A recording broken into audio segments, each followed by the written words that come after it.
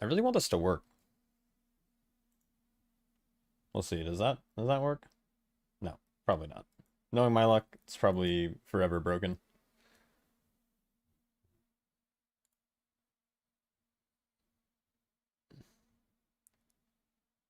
Potentially.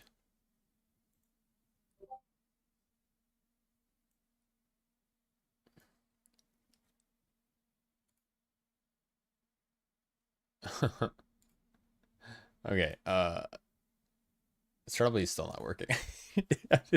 I'm so holy shit, bro. I am so bad at technology.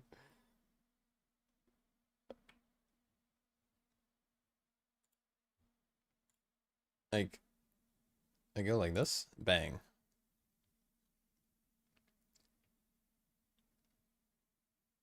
I might be streaming to the dark web actually, now that I think about it.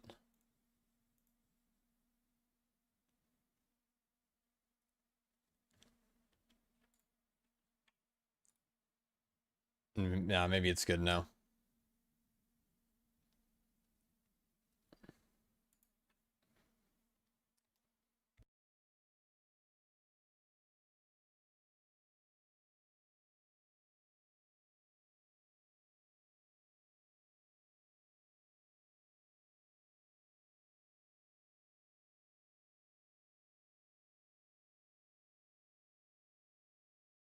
Wait, maybe I'll just give it a quick test.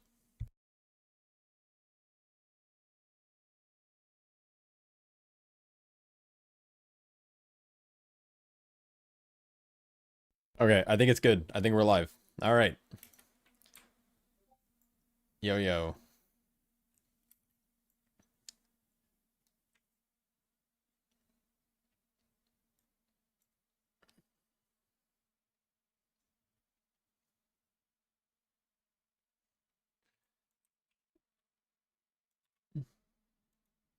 Okay, I think I'm live on YouTube, which is good.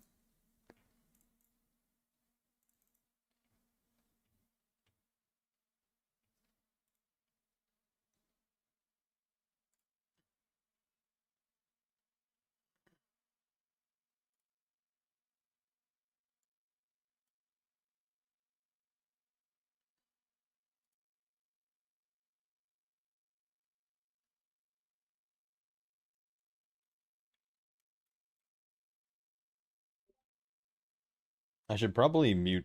Wait, hold on. I don't want my Discord noises to be peeking through, you know?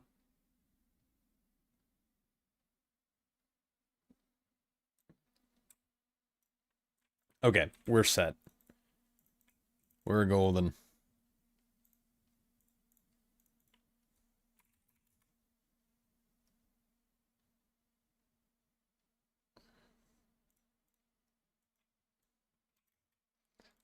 Looks good on YouTube. No music, so maybe no takedown today. Blessed. That's what I've been spending the last hour trying to figure out. I am not doing Dawnbreaker again. I got slammed in Dawn yesterday. Let's go Eco maybe? I don't think I'm gonna get invited. I'm kind of poor. Oh, shit. Let's go.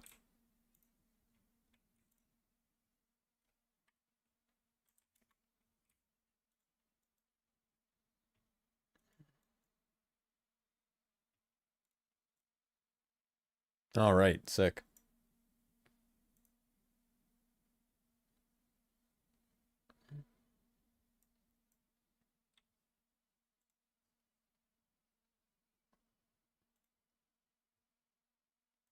This song is so weird.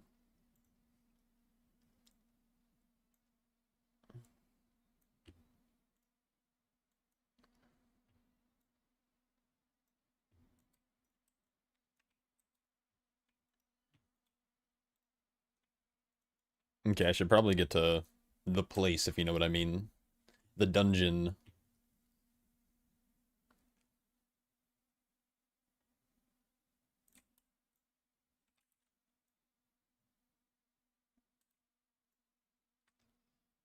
Real quick question, Twitch chat. Can you guys hear the music, though? Or is it also silence?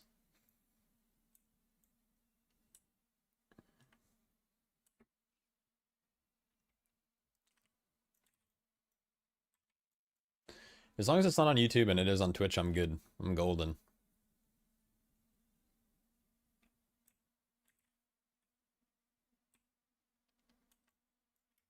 These guys are all inside. They're just waiting on my poor ass. I'll get there. I'll get there.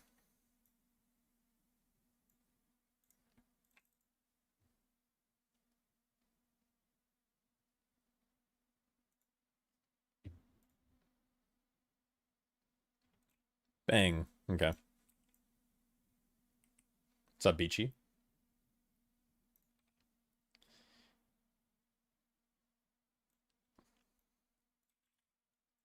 What is this?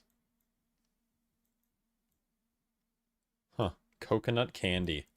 This is the most stripper name I've ever seen. That's wild. Insane.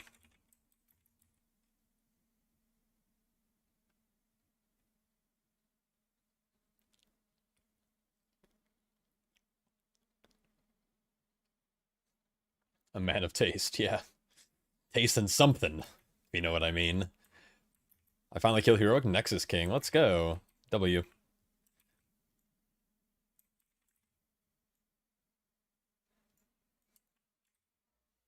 I want to use my bird.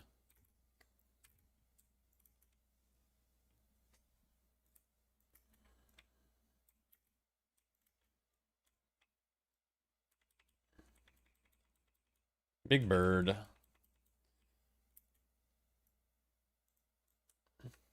What's up, Adam?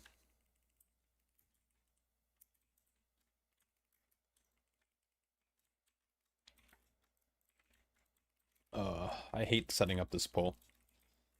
It's so clunky. For, like, no reason.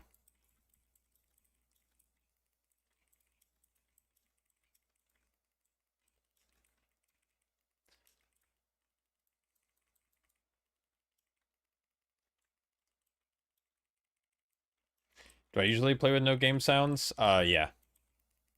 Which is a really bad habit. I don't recommend anyone ever do that. Game sounds are like cheat codes. And, I normally play without game sounds. I find them annoying. But they're normally really good. Like, if you assign weak ores and stuff to different audio tracks and you use, like, sound cues to know, like, when to dodge or when a mechanic's coming out.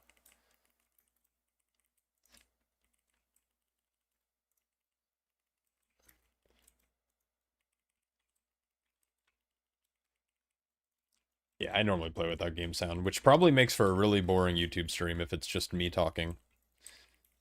But, here we are.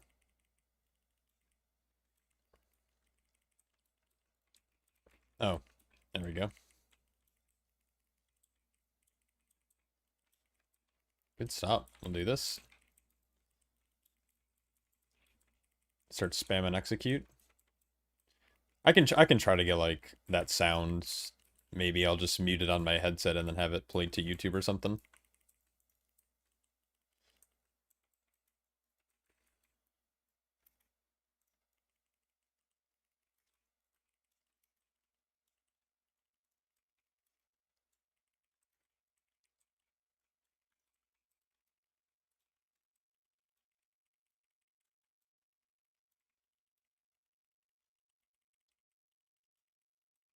I could. I could. I like, when I game, I normally just listen to music. And I just listen to the music and in terms of like playing the game, I just like to look at visuals. Or in this case, I'm looking at like text reminders.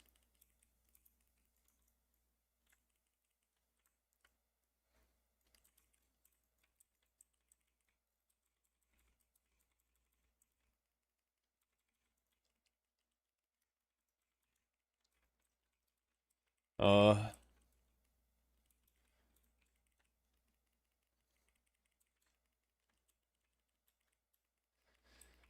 yeah, we'll see.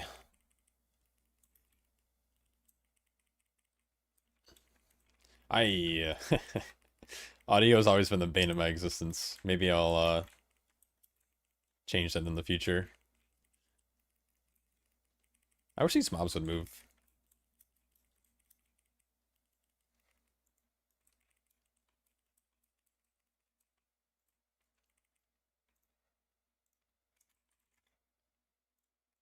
Okay.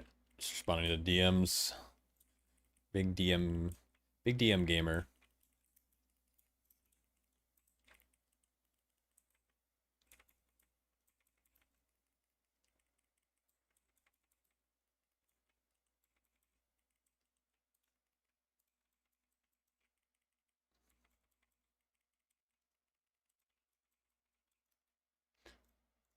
There we go.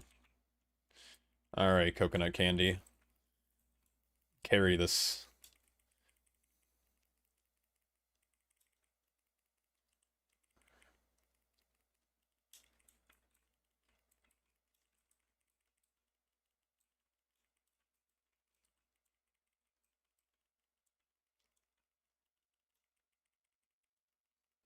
This fight is so fun. Such an engaging boss fight.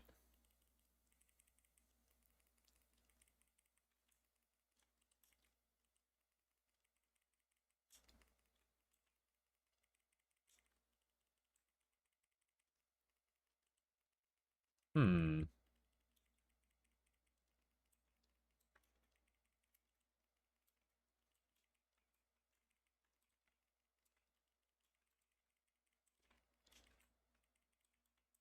They checked the worm boss box. Yeah, they did. That they did.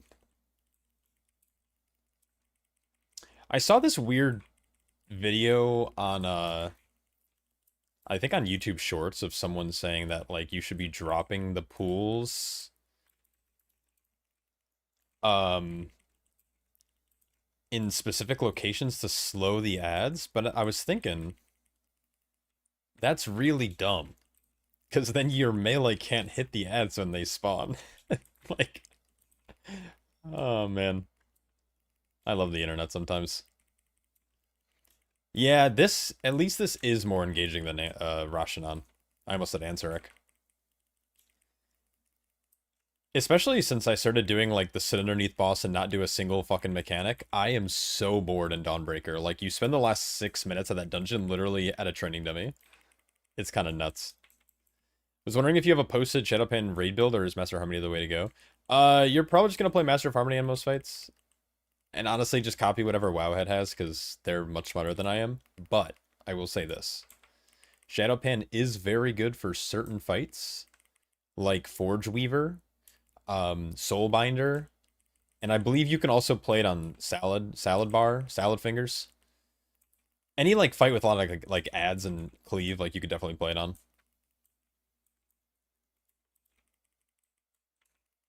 Do we just tunnel, or do we... Oh, I almost got hit. Unlucky.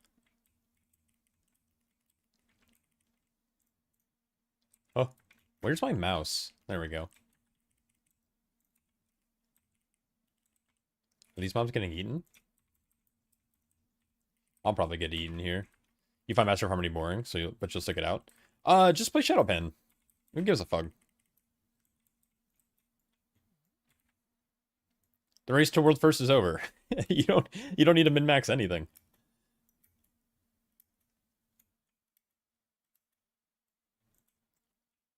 Are you trying to get 5-stack stratagem cheapers exploding? You can definitely try to get a 5-stack for exploding keg, and you kind of like split the CDs up.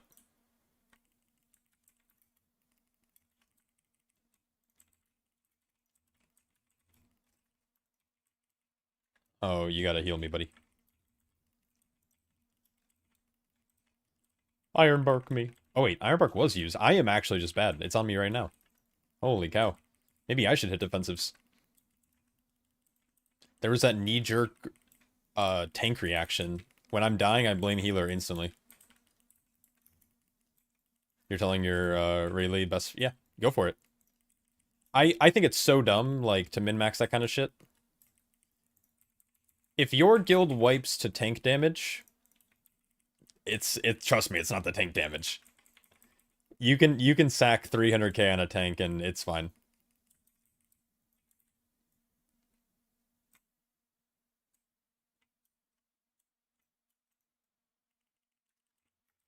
Oh, I hate face blades, man.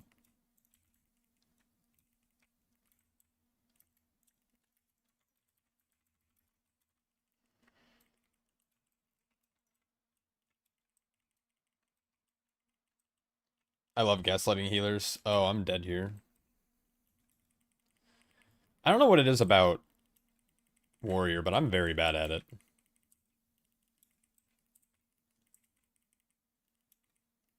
I'm gonna start outranging here. Maybe I can outrange it. Bang. And then it goes Shattered Core. Then we're gonna just slowly walk with these guys. And then I'll rally for my group. Yeah, the thing is, that's like the biggest thing about hero talents right now is they're both fine. So, I don't know. I think Blizzard's done a pretty good job at balancing the hero talents, specifically for Brewmaster. Okay, please kill this stuff, guys. Cotton coconut candy. I almost said cotton candy coconut. Okay. There we go. I'm just trying to drink my pumpkin spice latte. Why do I feel like my shield block is always, like, just not up?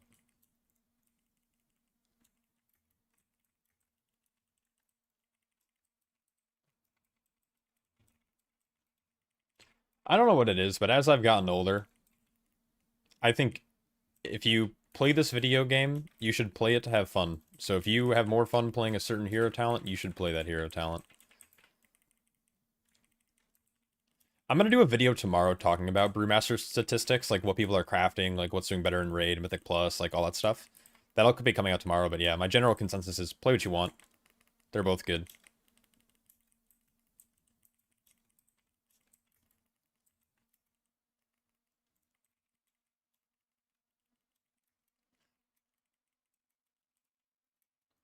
I don't know. I guess Resto Shot. I mean, there's a lot of classes that have good options, I think.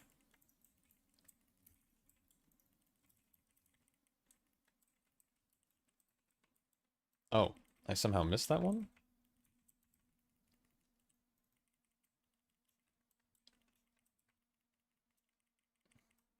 Yeah, I think, I mean, in keys specifically, Shadowpen's way better. So if you were gonna play, if you are preferring Shadowpan, just play Shadowpan and Mythic Plus. It's objectively better right now.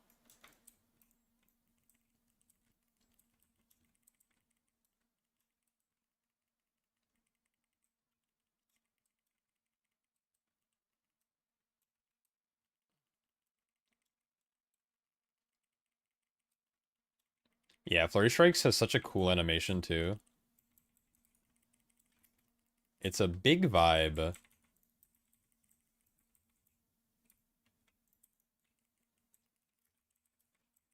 Don't kick, don't kick, don't kick. Yo. You're.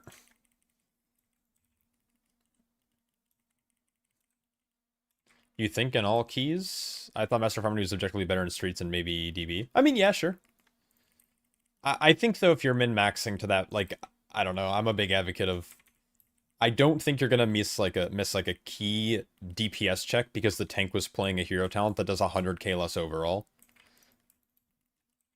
That's just me.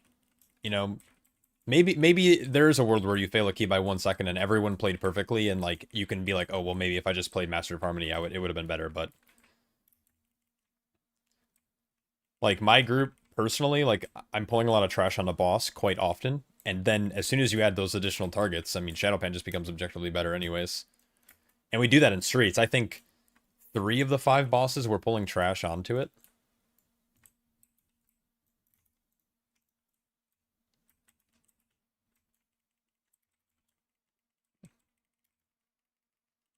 Yeah, it's like if you fail a key to a DPS check, just be like, well, the DPS should have done more damage. I don't know. Get fucking wrecked. This guy's dragging us a little bit away. It's all good though.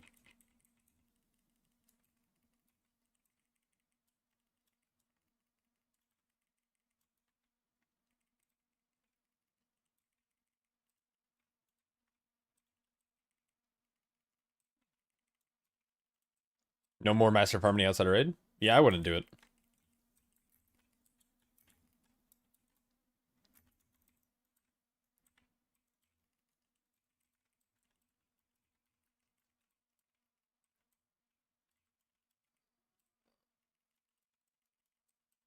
Did I miss? Am I bad? No, I didn't miss. This rogue's missing, though. Do sub-rogues get funnel? I can't remember. Or do they just, does it change their spell priority into Black Powder? I thought they get, like, more combo points, which allows them to, like, eviscerate more into their primary, but maybe I'm thinking of, like, just Sin Funnel.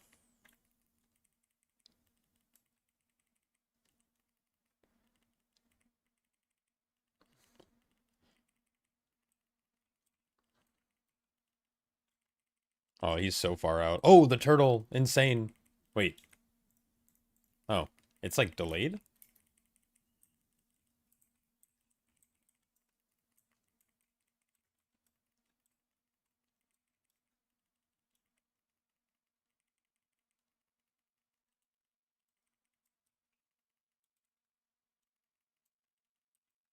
There's a lot more combo point generation now? Oh, okay. Sick. I miss playing Sub Rogue. I played Sub Rogue a lot back in like the start of Dragonflight, and then they like did a rework to it, and it got really bad, and then they like fixed how bad it was, but I stopped playing at that point.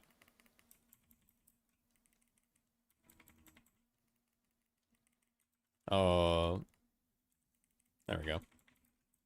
Ooh, I'm gonna crank in this burn here.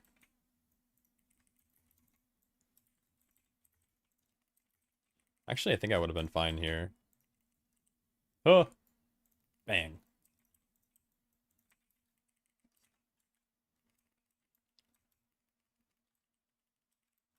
Why am I getting blasted?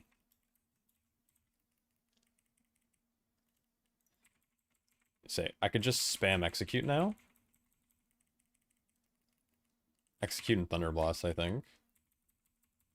You know, I catch up to the Hunter, maybe? Oh no, the Hunter's popping off. GG. You've been playing a lot of Sin, but bosses without trash feels bad, yeah. Yeah, I try to, I like pulling trash on a boss, not even for, like, Sin Rogue specifically, but just, like, it's just nice to add a little bit of flavor in. I can imagine, though. I heard the last season was like that, where Sin was really bad at single target unless you had trash on the boss. I hate charging those phase blades, man.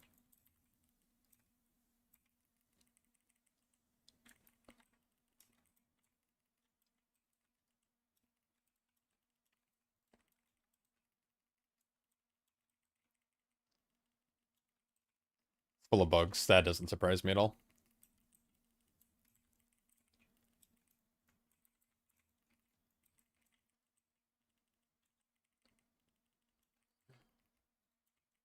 God damn it. 1, 2, 3, 1, 2, 3, 3.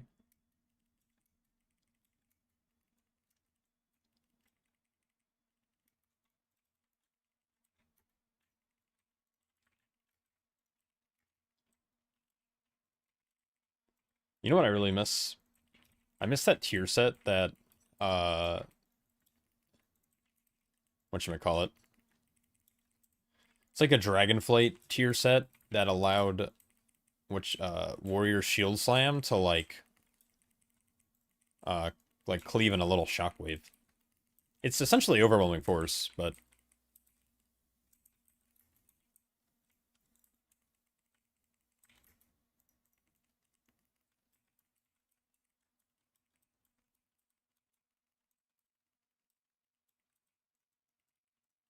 I should stop I'm sitting in such a weird position that I, am not moving my hands efficiently. I'm getting blasted. What is going on? Yeah, I'm dead. Oh, do we not have a DPS here?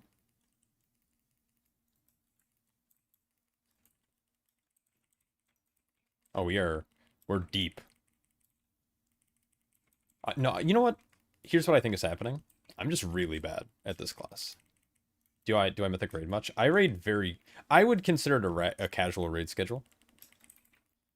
I raid in a 2-day-a-week, cutting edge guild. That sits around, I think last season we were we're world 750. And I only raid because I like big Mythic Plus loot.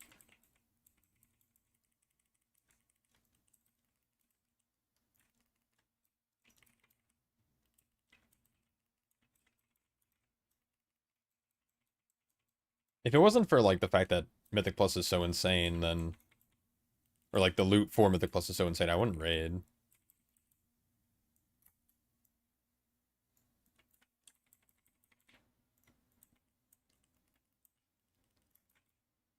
Oh, and someone pulled. Alright. That's fine. We'll figure it out. I'm stuck on a rock. I feel like I have no hots on me. Yeah, it's because I had no hots on me. Okay, good. And everyone's dying to frontals. It's good. How did that... Okay, I'm not going to question it.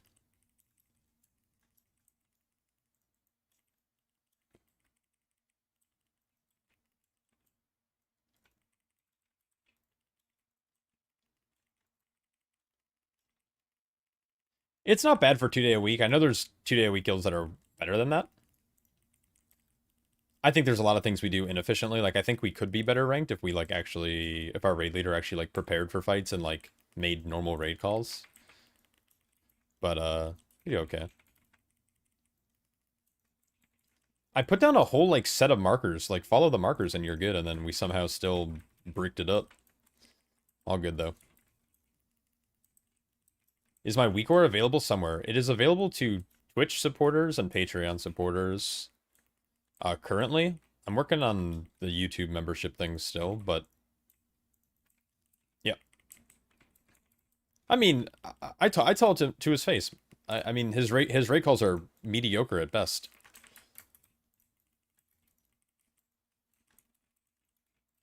I mean, what do you want me to say? Like,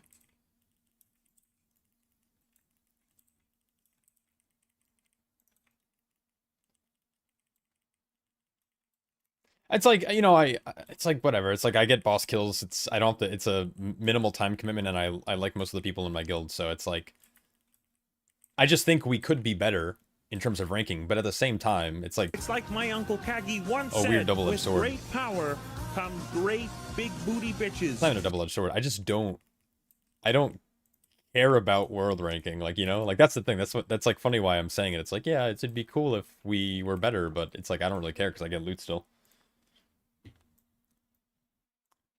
Yo, Mitsu, thanks so much for the Prime. Appreciate it.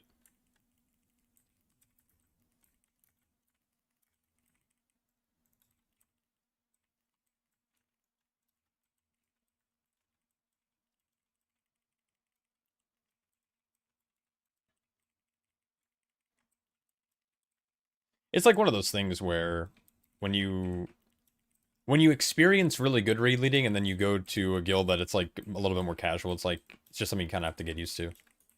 I don't think I'll ever get used to it though.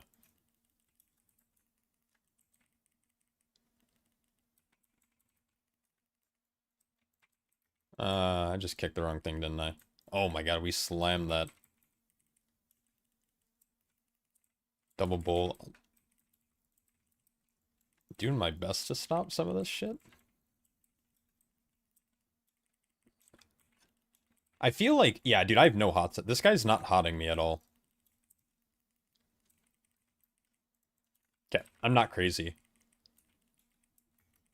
How's Prop feeling coming from Brew? It's okay. I think it was better last. I think Prop Warrior it felt better to play last season, in my opinion. I don't like Thane, though.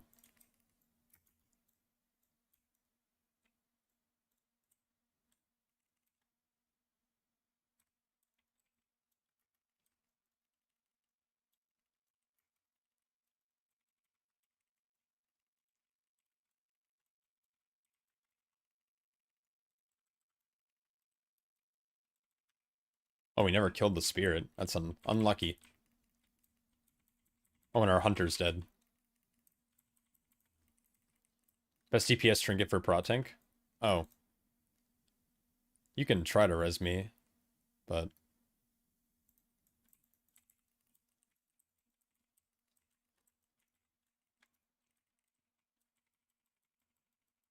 Okay, we got the boss to spawn. We're good.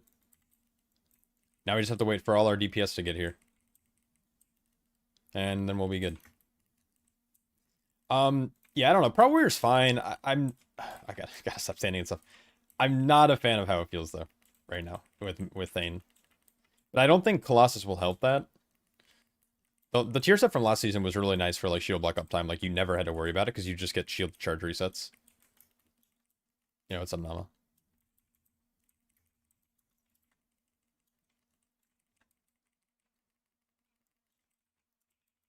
You should probably give everyone attack power. Channel's been such a huge help for getting back into Brewmaster. Oh, thanks. I'm glad it's been helpful. Like after stopping in BFA, from C rating to feeling brand new hasn't been fun.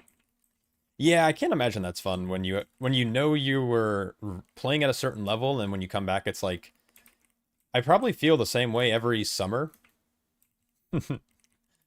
When I put my bike away for the summer and then like I don't ride it for months and then my first bike ride is a little rocky. So, I can relate. But I'm glad it's been helpful.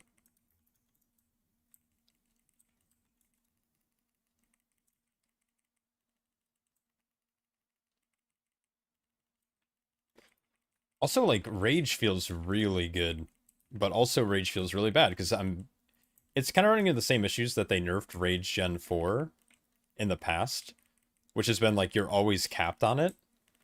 And it's like, right now, that's kind of how I feel. Like, I don't have enough globals to actually spend all the Rage, and I cap on Ignore Pain. Shield Block has limited uses. I don't know.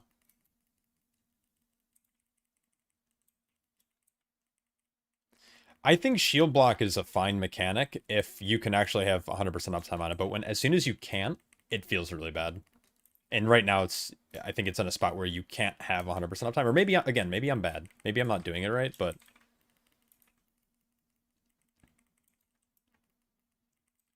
For Masterclass has been amazing. I'm glad. I'm glad it's, sorry, I'm like trying to focus on this stupid fight. Yeah. I'm glad it's been helpful. I'm planning to maybe, fingers crossed. My goal is to do them for other tanks in the near future. Like I'm starting to draft up the Prot Warrior ones for it. People have asked for like Windwalker. I don't know if I could do Windwalker. I'm kind of bad. Any lusters? Nah, this Hunter. I don't think we've lusted all key. At least it hasn't felt like it. Field. Jesus Christ. Felt like it. Oh, this is something I forgot to talk about in Ecodome. There's the spawns of these frontals are always consistent. So you can kind of plan out your movement ahead of time. It always starts on this blue marker, and your first soul will always be on the blue marker. It's the opposite side of where you come into the room at. So you come in, and the first cone will always spawn over here with a soul in it. And then you go counterclockwise, and you, bang, always pick up a soul and never have to think about it. You can just use shield charge. Maybe I'm not doing it properly, but I've been using shield charge on cooldown. That's something that I learned to do and be pretty religious about last season. Because your whole tier set was based around shield charge. I don't like when Prot Warrior feels like this, where like rage doesn't matter.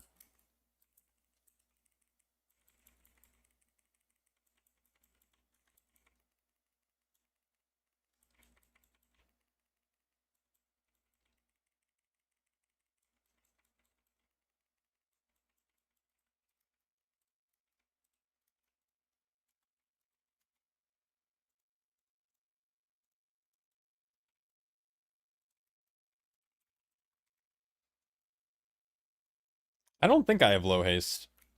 No, and unless they changed it recently, you definitely don't need to be careful with shield block.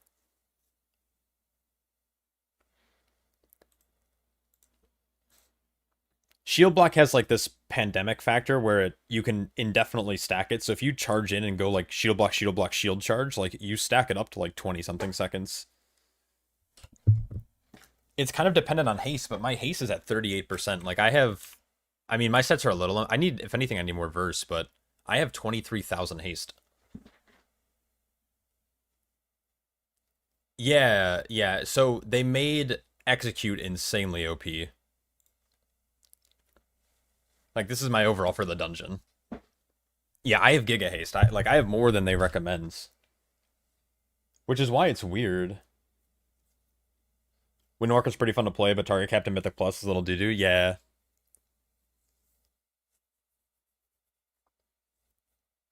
Yeah, so they added a couple, like, if you're not aware, they redid the talent tree. And so they added a bunch of like execute talents in.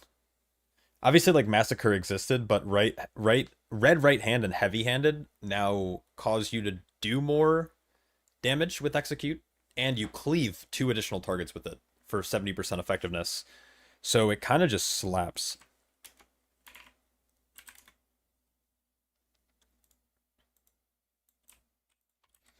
And so you get a target into execute range, and then you just start spamming execute instead of your best serve cold. Or instead of your like revenge, right? So you just start slamming. You miss Ventersky when you got a shield or whatever. I never I played warrior back then, but I played strictly. I think I played Kyrian. But yeah, Condemn was sick.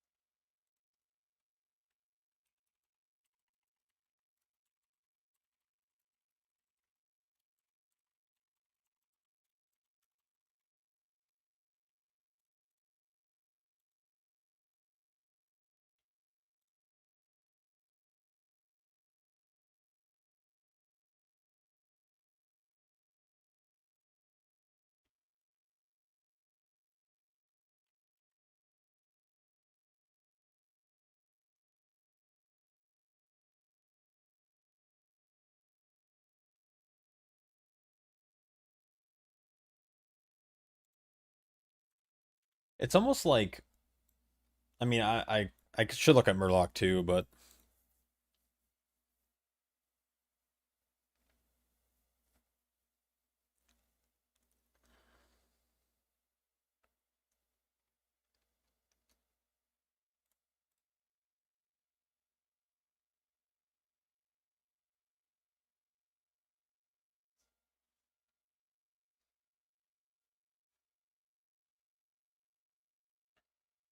I don't know what would be considered high keys. I'd imagine higher than this, but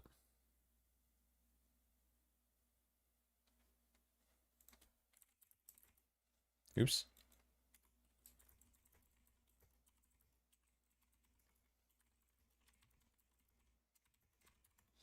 Don't care what we run.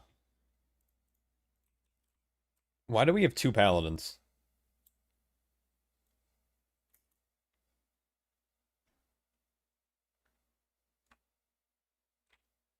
I don't know if I I don't know if I like this.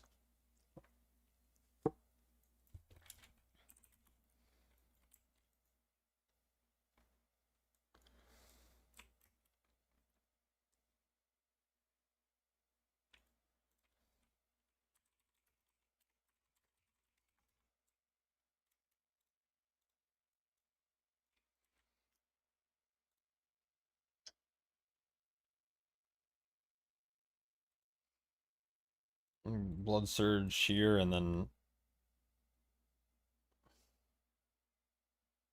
where are they putting this last talent?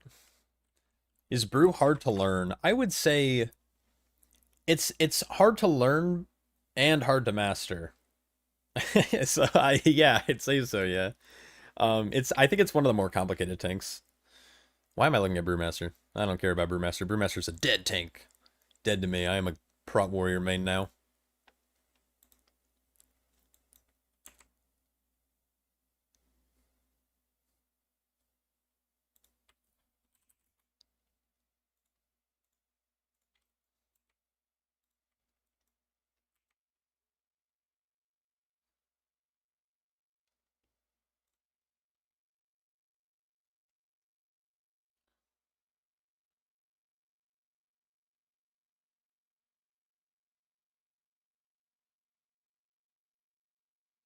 That's surprising to me.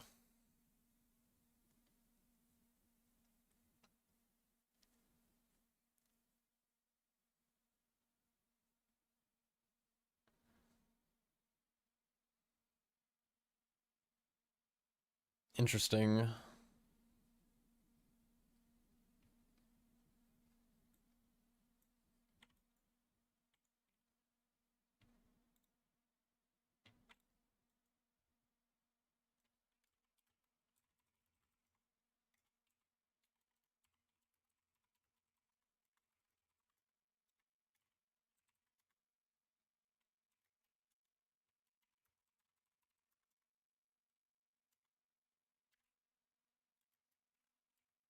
Yeah, I just think like understanding brew is okay. Also, I should maybe elaborate. Learning any class in this game, it'll take effort, but I think any class is like learnable. So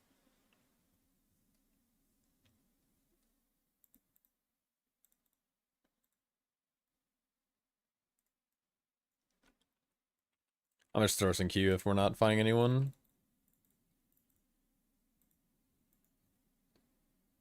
Is it 12 streets? Yeah, I think so. 12, bang. I kind of want to like play a tankier-ish build. Heading big executes is fun and all, but like, if I have 2 points to spend, we go Blood Surge and Battle Scarred.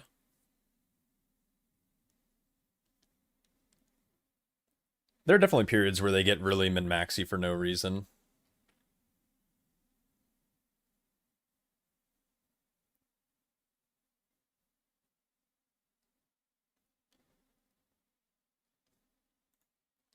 The min-max, but the min-max issues with Shadowpan specifically really came down to the fact that it was a bugged spec.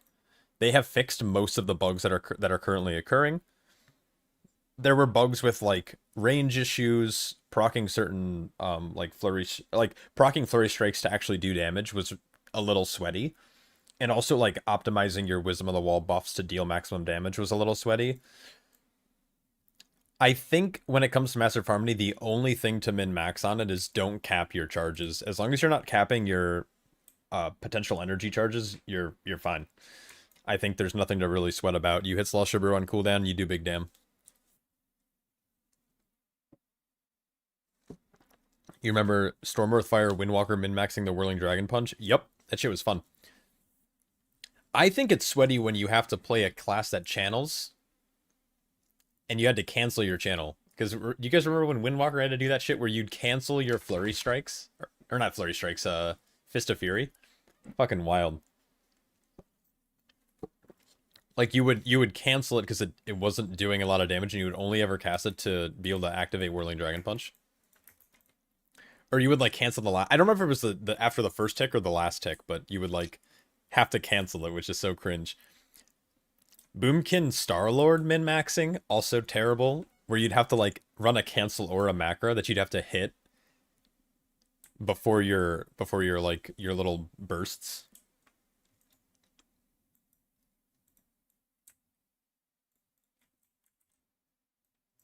That was terrible. That was a terrible time.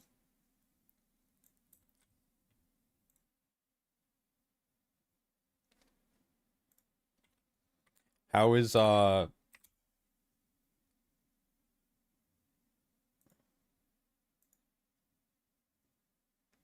guess I can just also check myself.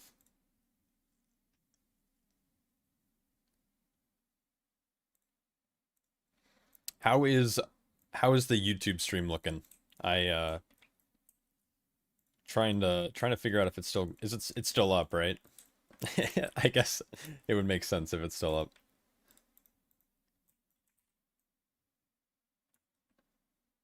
I feel like this might actually be a dungeon where I can just go like big damn, right? It's streets after all. What's the deal with the tooltip on the four-piece? They never. I don't. I don't think they ever fixed it. I think they just left it in the game and they just haven't updated the tooltip. But I think they're trying to keep it as it was. Looks good to you. Oh, thanks, Aiden. Appreciate it. I gotta start figuring it out.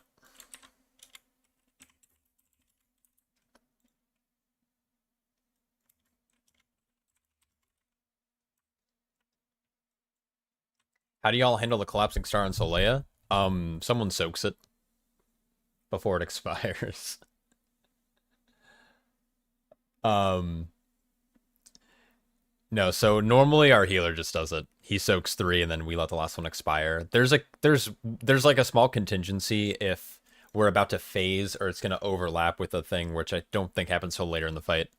Our healer just does it. If we ever need to, and this is like when we're pushing keys, he'll just calm. He'll like, hey, can you soak? And I'll go and I'll soak. And if not, though, like he has it set up to have himself soak. I've seen a lot of groups just do your range DPS, but the some of the healers that I do play with, they would rather be in control when the damage is happening.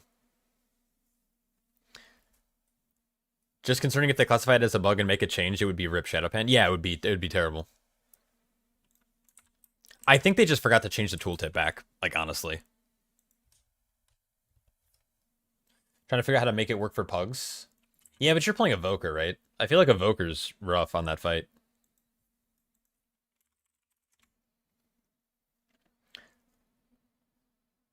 It's like kind of hard because if it can spawn like across the entire like boss platform, and if that's the case, then it's like you have short arms, and it's really hard to heal. Yeah, you play in the pocket. You kind of want to play in the pocket. There is a way to not play in the pocket, but most pug groups are. Yeah, I wouldn't recommend it. Yeah, when it's really far, what you can do is like if your group knows, like let's say you're playing with a site group, you can swap sides.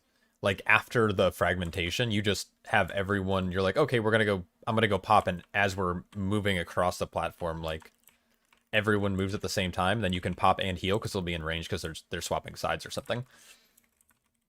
But then it's like, well, if you have casters, that's kind of dumb. I think it really depends if you're playing with pugs or not.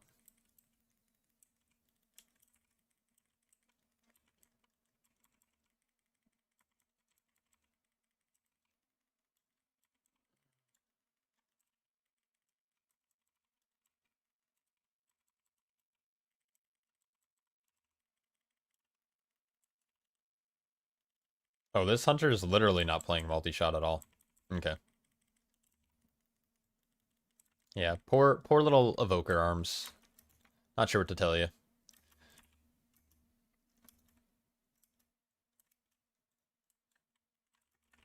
I think they need to. I think they need to adjust evoker range. I just don't think like this mid-range healer thing is good anymore.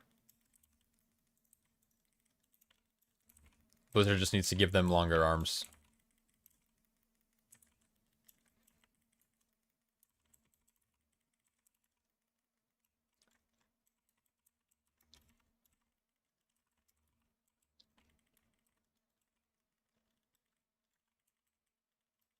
It's awkward. Like the game isn't designed when people are designing these dungeons. Rooker, okay, last boss of Rookery is a perfect example of this.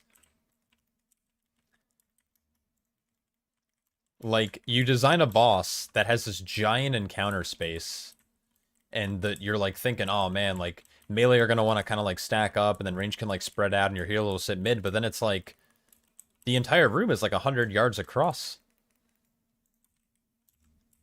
We die here. Nice kick, Ferris. W Ferris.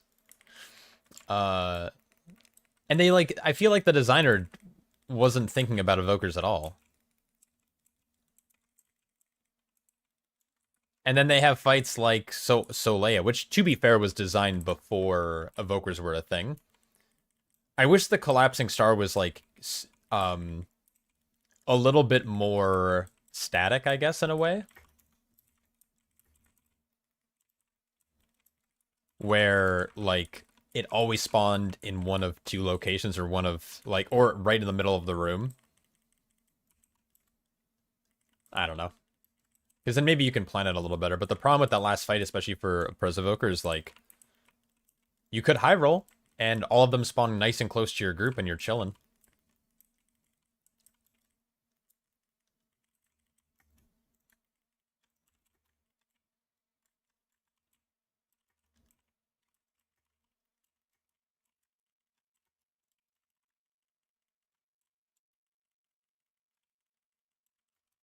Oh, unlucky. Oh, healer. That was actually my bad. I charged in without a charge of shield block available.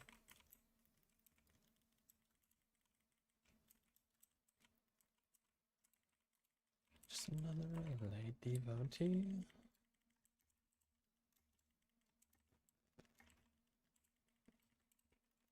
Okay, this hunter's kind of popping off, though, in single target. I guess this isn't really single target. Where's our healer? Oh, she's so far. Good luck, Ferris.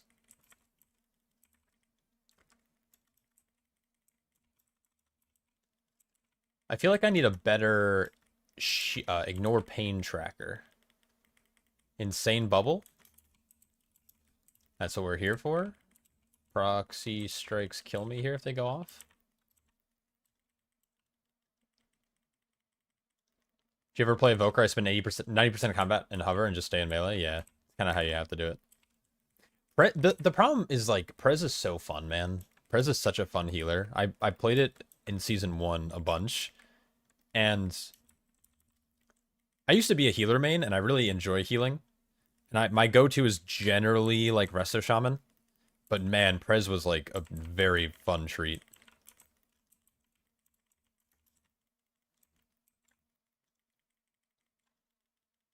Oh my god, Ferris, what are you doing?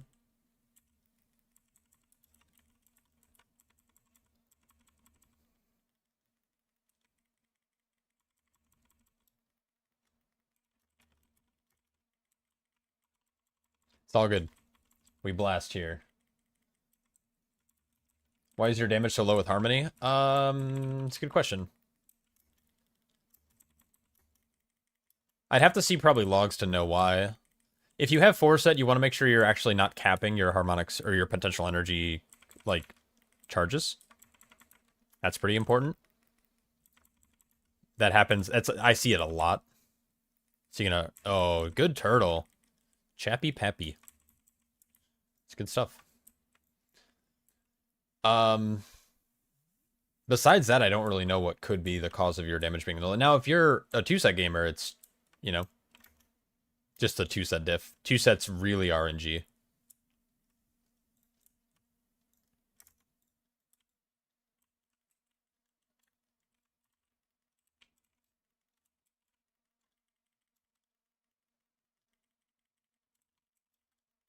Oh, we baited the beam terribly. Always bait the beam back, and then you can walk forward. That's okay, though.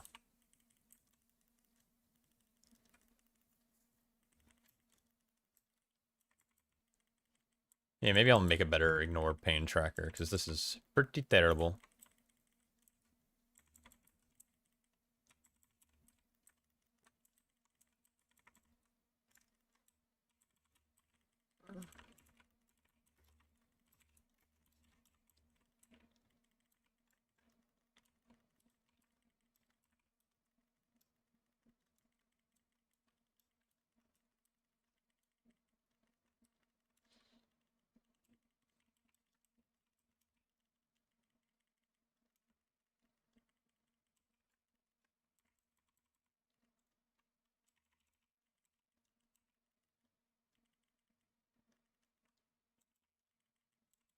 We gotta make sure we, even cleaving here.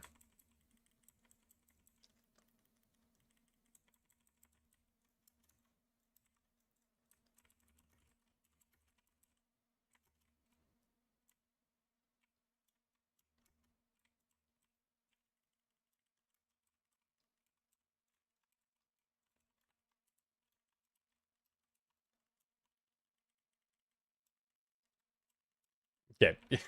What are they doing? Okay, what is... Can we get this guy down here? That'd be great. Yeah, what's up, Mystify?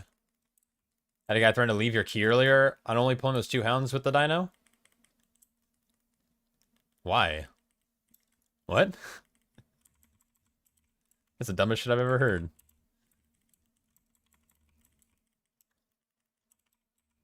How dare you? Okay, healer. Keep your hots on me. Got 13 Resil today. Hell yeah, let's go. Big grats.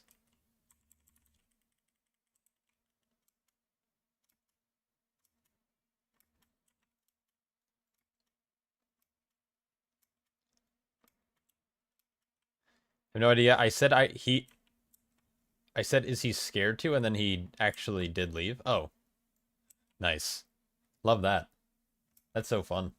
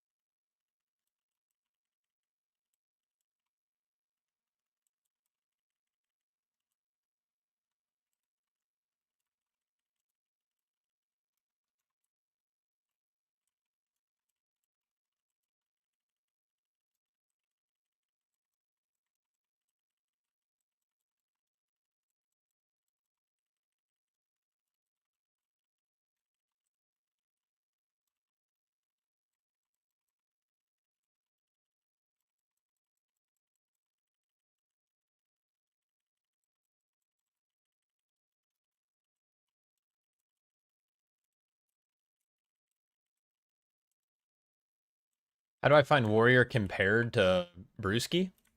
Warrior this season is like a little awkward in my opinion. It's like a little clunky.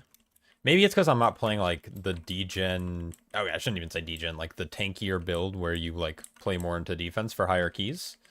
I'm playing just the execute Thane build. And it's like a little clunky because sometimes you'll drop shield block for like a couple of seconds during certain pulls, and that doesn't feel good.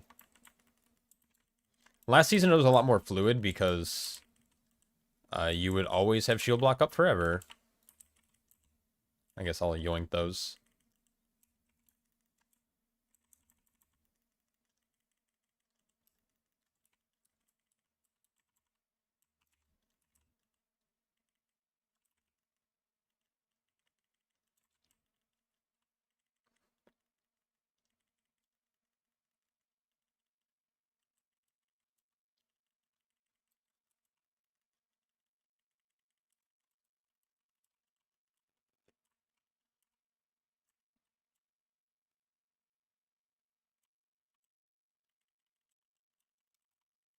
You also learn how to reliably replicate the Dawnbreaker bug where side boats adds just peace out, huh? That's actually pretty wild.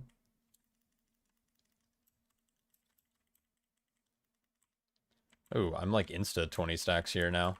This is really good.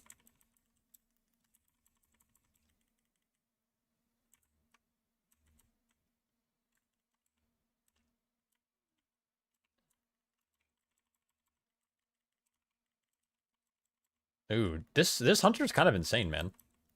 This guy has to be an avid Banchers viewer. You can knock him off the boat with the ring and they just float away? Really? Huh. You don't get count for them though, right?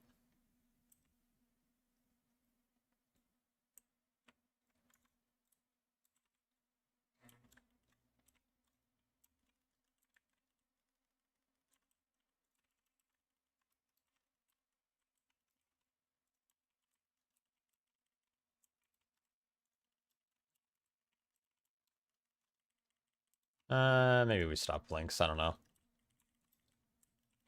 No count, no. It's just funny. That it probably is. Does the character have brand? No, I don't have brand. My second monk got brand, though. That's cool. My second monk is now more geared than my first monk, which makes me kind of really sad. So I'm in this, like, really weird spot where it's like, I want to push on, like, my monk main, like the monk I've been playing for years and years and years, but my random alt monk now has, like, a better arsenal of gear than my main. And because I waited on so many things like Crest, I have all these like crazy discounts and shit. So it's just like, man, I don't know what to do.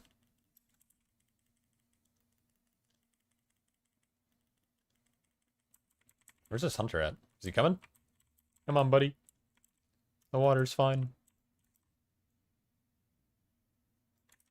I'm like trying to mount, but I...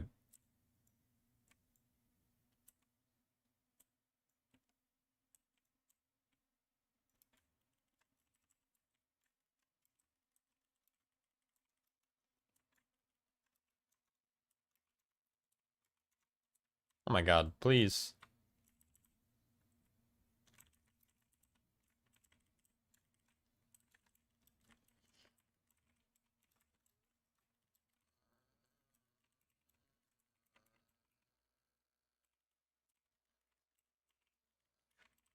Oh, good stop.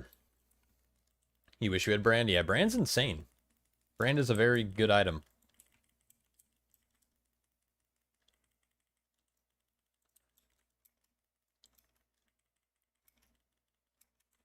I'll let them do that. I'm gonna come in here and start this RP.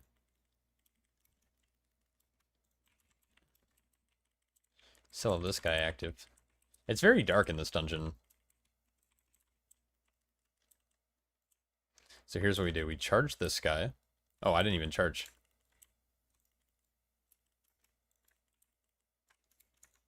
No, don't come in. Don't come in. Don't come in. Back up. Someone's dead. Someone's dying.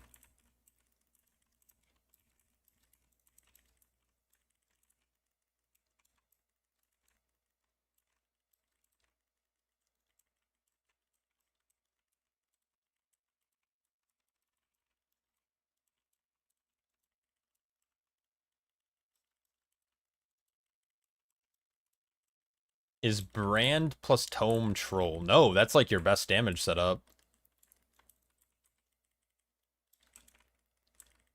That's like, yeah, that's like your best damage setup you can get on most tanks.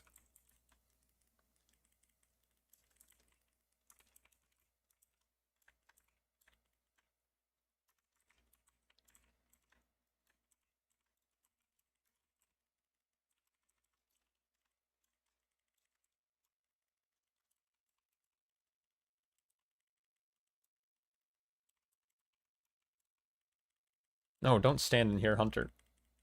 Okay, I guess that's fine too. You don't need to take an extra stack for no reason. You're all got it from time walking. It's kind of nuts.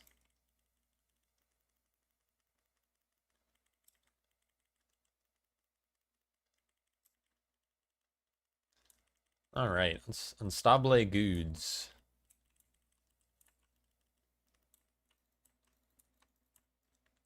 Bang. Bang. Done. Once you do this boss on hard mode, this boss feels so free.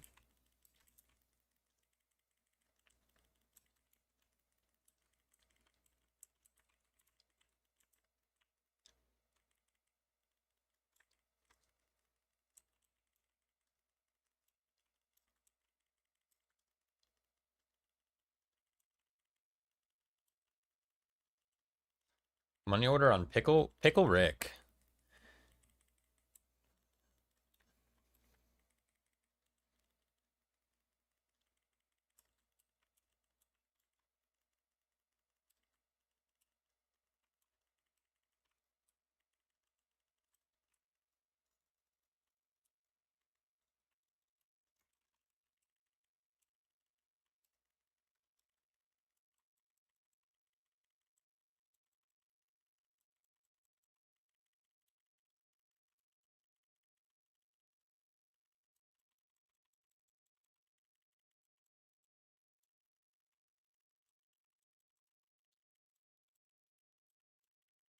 I like simple boss fights like this. They're so good. Just mechanic 1, mechanic 2, mechanic 3, mechanic 4, and it just like goes down the list.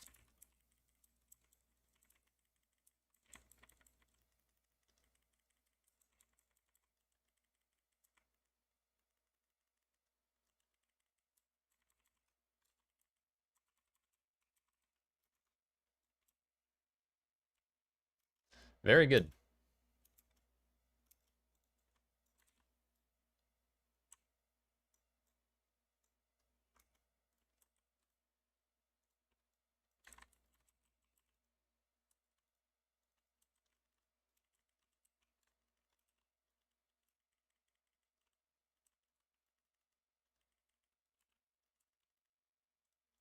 It says I have the drums.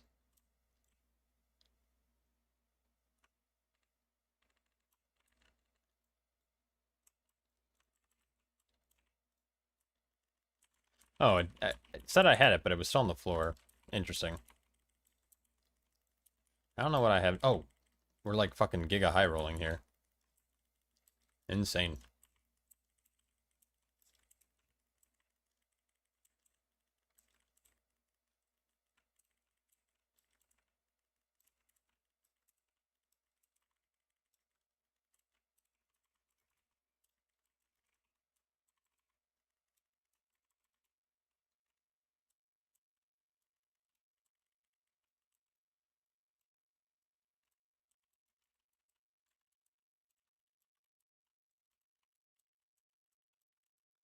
That Ursul's was interesting.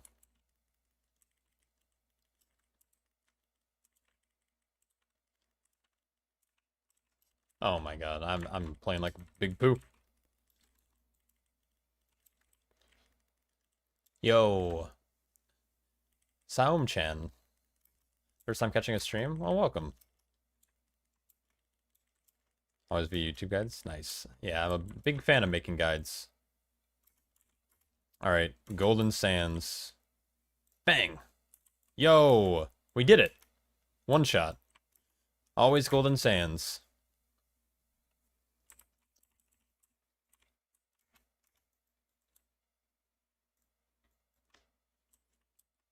That was actually insane.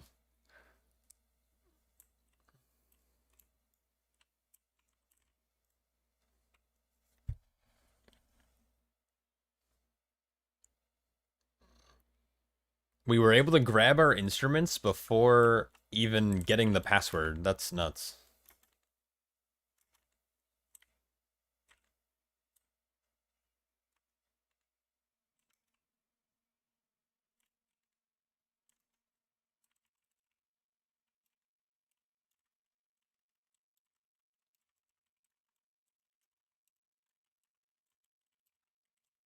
I kind of... I hate that the ads spawn so split. Watch your feet, guys.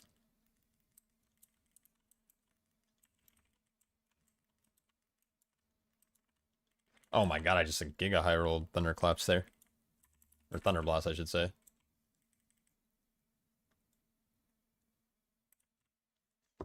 Oh, I just almost knocked over my pumpkin spice latte. I would have ended it all right then and there.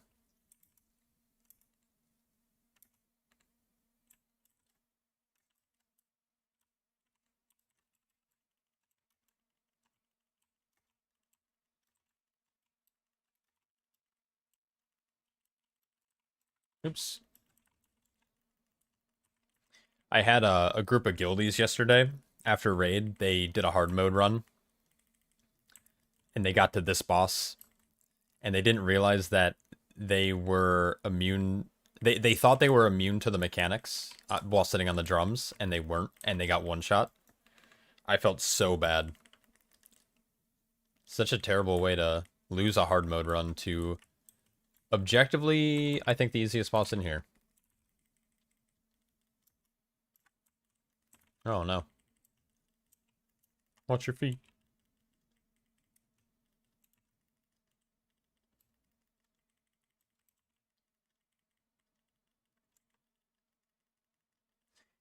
So they're immune to the regular mechanics of the fight. So that obviously being immune to this boss's frontal and swirls and like the rotten food, but the hard mode mechanics aren't technically part of the encounter, oddly enough. So you can get hit by the frontal and by like all the other damage.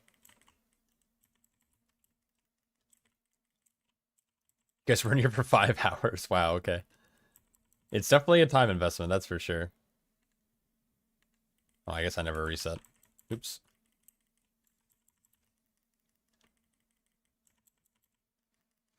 What did I not pull? I missed something.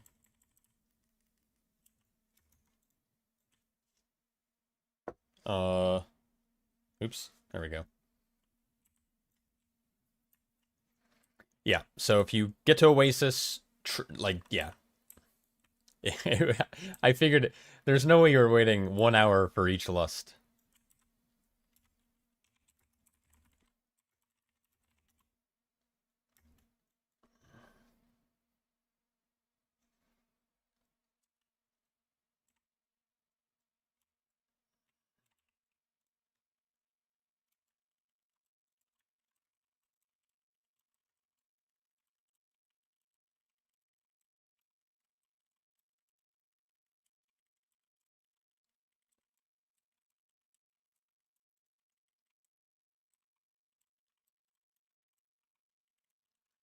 I really enjoy doing this dungeon on hard mode. It's like kind of stressful, even if you are geared, because things can still one-shot you if you mess up.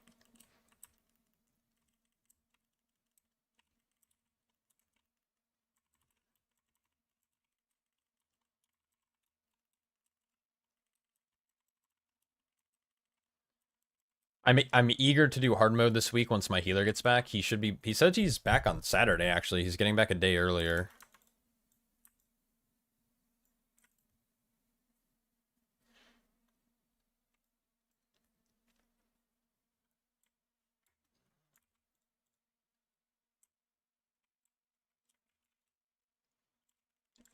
Oh, I'm so conditioned to that the divide happens immediately.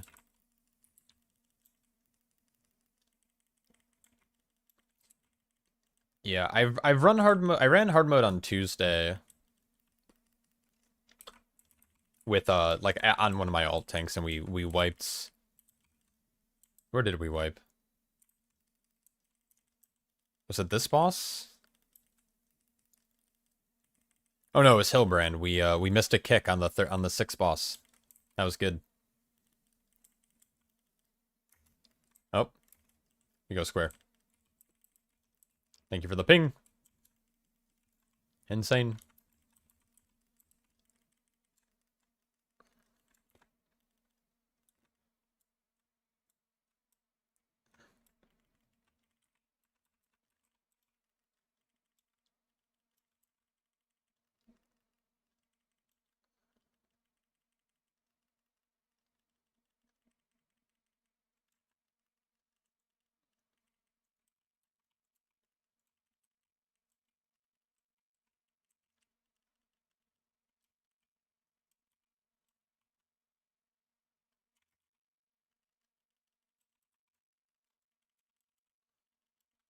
Oh, something I forgot to talk about in my tips video that I recently published was you can min max to actually reduce the damage you take on this fight by line of sighting the phase blade or the yeah.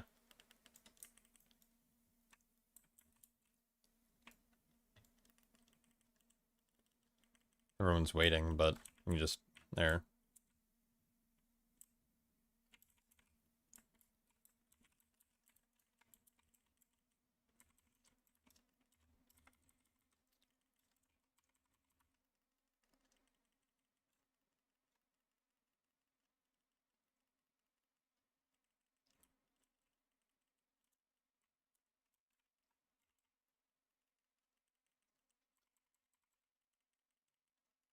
Guys, just come back. I that's so funny.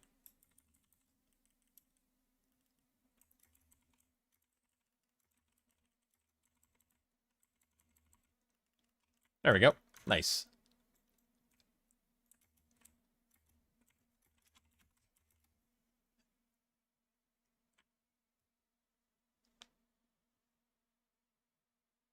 You started watching this guide the other day, but fell asleep at the beginning. You were beat. Falling asleep to guides is the best.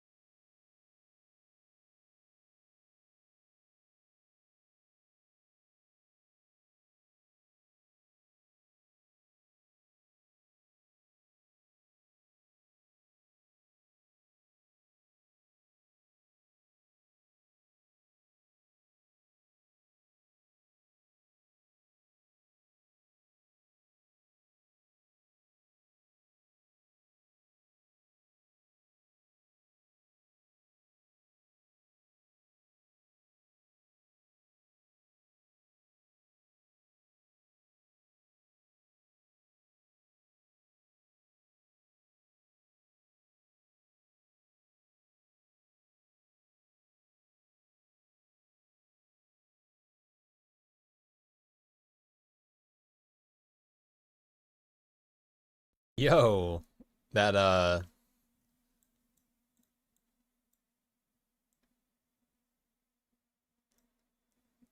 I fuck with y'all. Tank new dungeon for the first time. Yippee. Be easy. Thank you for score. That's insane.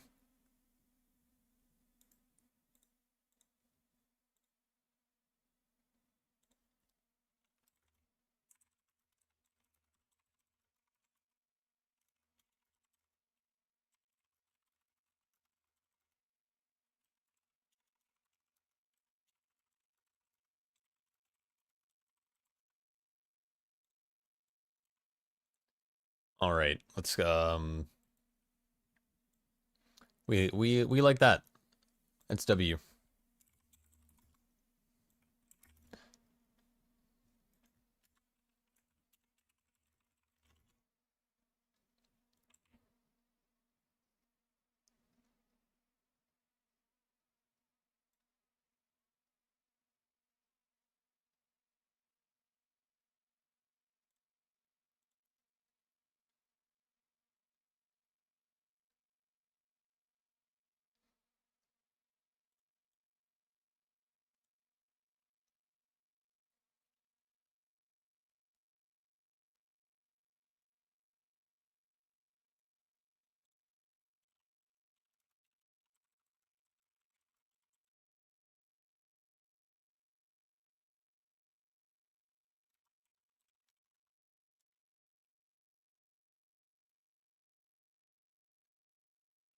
How's Prot Warrior compared to Brew? Um, I think it's fine. Like, I mean, Prot Warrior is doing really well right now. They have like a really aggressive damage build, which is fun with Execute. Then they can also play like they can lean more into like tankiness. Hey, Shad, do you think Master of Harmony could deal some same damage to Shadowpan? In like mass AoE, no, not even close. I think the highest I've peaked on Shadowpan is like 28 or 29 mil, and Master of Harmony will never ever see that number. But they shine in single target. So you have kind of like you have this really heavy AoE specialization, you have this really heavy single target specialization, and in Mythic Plus, obviously you have to deal with both.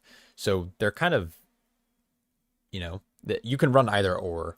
But if you're looking to like do 30 million DPS on Master of Harmony, it's not going to happen. But if you're also looking to do like 4 mil single target on Shadowpan, also not going to happen.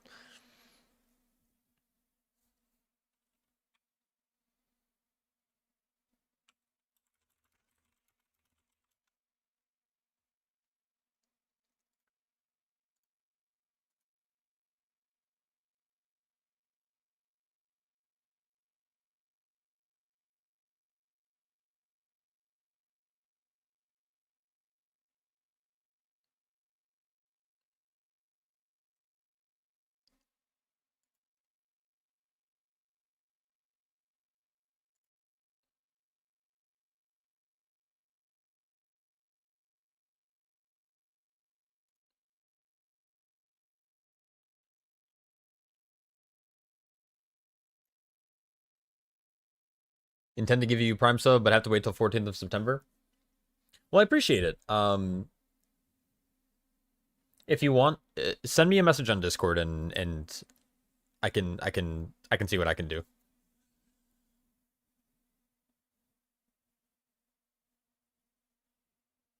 In logs, they're at least similar, but in overall, Shadowpen generally higher max. Yeah, they have a higher max whenever you introduce a secondary or tertiary target. You can see this in the data as well. Like if you even on sites just like Archon, which again slightly outdated. Yeah, I'll sure buy the booze. Yeah, man, we're gonna get our drinks on. We're gonna party and get crunk and rock out, dude. Yo, Vingard, you actual legend. Wait, what's going on with Archon? Why does it look like poo? What is this? Archon is not the place to go right now. It is broken. It is busted.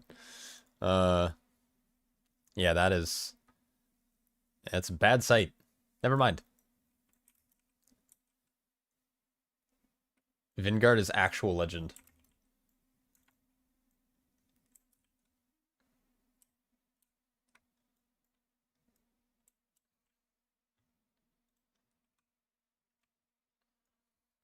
I forgot what key Dunk has. Gambit. Okay.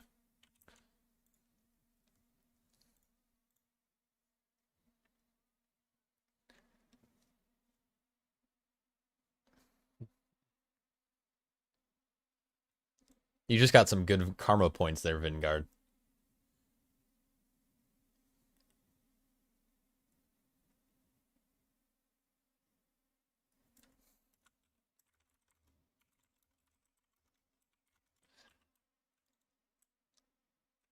All right, I need 30 more. I need 2 more keys.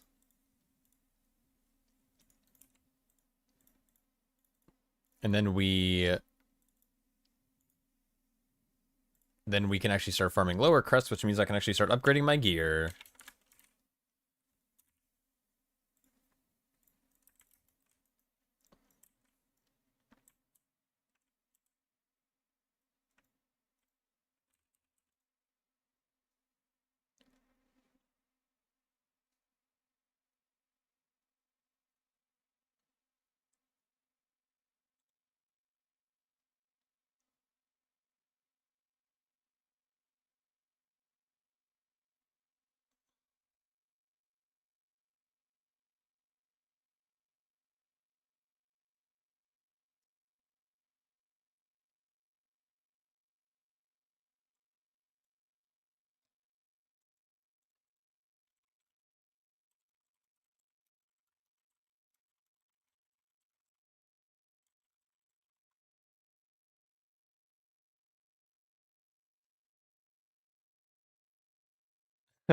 You don't know about good karma, but more Shaw fans equals more Shaw content. Yeah, that it could be that is a real possibility for sure.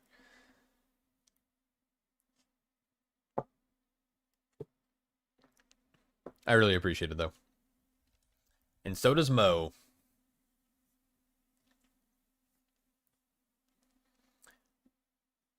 I don't know what to upgrade. Do I? Okay, hold on one sec. Let me just double check that I have.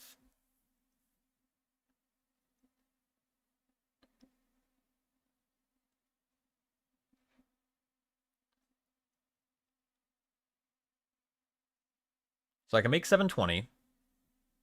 I have my spark, so I can make the item.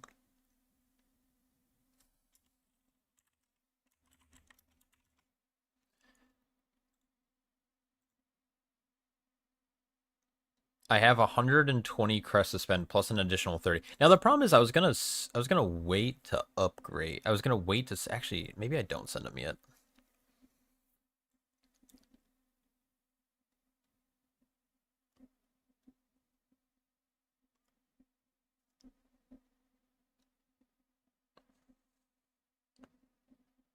I kind of only want to upgrade 701 gear right now. And get the boots knocked up here. There we go. That was such a major upgrade. Holy cow. How many more of these things do I... Oh my god, I have so many available. Been slamming 12's Colossus because bleed healing is fun? Oh, huge. Yeah, Colossus is really fun.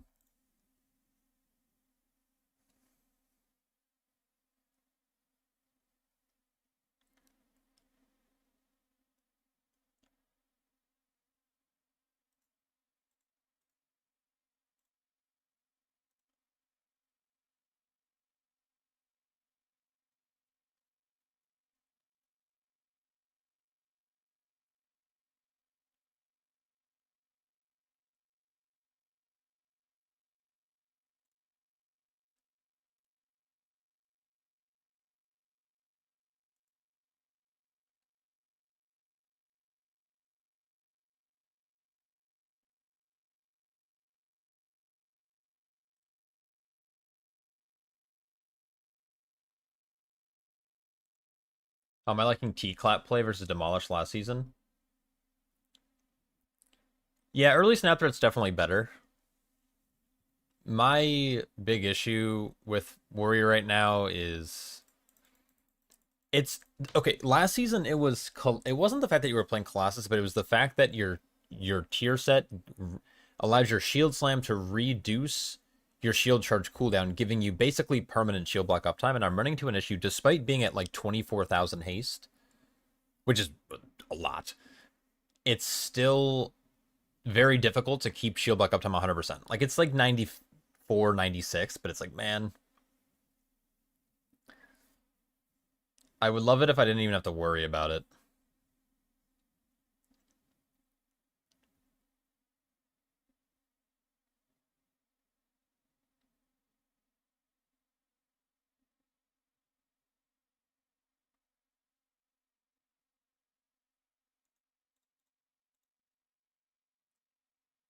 So yeah, I don't know.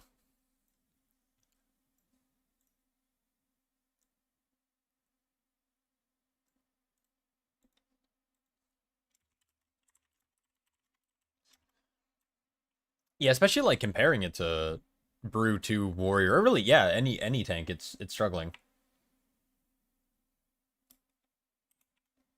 In way overjuiced at 28k, it's wasted. You need more crit. Yeah, that's a big problem. So right now I'm sitting at 20. I'm at 26k. Oh, it's because I have a haste flask on. I also have 19,900 crit. Like my crit's also juiced. I have no verse, and actually I have less verse than mastery, which is probably bad.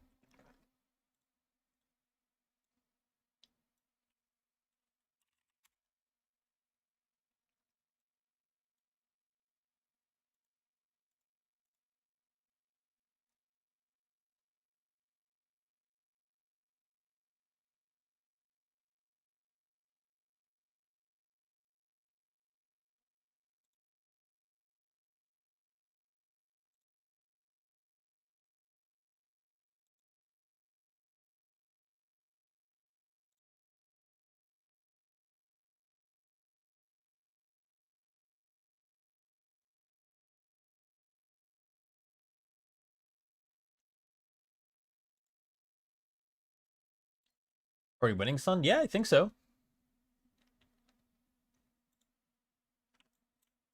We are just waiting. We're waiting to do a gambit. Can Brewmaster beat Warrior Prot in overall damage? Is that possible? I mean, it's circumstantial. If you're a very good brew and you're playing up against like an average warrior, yeah, yeah. Like if you're looking at like a key split, there is a potential for brew to outdamage Prot Warrior. I think if you're comparing the best monk in the world to the best Prot Warrior in the world, I think Prot Warrior in that case, 8 times out of 10, right, will probably outdamage the brew. It's also dependent on comp, right? Like if it's 1v1 in a vacuum versus like does the Prot Warrior have Mystic Touch or does the monk have attack power? There's a lot of like small factors that play into whether one can outdamage the other. They need to up their AoE range. They need to increase the range on Keg Smash. I would like them to actually rework Keg Smash to be like Dizzying Haze back in the day, where like it's almost like targeted, where like it's like a 40-yard range, and you can just fucking lob it, and you can actually see where it's gonna hit. That might be actually pretty good. I don't know. Maybe it's actually not good. Maybe it's something that I want, but once I have it, I would hate it.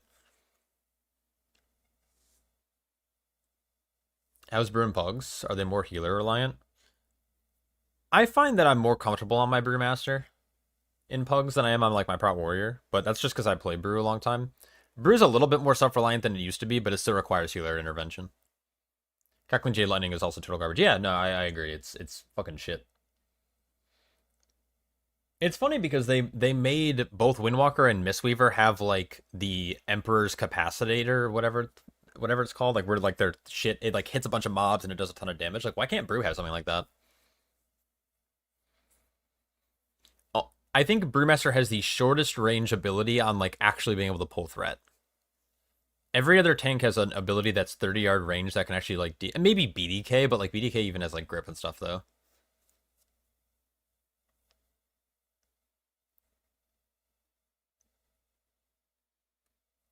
No, Brew is not better than Warrior in overalls. Prot Warrior does way more single target. Okay, I shouldn't say way more. It does a little bit more single target, and it on average is more AoE as well. They're not that far ahead. It's like 5%, 3 to 5%. I will not be surprised when they nerf Prot Warrior by like a little bit. It also depends on the hero talent, right? Like if you're comparing Mountain Thane to anything, it's like Mountain Thane is just the highest damaging tank right now. But if you compare it to like if you do Colossus, Colossus is like a little bit better than average.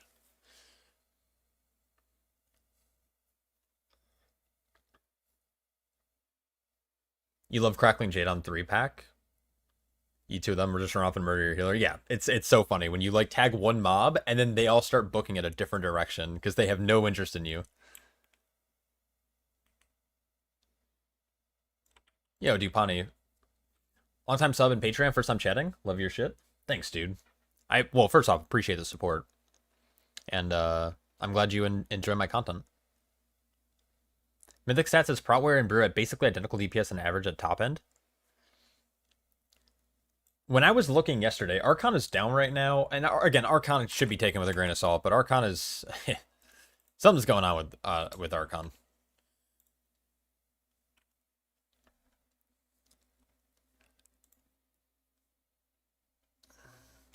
Hold on.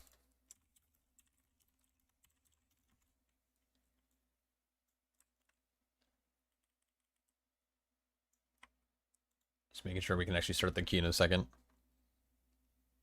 I'm pretty sure when it comes to like damage, your top damage dealers will be damage, mythic. We'll look at mythic, we'll look at all classes, and we'll look at tanks. Honestly, this is incredible for the all-star points, seeing literally all the tanks being represented. A lot of warriors and then reloads up here. It depends on the fight, I think. Like when it's pure single target, it actually looks like Brewmaster's like if not even, maybe partly due to RNG.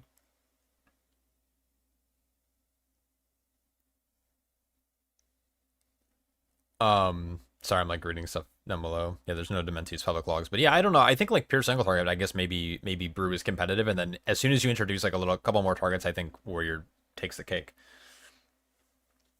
Oh, and Mythic Plus, yeah, Mythic Plus. I normally am seeing Prot Warrior deal more damage on average, but that's not to say that Brew's bad. Like Brew's insane.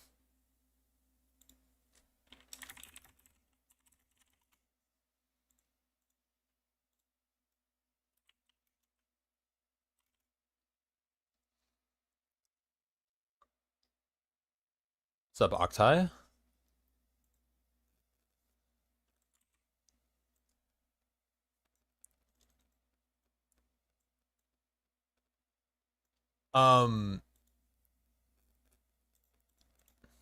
When I last looked at Archon, Colossus was on average about 2 to 3% higher than Shadowpan, which again is like nothing. Like that's not far at all. And there's obviously there's like small contingencies on that.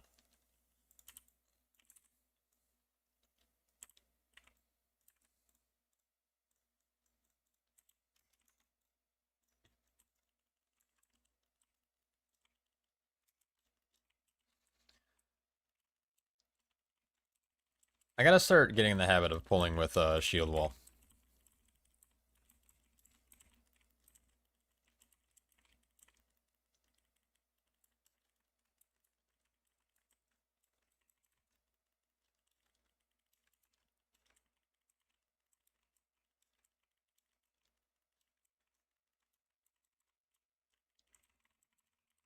Dude, this Coastwalker's like fucking dead.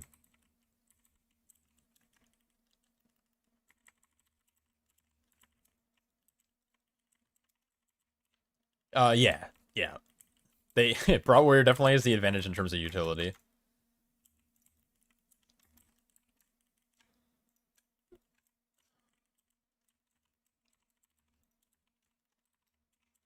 Uh,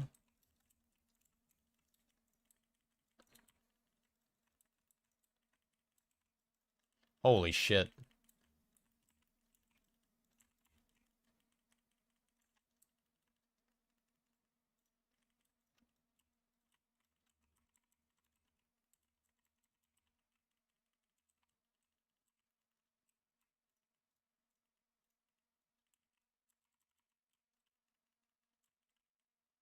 Archon's just 402 and 398. Oh, okay, then maybe it's updated. Maybe people now have more gear. Maybe Brewmaster's scaling better. Archon's down for me, but that's impressive. How's season going? Season's alright. Haven't pushed at all. We pushed really hard the first week, and we got all of our we got Resil. We're Resil 14, and we got like a 116 on the board. I think it was 16 streets week 1, and then we didn't play at all last week. My healer's still out of town, so we're still not playing. But he should be back Saturday morning. Like, we're going to be gaming Saturday. So I have, like, 2 more days of chilling and farming, and then we're going to just start... We're going to be going for, hopefully, Brazil 16 or 17s in the next couple days here. We'll see, though. We're bad. We're bad and washed.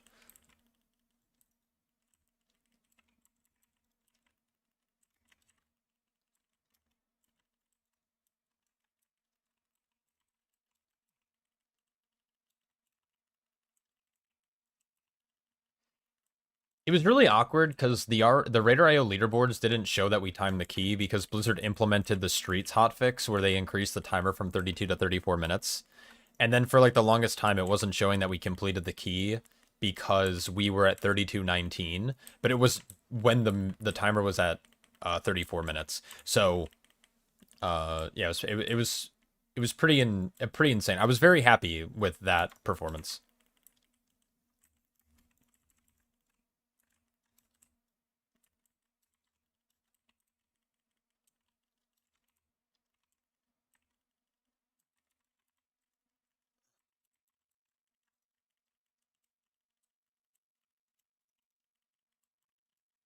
You're bored, you don't know, not hyped to push. Harmony is so bad to play on raid. Spamming Tiger Palm is almost going DK in raid. Yeah, it does not feel good.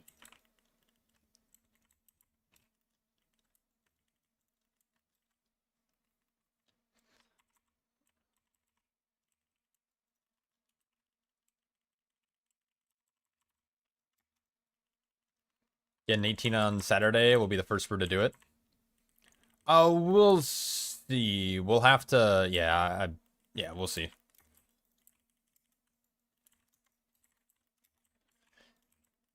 That will require us to play really well, and we're also going into... I think we're going into this week with either 15s or I don't remember, 15s or 16s. So like we won't have the luxury of having a bunch of different keys to like run. We're going to have to like push one up, and it could go good or bad. So we'll see.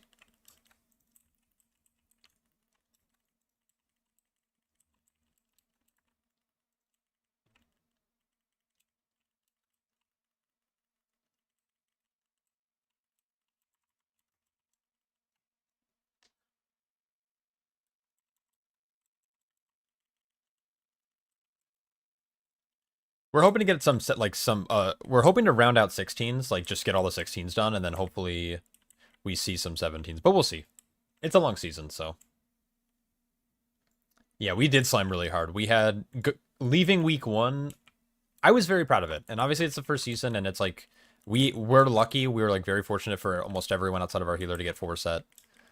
But I was very proud of our runs. We had multiple U.S. top rank keys as well as some like very highly ranked, like our 16. I'm pretty sure it was world first. It might have been maybe like after, because it was right after the nerf. They had hotfixed in the nerf to the timer, and we had a 16 streets in our bag, so we immediately ran it and we timed it. So I believe it was like very highly ranked when we first did it.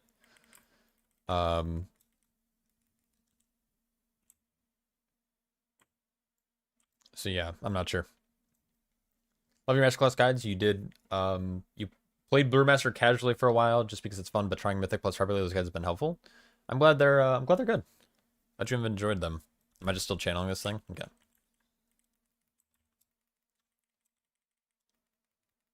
Which trinkets would you take for pure most overall on Shadowpan Monk? There's a couple that I would say. There's a couple of Ray trinkets. Obviously, Brand of Ceaseless Ire is very busted. That is probably the go-to trinket. Tome of Light's Devotion from Priory is also very good. And then you have the penultimate boss, there's the projector trinket is very overpowered. Most DPS classes don't want to run it because it's not good for most DPS classes. So generally, despite it being a DPS trinket, tanks can use it, and it does infinite damage. It's so strong. So those are my 3 that I would say.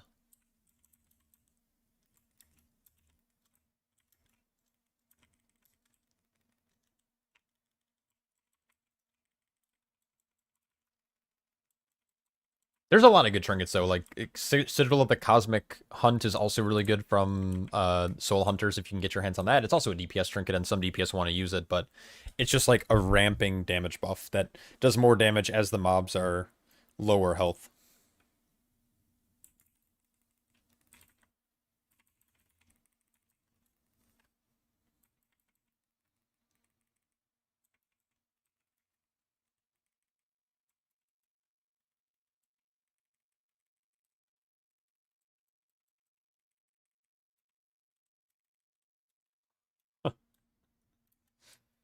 All right.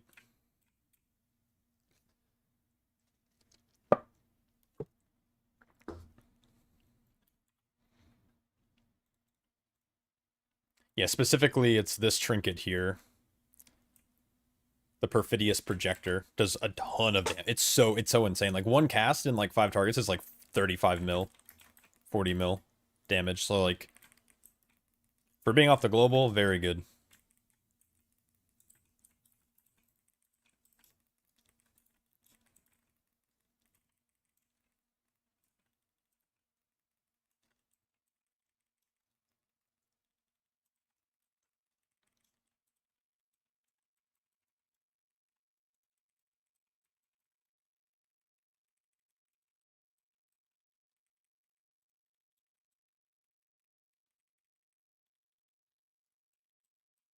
I should be kicking, shouldn't I?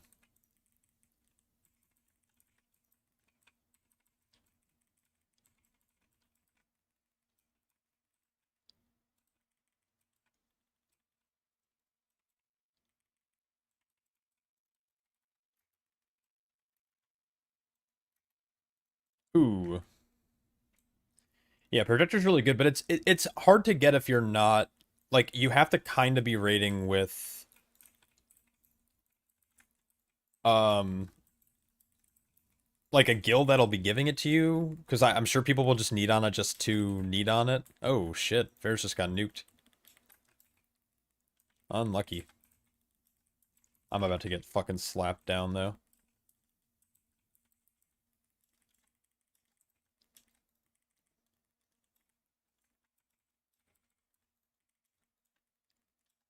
See you, Nama. Holy cow, he's alive. He did it.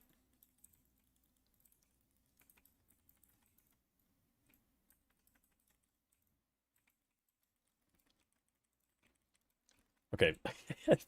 that was so troll. That almost knocked all the mobs behind me. I would have been fucking global. Holy cow. Your hot take is every tank should have an AoE taunt. Yeah, I agree. Every tank having an AoE taunt would be very good.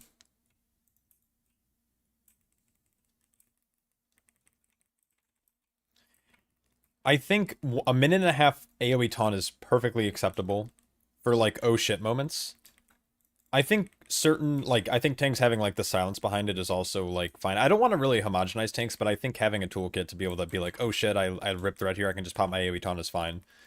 Even back in the day when it was like a 4-minute cooldown, I thought that was still absolutely fine.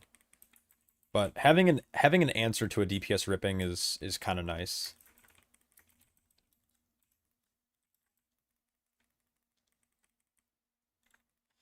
I need to get a camera angle a little bit further out.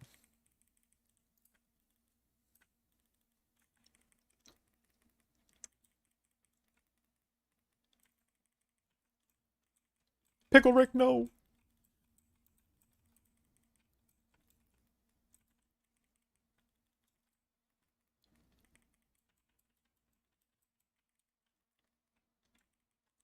That lock gate. Oh my god. That's so funny.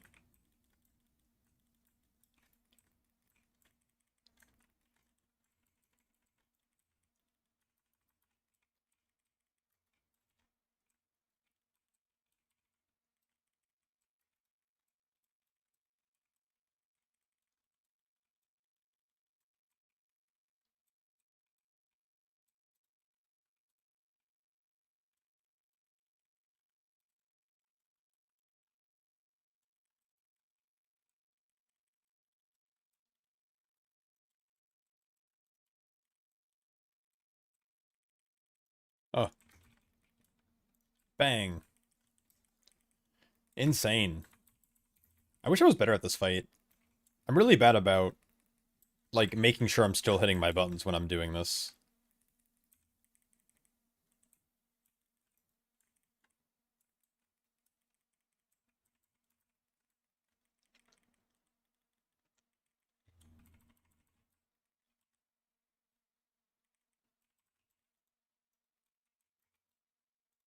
Ooh, good Ursols. Fuck yeah. Let's go. Insane tech.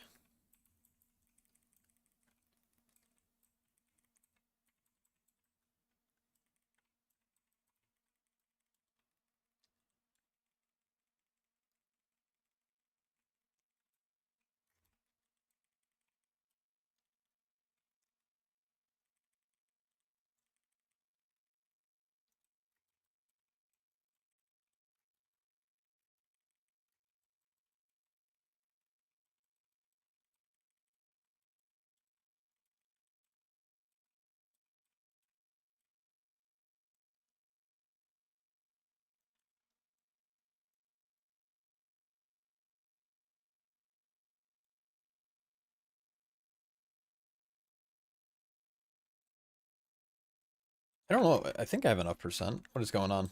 What is that charge pathing? What the heck? Ooh, big execute. Opener.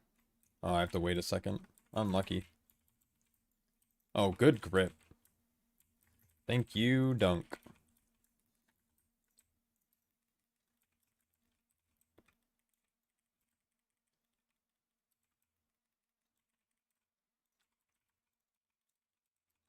Probably a horrible place to fight, but we're doing it.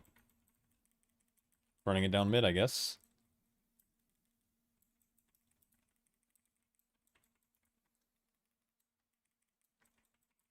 Bang.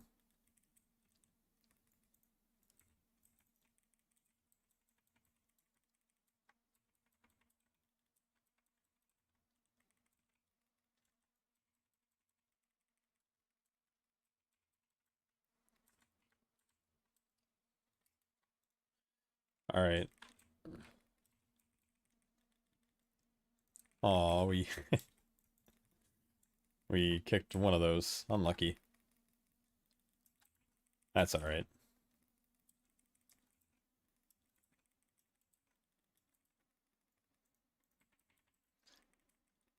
Dude, what is... What is this fucking comp, man? Wait, are we, like, unironically just running the meta comp outside of Shaman for Lust?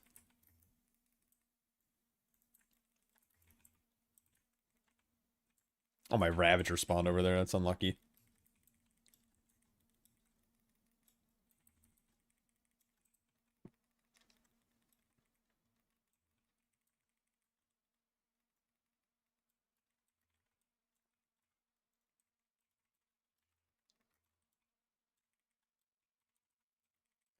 Ethical.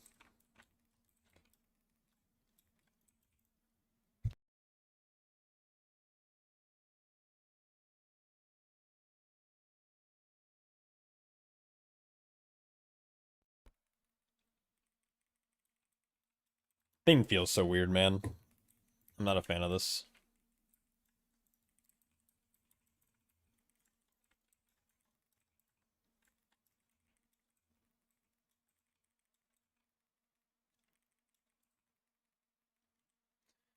Metacom, remember when this is a non-meta stream? Yeah, true, true, true.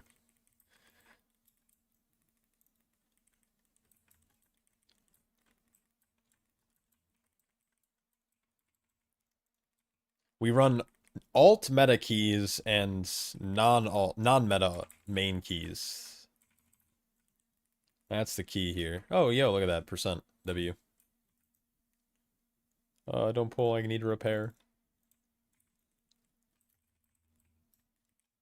And then this vendor needs to leave. Okay, where's my hand? Okay, there it is.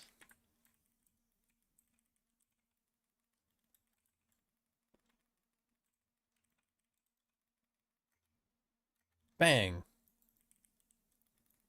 Love Death Grip.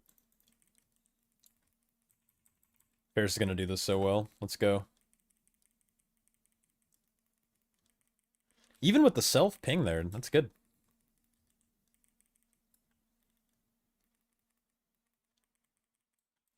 Rip slappy hands.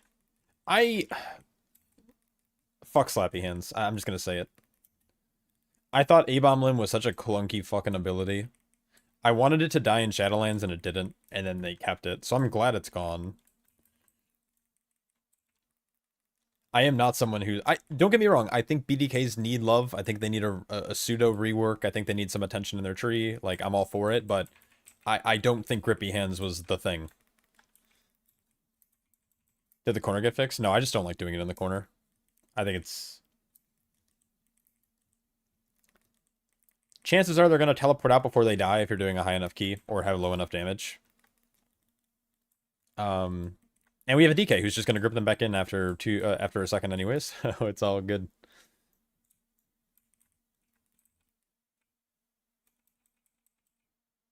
It's like, yeah, it's like BDK just, I mean, it sucks because Gorfiends is kind of expensive to get.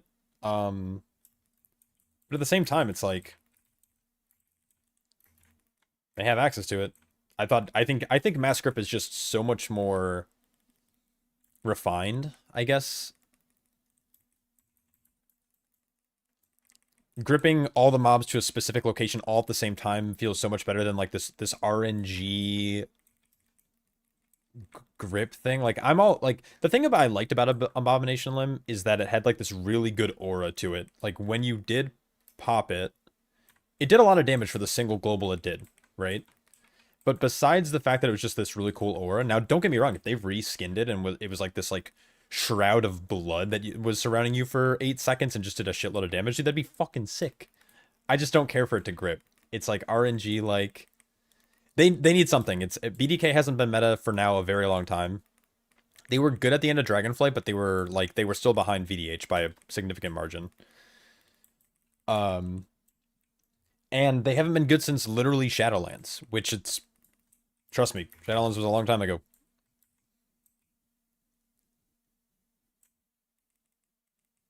And I think it would be very nice if they got some love. They had one of the very first implemented talent trees with the new talent tree rework, and we haven't seen much changes since. They added like one new talent near the bottom of the tree at some point, but it's like so not impactful. The Venthyr ability was cool as fuck. Wasn't it like the swarming mist thing, right? And it like generated runic power over its duration and did a bunch of damage. Am I remembering that correctly?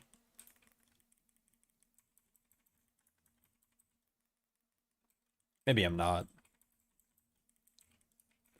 Are we tunneling this? I think Ferris is going, but we gotta do this kind of quick.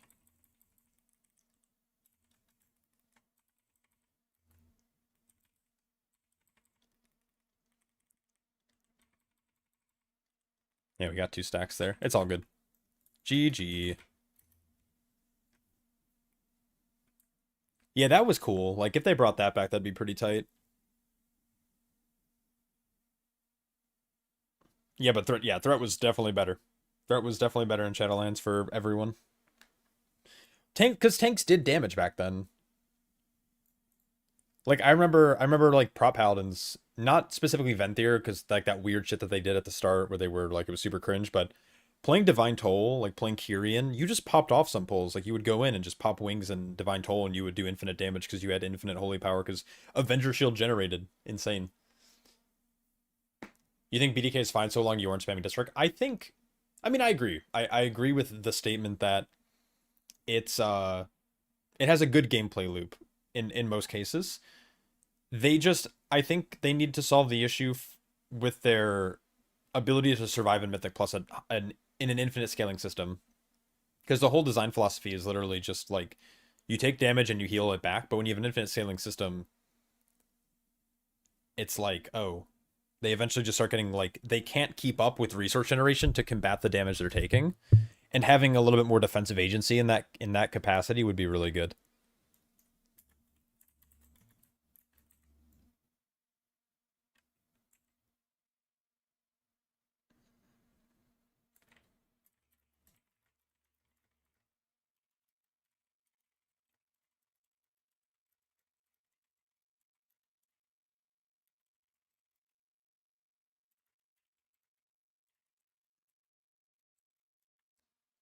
Yeah, the thing about mobility though for DDK is they're I don't know, it's kind of their class fantasy. I don't really care if BDKs have bad mobility. Classes are kind of defined a lot of times by their mobility, right? Priests, DKs, Paladins are kind of known as the wheelchair. I mean, Paladins not so much, man. Their steed lasts for like 10 seconds. They have like full 100% increased movement speed. You know, you've been gearing one, you're not struggling. You play BDK for years and actually enjoy it. I think the argument really comes down to like the highest high end of play. I think BDK in 99% of game modes right now, it's fine. It's just the way you start getting to like the highest level of keys, it starts to break down a little bit.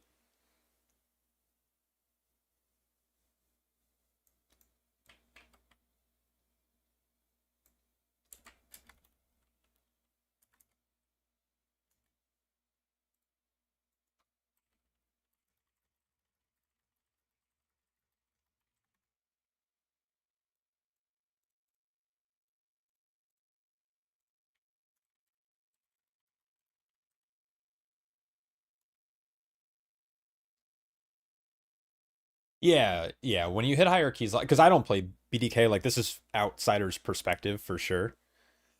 Um, it's clear in the data that since basically Dragonflight when they were last relatively strong, they're just getting one shot eventually. Like you just run into the issues where because Blizzard shifting away from how mobs have been doing damage, and now a lot of it's just like auto attacks. Like a lot of the damage tanks are taking in these dungeons is just like you're gonna just take damage all the time, and that can be stressful because like before it was like pre-planning with rune tap and not rune tap is it rune tap that's the 20% DR or is that blood tap? No, blood tap's a refund. Yeah, no qualms, no qualms about slow rolling it. Enjoying the experience for leveling and shit, and pushing up IO is good.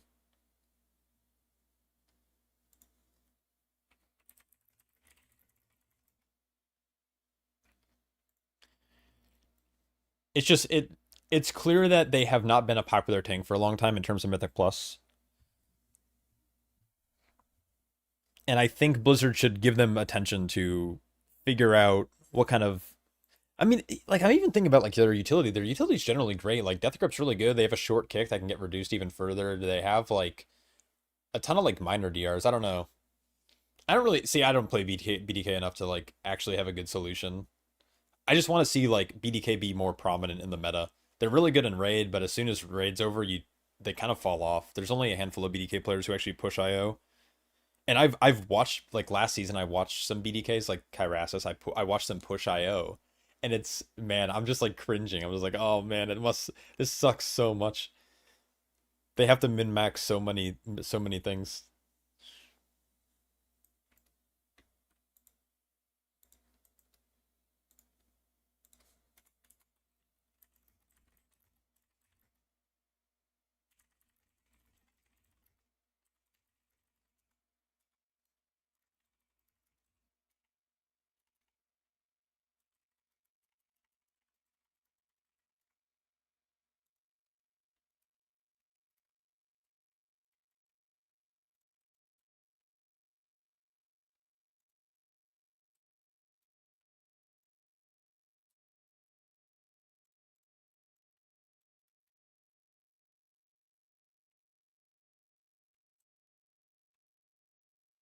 What playlist is this, man? It's been slapping.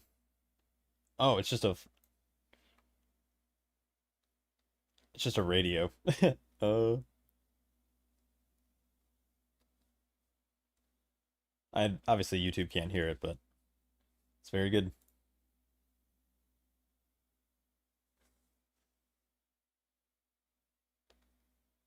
It's actually like a Paramore radio.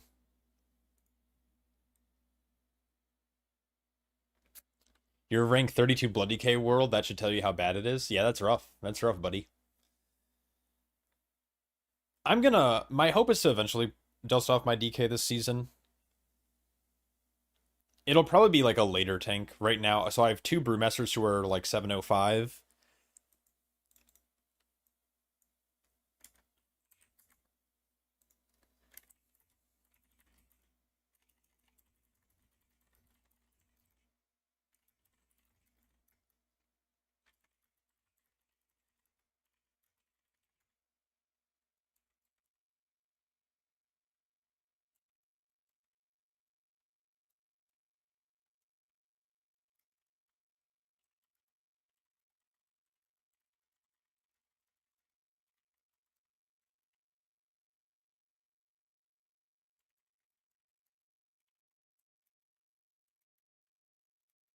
Um, yeah, YouTube needs to allow music.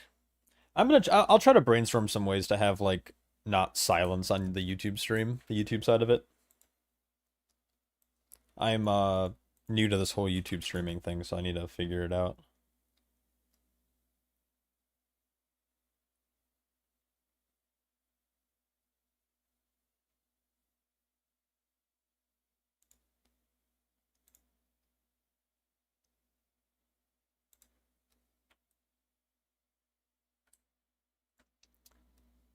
It's good to play an unpopular spec. Yeah, we love unpopular specs.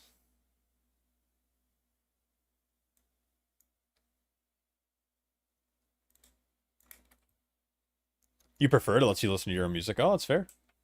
Maybe that's the play then.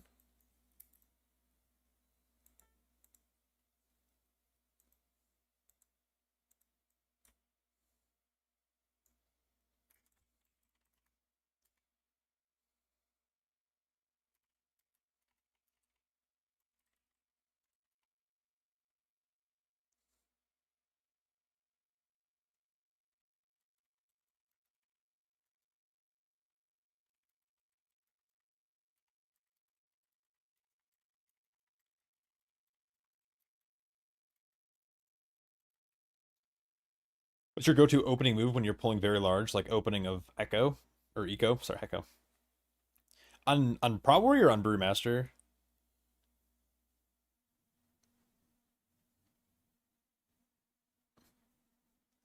It really depends. If I open up Mythic Dungeon Tools and we go to Ecodome, let's just get a new route. So what I'll do is like on my brew, on my brew specifically, like when I'm like right here, I'll Rushing Jade Wind and I'll keg smash this pack. And then I'll keg smash this pack here. And then I'll cast Spinning Crane Kick. So we then, oh, that is not what I wanted to do. We go like SCK, and then we roll, and then we pop weapons, which will hit all of this. And then we keg smash the main guy again on the refund. And then it also will proc Flurry Strikes. And then at this point, you've spent, I don't know, like 120-ish energy or so, which will then proc it again once all of the mobs are grouped. So that's kind of my opener. Now for Prot Warrior, I just hit Thunderclap. and I have Threat. Uh, so it's like GG.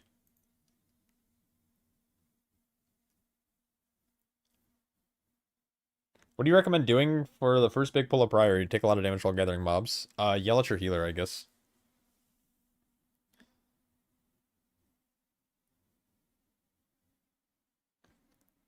It's one of those weird things where, you know, setting up priorities obviously a little bit of a pain in the ass. Uh it depends on the tank you're playing, but you definitely want to like obviously pop an early defensive, get an early Celestial Brew rolling. I guess it depends on the pull. I don't know what kind of pull you're doing this sort of priority. There's a lot of movement depending. Like if you're pulling like these footmen into this pack, and then you're trying to grab Soli Man, and then you're gonna get this pack as well. Like this is a lot of damage you're gonna be taking, and it's a lot of traveling. Um, Brewmaster specifically, I would pop like Dampen Harm by the time you get to here, and then you should get a Keg Smash, try to purify something immediately, and then just send a Celestial Infusion for some DR. I just yell at my healer though. Just yell at him. Just be like, hey, heal me more. Keep me alive. So using Shadowpan for keys, what about raid? Oh, you went DH.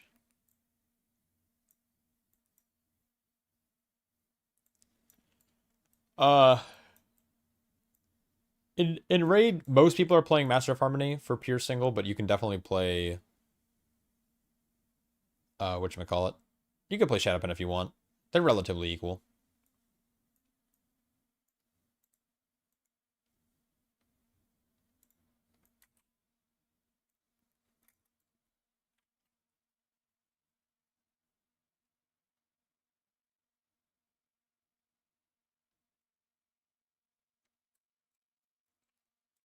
Pickle Richard. I think this is it. I think I'm gonna be capped after this key. I'll be capped and I'll get some of these runed ethereal crests. And then I should be able to start blasting up some of my gear. My goal is to hit like 7:05 before raid tonight. I have raid in like, what, 2 hours? 2 hours, give or take.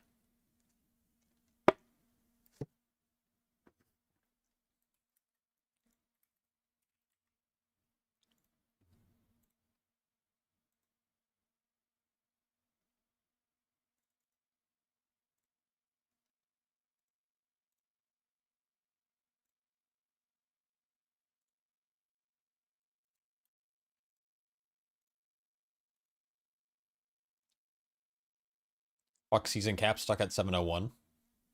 That's unlucky. Did you make the tiny mistake of like sending crests early and then not farming like 7:01 gear? That's probably like the biggest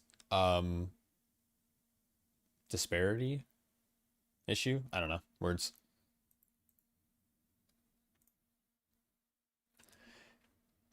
Ideally, at the early in the season, you want to try to farm like max heroic gear in every slot so you can get your free crest upgrades. And then that's when you send everything. And then if you play alts, you can like farm everything on an alt first.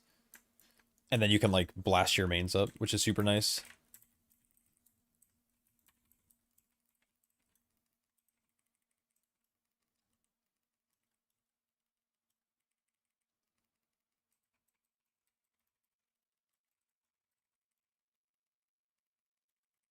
What is going on?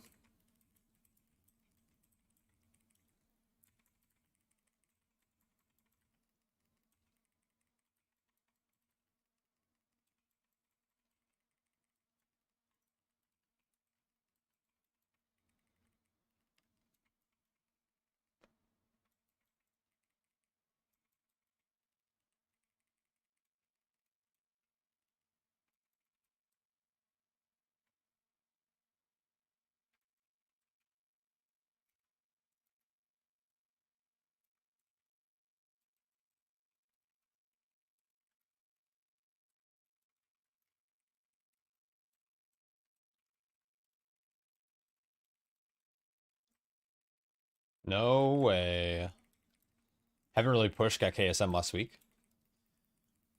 I mean, that's okay. I mean, the thing is, eventually it won't even matter. Crest will be uncapped. You'll be able to buy dinars. Turbo boost will exist. But yeah, early season, you definitely want to be careful with your like early crest spending.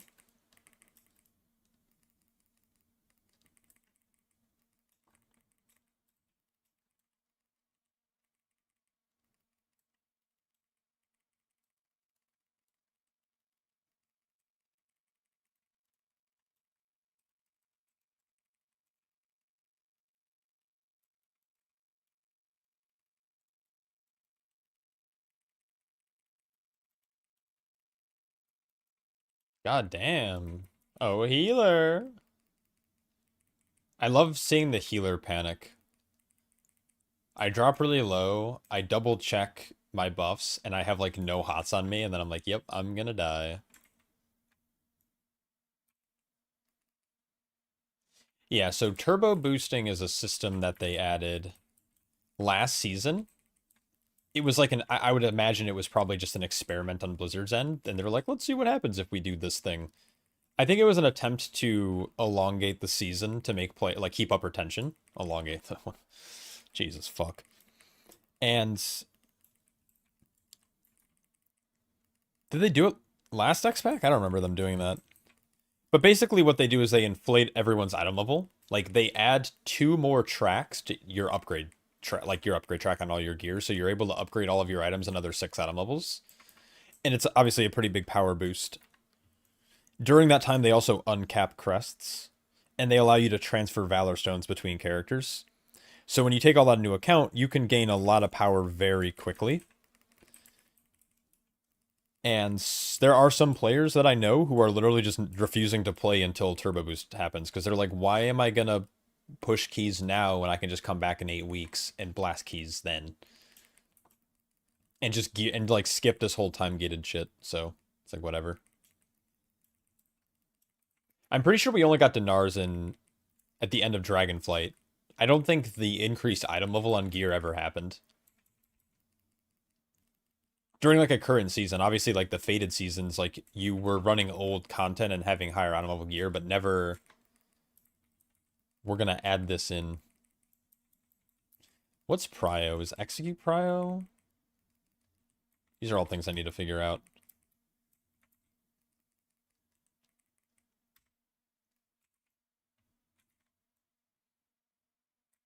What about that satisfaction? You're right, Randell. You're right.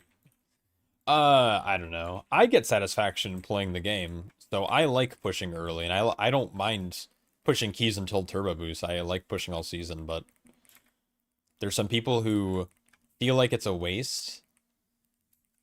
Now, I think they're overzealous. I think if you're just like, I'm just gonna come back and be geared, I'm just gonna do all these keys perfectly, just like the top groups are doing. It's like, okay, you're kind of dumb. I mean, you have to practice these keys. You have to learn the intricacies, especially last season was a little different because you were playing such like a rigid composition. Rigid's definitely not the word I should have used there, but you had to play this comp that was it was so intricate. Like you had to line up everything perfectly.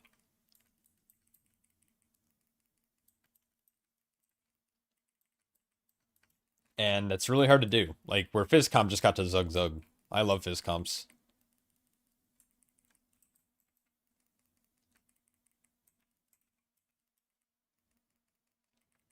You're having fun personally, but I'm also not rating. It's only been 3 weeks.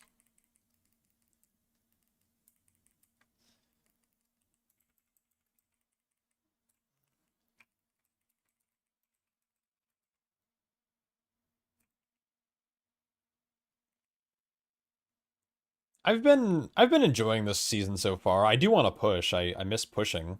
I'm very excited for my healer to come back, and hopefully we're gonna like degen for 3 days and just like push 6 hours a day or 7 hours a day or something.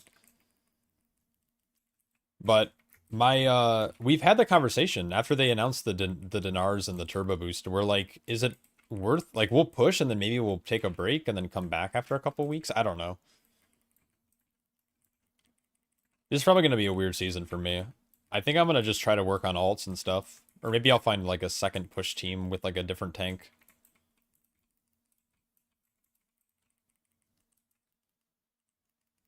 I need to find a group that is willing to put up with me then. I'm a nuisance. Love this.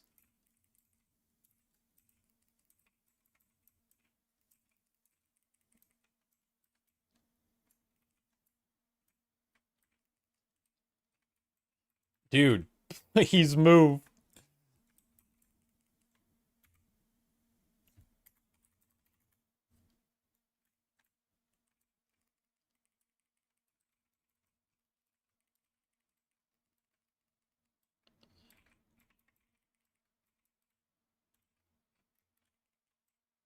I hate this boss, man. Like, what? Why did we vote for this dungeon? This dungeon's so bad. You can't move this fucking boss. None of the mechanics are enjoyable.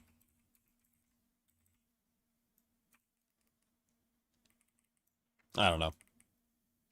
This dungeon could go fucking die in a hole, man. Whoever designed this dungeon needs to be fired.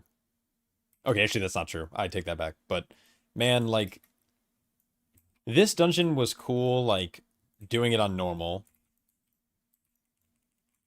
It's just buggy, man. It's just buggy. Like, if they can ever figure out how to make it work, like how to make boss fights and stuff work on a moving object, aka that boat, it's fine. But until then, like, pets bug, ground effects bug, like, the boss doesn't move ever because it gets spell queued because it's, like, registering as no path available, but it's a boss, so it's not going to snap to the tank. I don't know.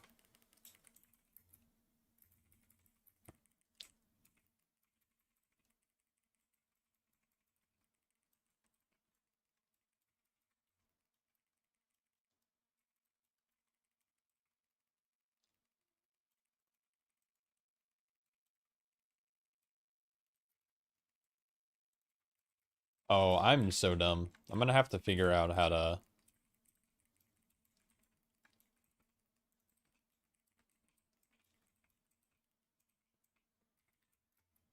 I think I go up here.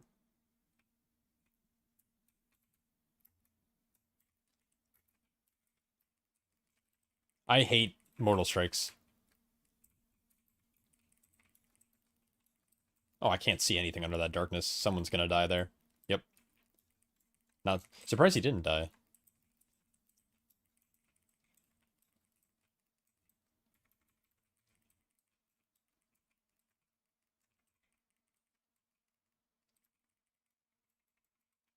There were snap points on the boat in season 1.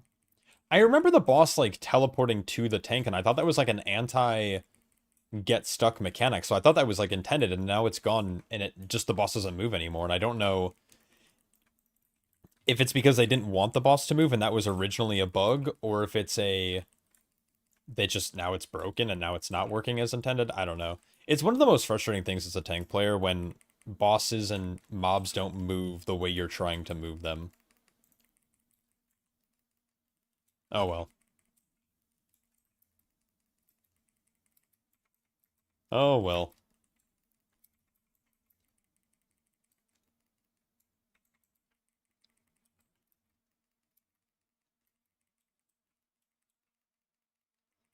It's such a good brew season, you gotta no life it while it lasts. Yeah, I mean, I no life it regardless, but you're leaning on it being a season 1 bug? That is potential.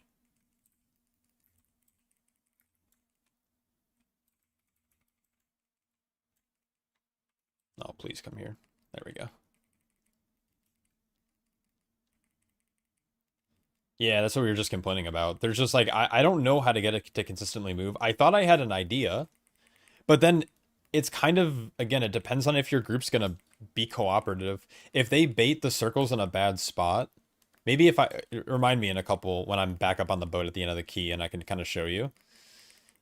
There's like certain locations where the boss will actually cooperate with you.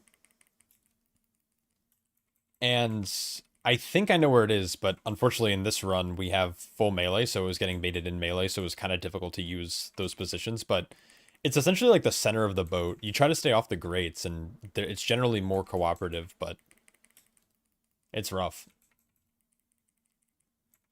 I would rather just have the boss teleport to the tank, like, aggressively. Like, whenever it's out of range and it gets kicked, it snaps to the boss. Like, that would just be such a better fix.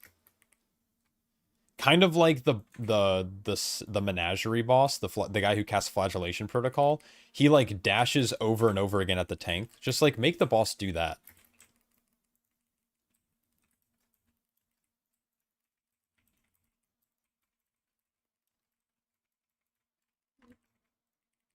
Unlucky. Pops breath and dies immediately.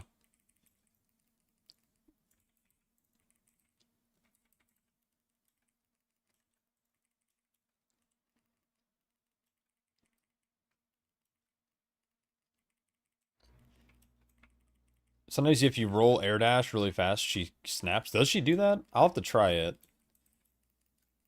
That boss fight's really annoying to do. The thing is, like, it doesn't matter if you're playing with, like, the right composition. If you're playing with at least 2 casters or 2 range DPS or a healer or something like that, as long as those players bait it properly, you never actually have to move the boss, so it doesn't matter. It's only an issue with, like, melee compositions or range who are standing in melee for some reason. Yeah, I haven't seen her snap all season. So I don't know.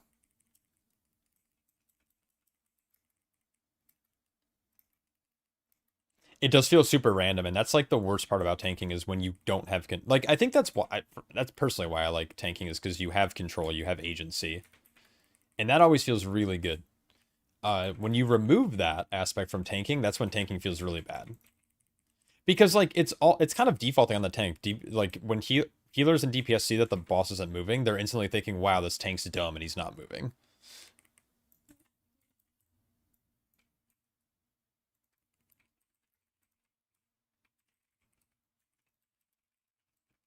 Why am I getting slammed? Probably because I'm bad, but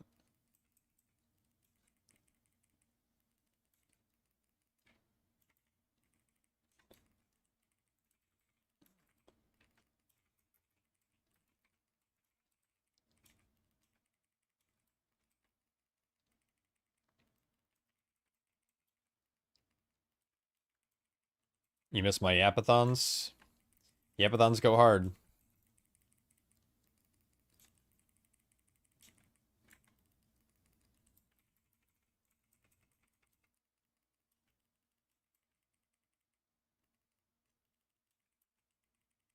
The best way to do Dawnbreaker is by not doing the dungeon.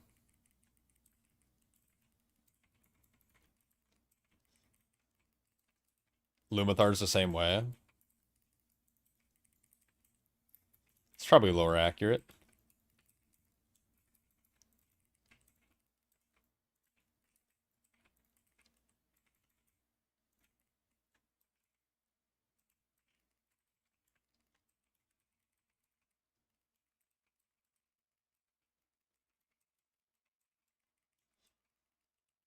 I'm not sure how I feel. No, please aim at the markers.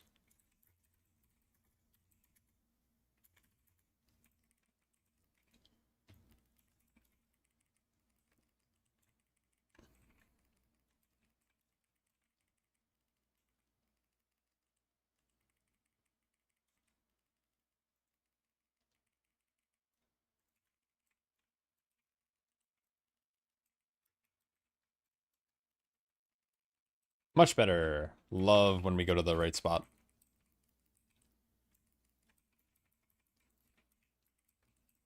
I forgot we have infinite funnel on this in this comp.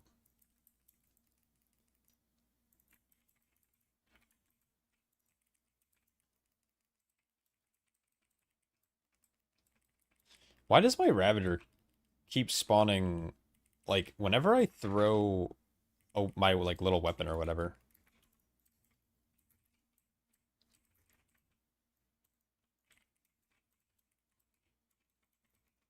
Oh, we got an extra darkness. That's unlucky.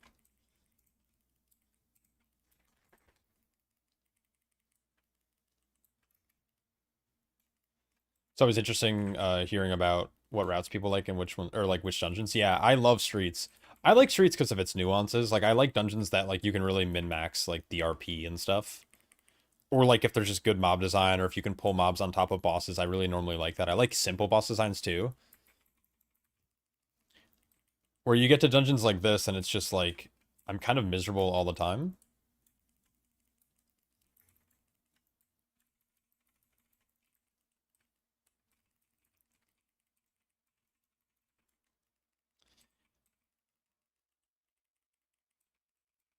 I think it just depends on like what you do in the game. Like I'm someone who normally at some point I will eventually push and do higher keys and I like being in control. Like I don't like Dawn because it's so yeah, obnoxious. The bugs are annoying. I just never like I because of the bugs I don't feel like I have agency and not having agency is like the most frustrating thing for me.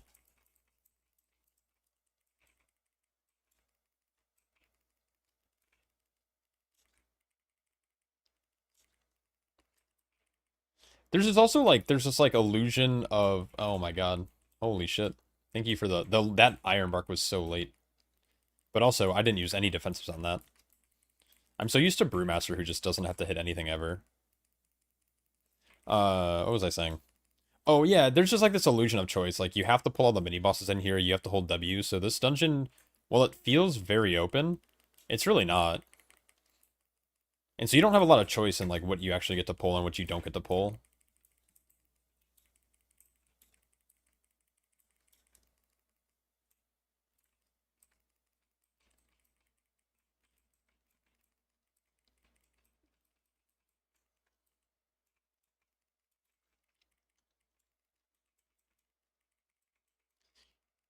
You're not having a lot of fun with Arakara. Arakara was also a dungeon where I don't enjoy that place either. HOA pugs definitely can be rough.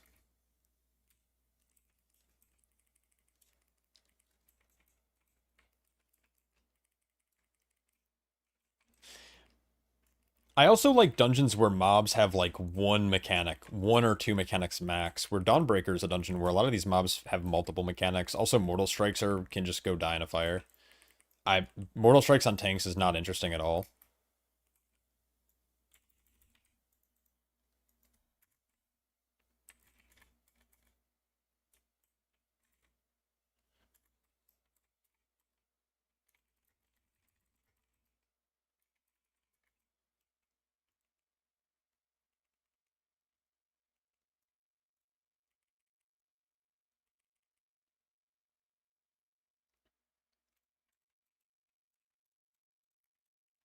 Yeah, so when you think about the dungeons, I mean, the dungeons that I like because of their simplicity. Like Ecodome. Almost every mob in Ecodome has like one mechanic, and it's awesome. So you're not overloaded or overstimulus. There's not like this overstimulated. Holy cow. Dude, I am so bad at English. I wish I spoke it as my main language. Uh it's just like you just pull like you pull like 8 mobs together and like 7 of them are doing the same exact thing and then the other one has like one kick. It's like, "Oh, okay. I get to like AFK." And then you have dungeons like this where like mobs have 3 different casts and then they have a non-casted cast which still goes off but like you can't see who it's targeting and then you have to like get there's dispels, there's like these area of effect, there's immortal strikes. It's like, please leave me alone. Another reason why I like streets, every mob in there has one mechanic. They cast bolt, they cast barrier, they cast baton, they cast beam, they cast lava breath. It's like it's chill. It's, you know, all of those were different mobs that I listed. They all have one ability.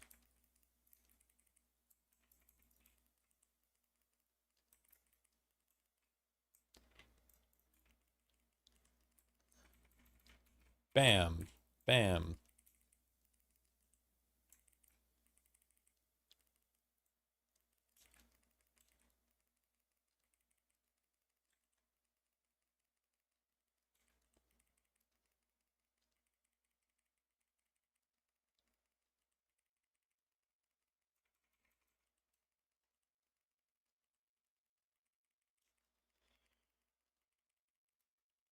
Is the last boss still bad for pugs? I guess I haven't pugged Arakara a lot. I can imagine it's bad, but like I felt like it was made a lot easier with the 3 dispels instead of the 5, but I guess the sucking still really sucks, right?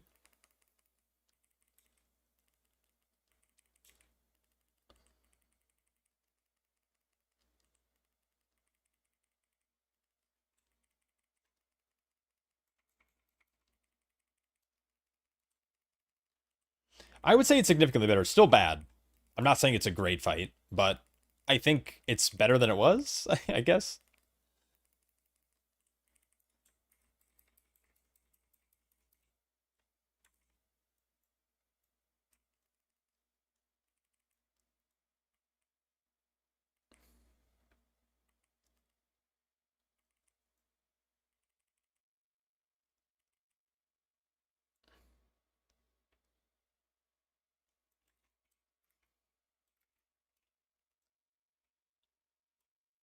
English is not native language. No, it is. I'm just bad at it too.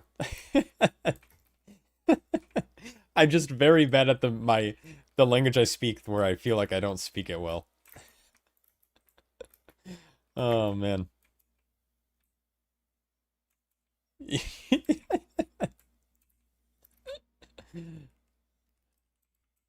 No, it's just a joke. I'll like stumble over the words and I'm like, man, this language is fucking hard. I, I wish I spoke it more. What's up, Ben?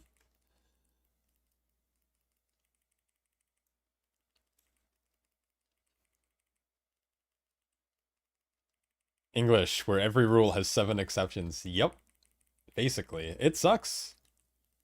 It's really tough out here.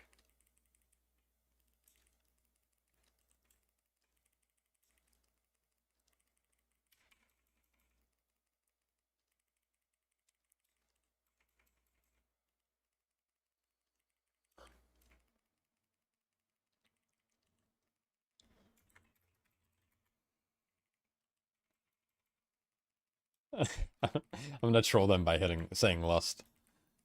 Oh,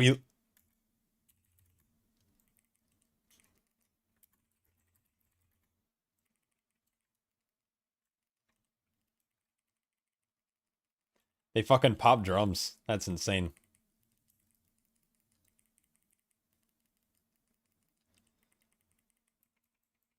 I before E, except after C, which has more exceptions than the words that follow it. Yeah. I'll sit there and I'll like, because I obviously make a lot of thumbnails and stuff, and I'll type out a word. I'm like, I before E except after C, but wait, I think that's wrong here for this word. And I feel like I always end up Googling it and then it's wrong. I'm like, okay, Fucking hate it. Cries in German, yeah. I wish I spoke German. German's such a dope language. Everything feels like you're yelling at someone. Like, Guten Tag. Like, holy shit. It is a good morning.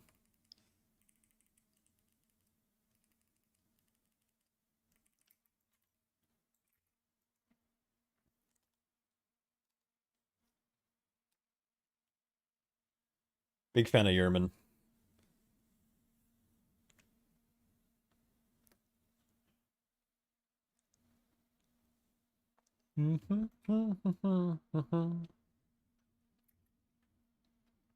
Sprechen Sie Dutch? I wish. I wish I spoke German.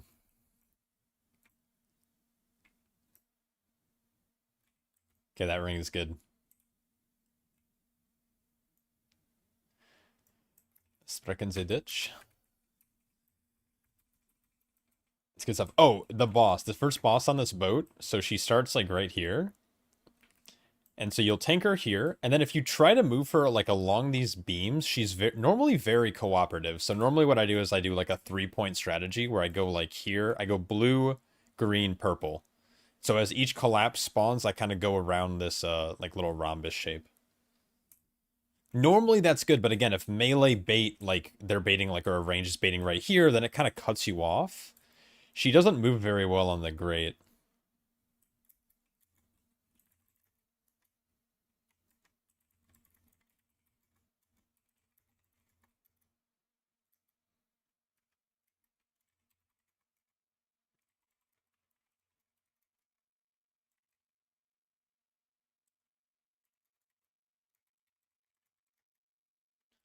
Sprechen Sie Dutch?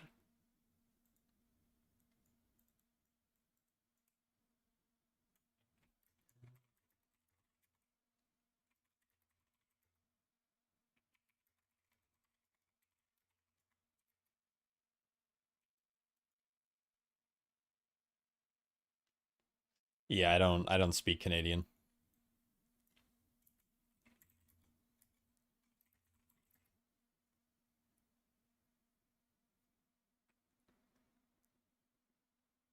Canadian's a tough language.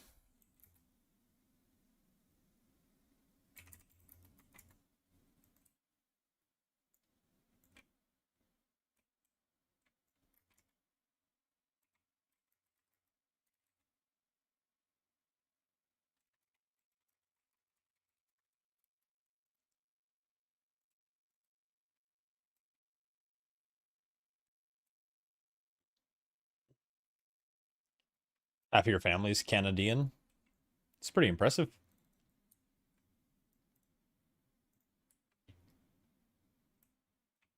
Very impressive, actually.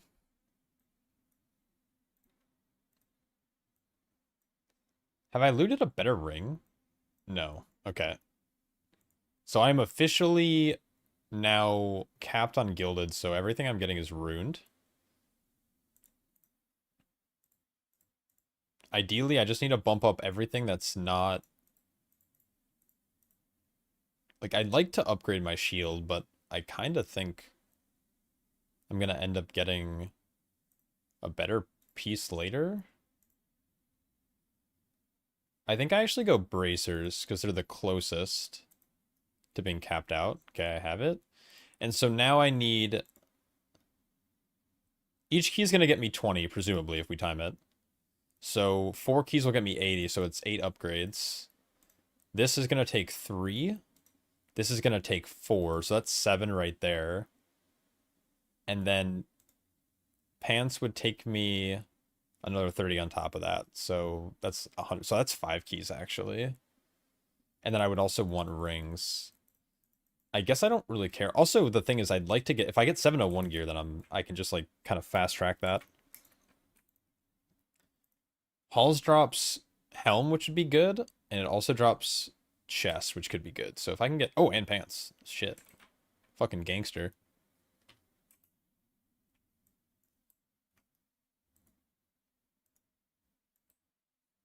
I know a guy at work. I think I can understand better when he speaks French than when he speaks English. That's actually so fucking funny.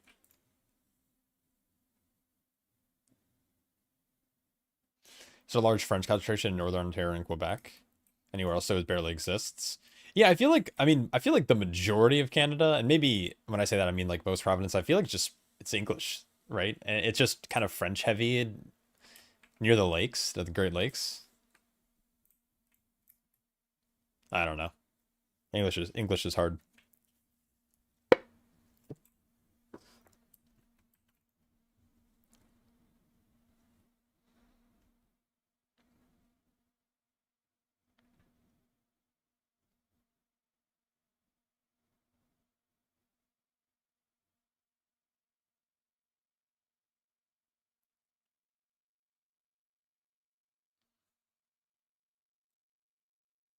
Oh, it's not around the lakes? Oh, okay. Maybe I'm dumb.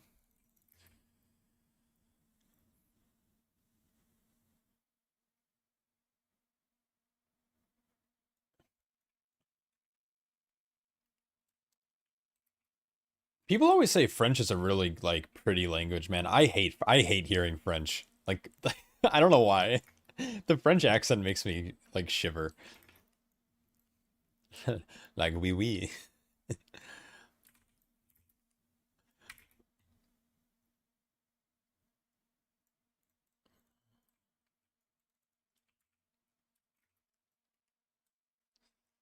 I feel how bad is I feel like the American accent's pretty rough.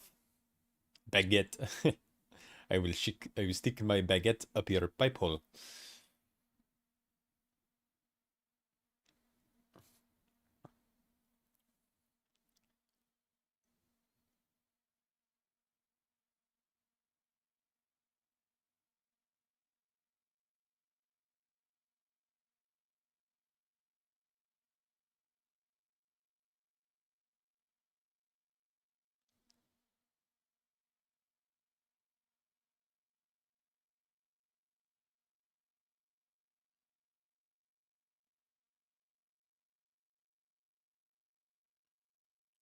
All right, we're gonna blast.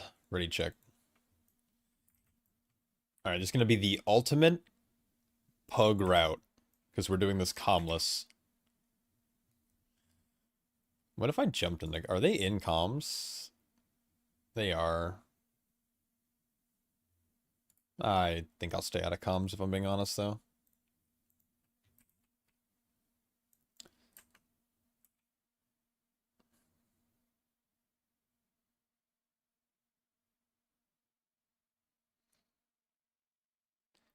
Your route in here change from the 14 change your group's life, bro. Thank you. Oh yeah, yeah. I'm glad. I at first second I thought it meant like I scarred them or something. It's like, I didn't mean to. It's fine if we.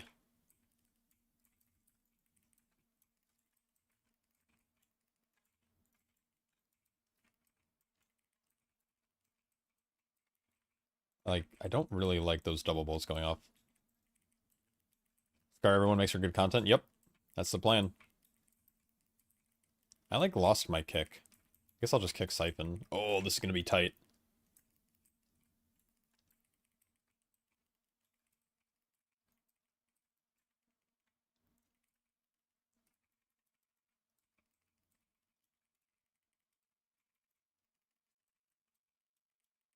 I gotta start setting focus again. I've been like lazy today about what I'm doing.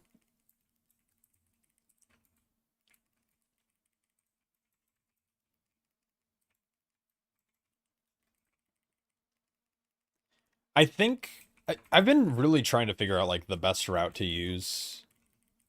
I really like what I've mostly landed on. Later this week, I plan on talking about like streets routing and halls routing specifically. Those are the two that I hear the most complaints about, like people not knowing what to do. Rip my spell reflect. I mean, these are all guildies. Like this is a full guild group. Just pull all halls. Yep. True.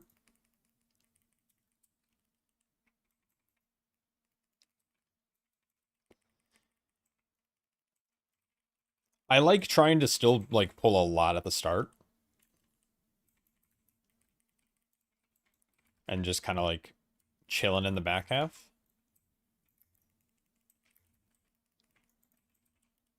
Uh,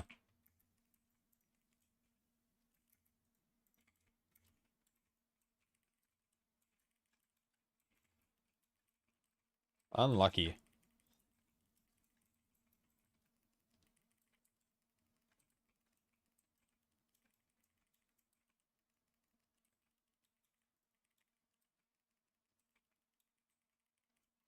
When are you gonna... When are you going to your raid, and are you gonna be streaming it too? Um...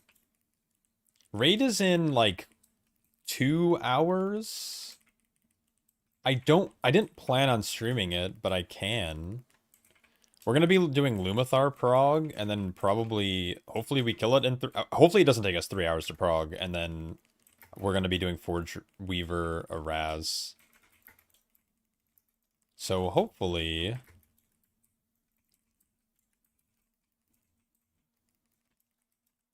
Hopefully we get it done tonight.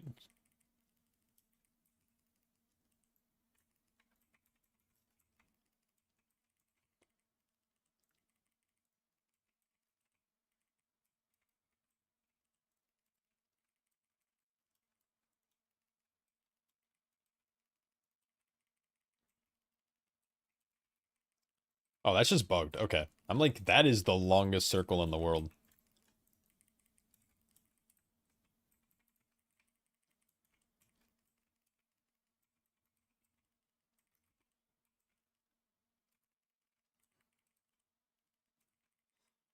Illustrators are absolutely cooked. They're pretty, I don't know, they're pretty terrible to pull.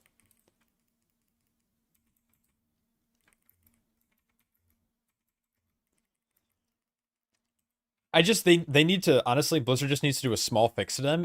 Give their throw blade a cast time. That's it. That's all you gotta do. Give it like a 1 second cast time or 1.5 second cast time. It doesn't have to be kickable. Just make it like a non-kickable cast. But give us an indication on who's being targeted by it. That's probably the most frustrating thing.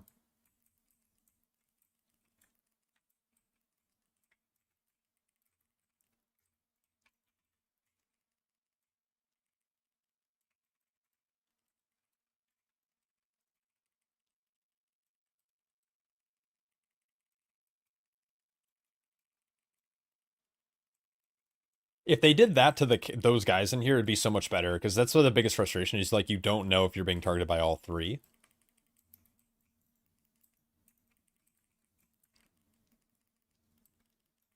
Yeah, the fact that it's incident includes, because if it was targeted, at least, like, that player could run out, right? And then it's actually not terrible, but honestly, the Reavers are just as terrible, so I just don't like the trash in here. I would run this route in a... This is actually how we timed our 14 in week 1. The route I'm running right now is exactly what my group did.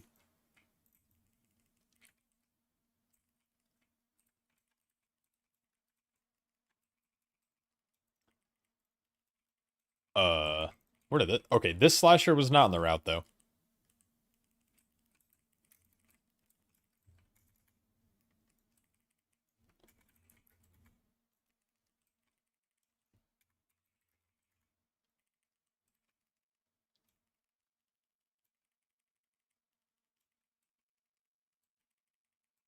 This looks good enough to AFK in.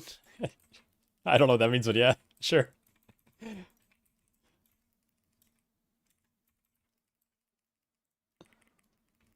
Ciao, for sure. Ankle biters are nasty, yeah. Ankle biters can get nuked down, though, pretty quickly. And honestly, no one should be using stuff on Halkia, so everyone should have everything up there.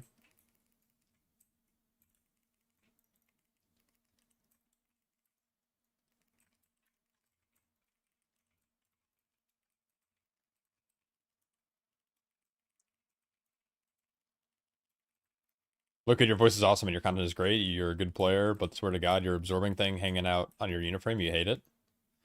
Oh, this little thing right here? I love it. Appreciate it, though, Rated K. Many compliments.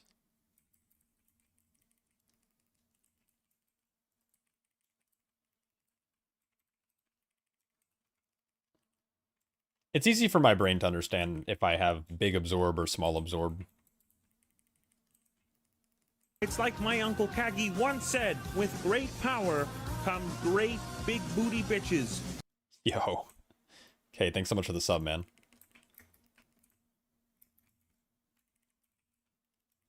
Oh, see ya. Love snap threat.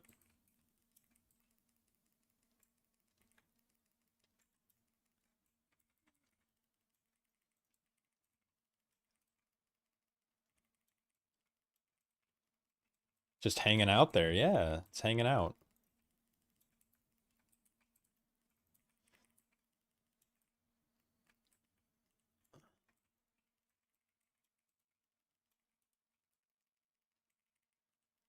Big booty bitches, amen.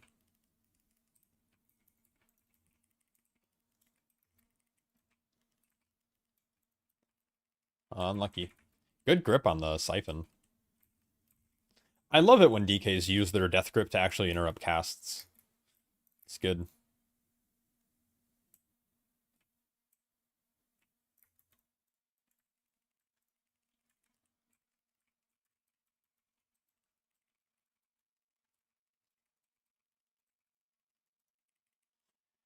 With great power comes great big booty bitches. I love that, dude. Yep. Give us a vert harm, man. Do you know how insane that would be if they gave Brewmasters a 20% group DR on a 2-minute cooldown? Oh, it'd be so good. That's all they need to do. Let us absorb 20% of all incoming damage from our party members for 8 seconds and like allow us to stagger that damage. Like, oh, insane. How's life treating you? Hope you're doing great. I'm doing pretty good. I've been worse, but I've also been better. So, you know, we're in just a kind of a perpetual state of existence.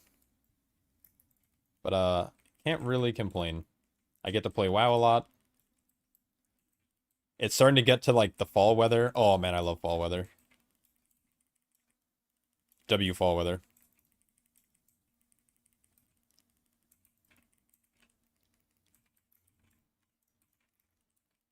But I hope life's good for you too, man.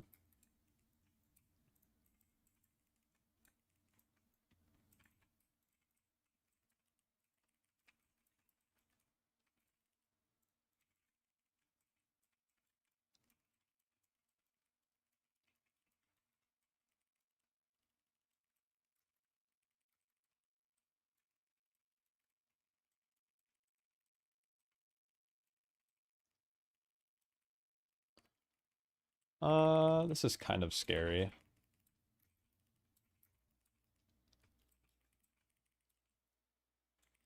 Avert Harmon got a meditation of the 2 PvP talents you wanted for PvE, but I guess got a meditation wouldn't do anything now. No, because of Zen Med, right? Yeah. Um, yeah, it's funny because Zen Med's like still in the files and it's like in the cooldown manager as well. So it's just kind of funny that it still kind of exists in the game, but it doesn't exist in our talent tree anymore. So it would be cool if they gave Brewmaster some kind of utility like that, but I don't know. I don't think they're going to be looking at Monk for a long time now, since we got our pseudo rework. Your new job allows you to play more WoW and have more time with your kids and wife? Yeah. Fuck yeah, let's go. Double U.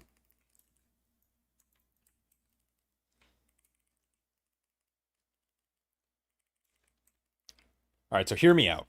I think it depends on what you define rework as. But I think it was actually a rework. Without overly like overhauling the class or like the spec. You suspect they will look at most classes for Midnight? Yeah, chances are. I don't know, man.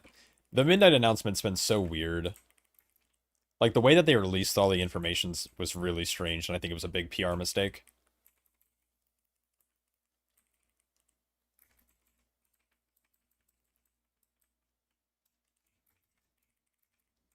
That was scary.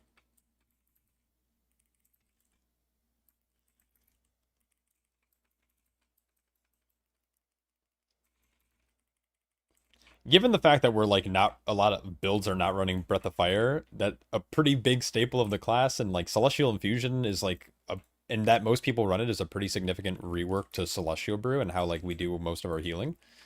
I think the rework actually constitutes as a rework, but again, this is like it's subjective because it depends on how you define rework.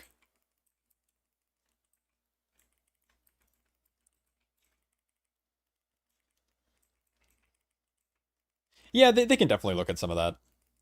It's also going to be weird because we're going to have access to more talents in our tree without the tree getting any bigger, right? We're going to get these things called apex talents, which supposedly we have the opportunity to either put into our new apex talent or we put them into regular talents and it's fine and we just have access to more things. Which for some, I think, my concern is that some classes I think have more in their tree.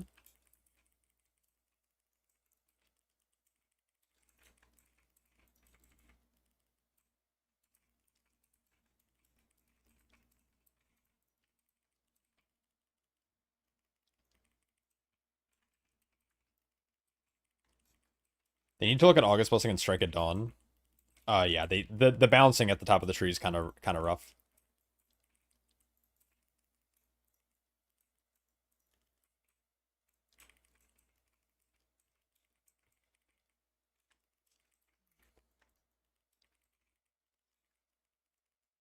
Oh yeah, the Dave rework is great. Walk with the Ox is also a great rework. I think they should take a look at like how the extra CC works.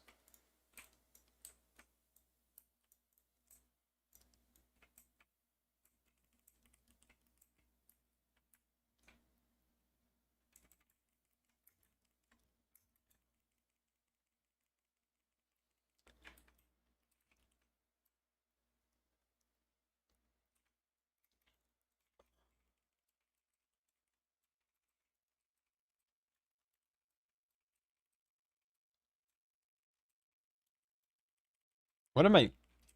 I'm like trying to hit that guy, but it's not really working the way I want it to.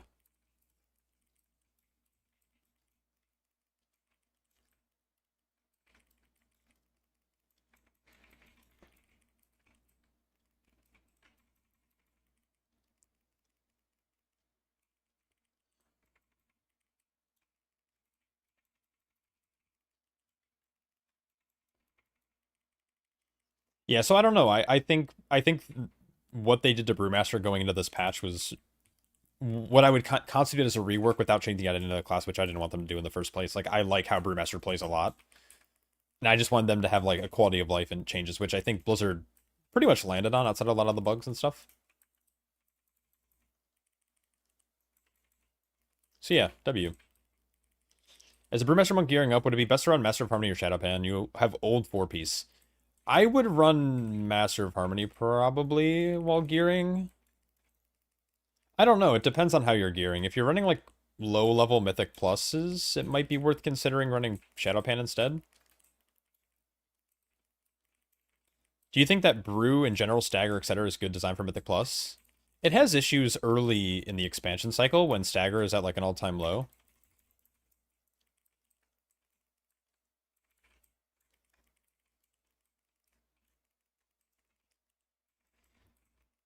I think if Blizzard's going down the path that they currently are with how dungeons are designed, I think it's fine.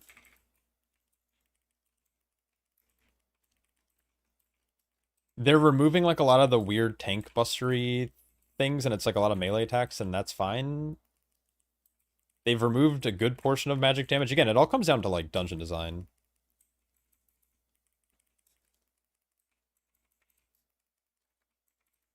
That's like kind of the biggest problem with like any tank or any class design. It's like, what if Boomkin's insanely good at doing target like damage to like, 15 plus targets, but no dungeon actually pulls 15 plus targets, so then like Boomkin's bad. Like, I don't know. That's kind of the problem with like saying if Stagger's good or bad for dungeon design. It's like, well, it depends on how the dungeons are designed. I think Stagger though is really interesting, and I think it's a really fun game mechanic. So I would be really sad if they were like, we don't like Stagger in the way that it works with dungeon design, so let's change that and like let's rework Brew to be something a little bit more stale. Or like homogenize it with like Prot Warrior, Guardian Druid, or whatever it might be. Insert whatever tank you want to. Oh, I'm getting my fucking ass handed to me here.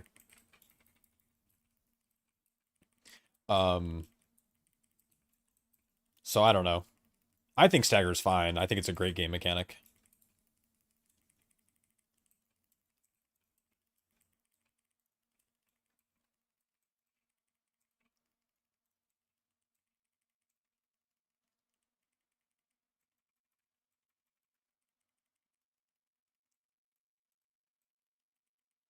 You love the moment-to-moment gameplay of Brew? Yeah, I agree. I think the rotation on Brew is really fun.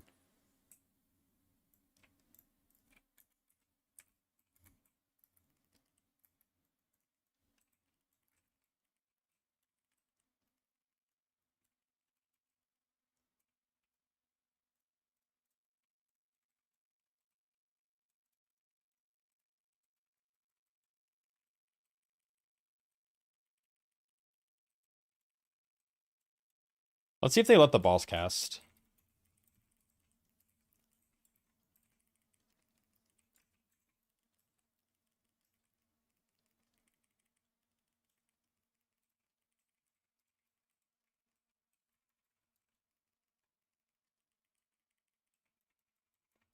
Who the fuck buffed Rep Paladin, man?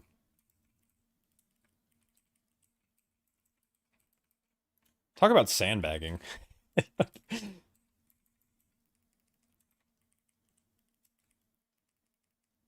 Yeah, like that's such a small little gain. I love hasty taunting them this little like spirit. Very good.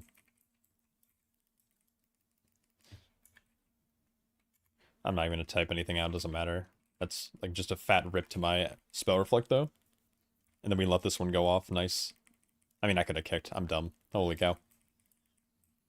Yeah, Rep Paladin definitely gets the Crash Out King award. Uh, kind of wild, low key.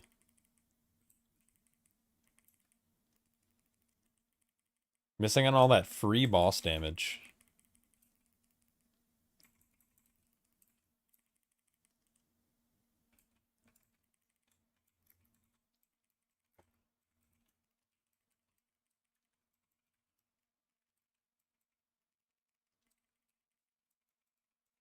Yeah, the class tuning they did around like this time was really questionable. It's like, man,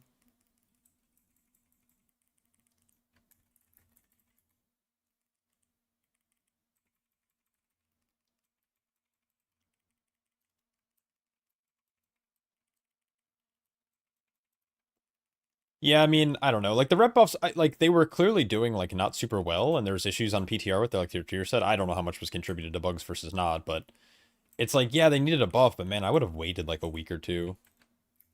Let people be bad for a bit, man. That's not the end of the world.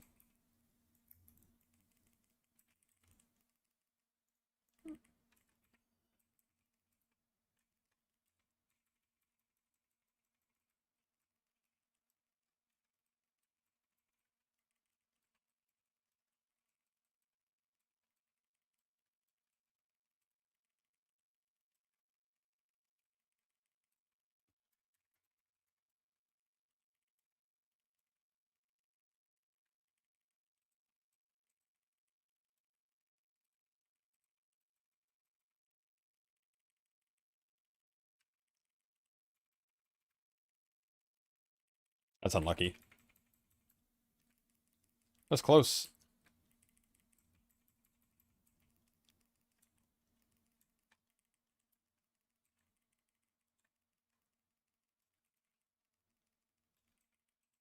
I guess with the real loss, we probably would have gotten it. It's also just a 12, so it doesn't matter. Oh, that's probably bad. My Ravager. Is Warrior gonna be play arms at all when push? They're doing insane damage now. The Warrior I play with prefers Fury. And our general group motto is play what you want. And we'll figure out how to time keys. Will he play arms at some point? I'm not sure. But He's also very, very good at Fury, so I would imagine it'll be fine. Now, one thing, though, is that another warrior that we used to play with came back to the game recently. His name is Easy Knees. At least I don't know if he's, like, truly back, but he's been gearing up a bunch on his different alts. He might be playing Frosty K, but if he's not playing Frosty K and he plays Warrior, he might play Arms, because he'll play whatever's, like, doing the biggest dam. Where our other Warrior just wants to play what he enjoys, and that's absolutely fine. Like, I'm a Brewmaster player, so I can't really judge.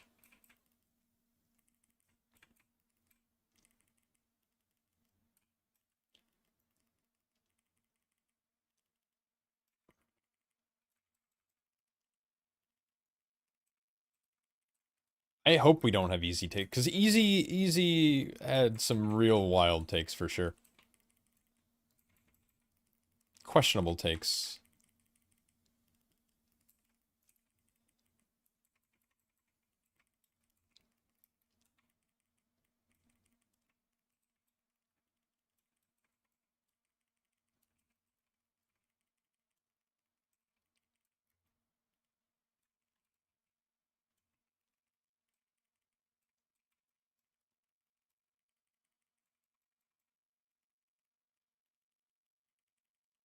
I forgot to include this in my tip video. You can double soak these beams. Unlucky.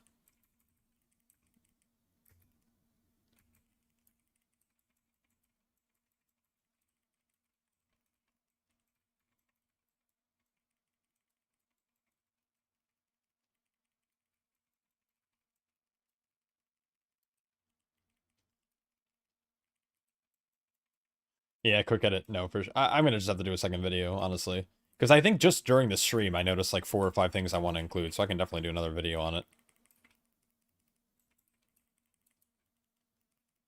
Thought you were VODing this run, wanted to check this route out.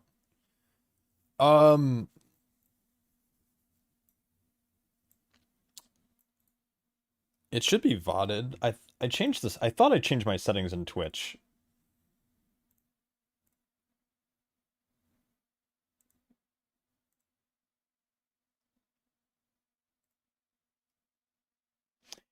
It'll be on YouTube.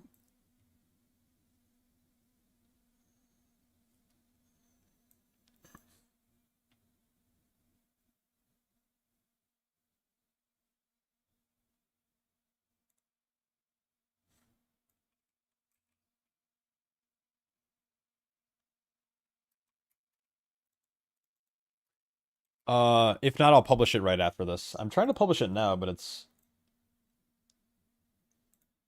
I think I have to end the stream on Twitch before I can actually publish it.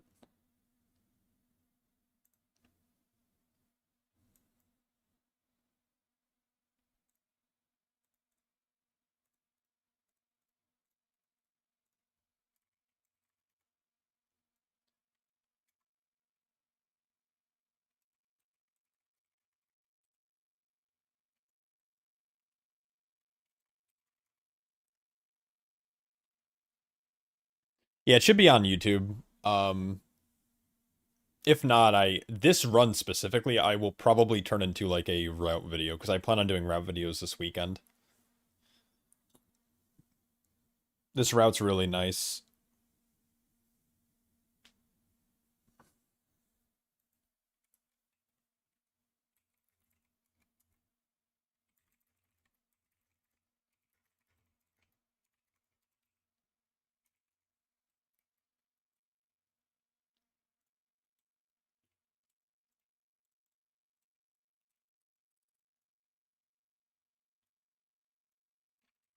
Alright, we'll blast Eco Dome.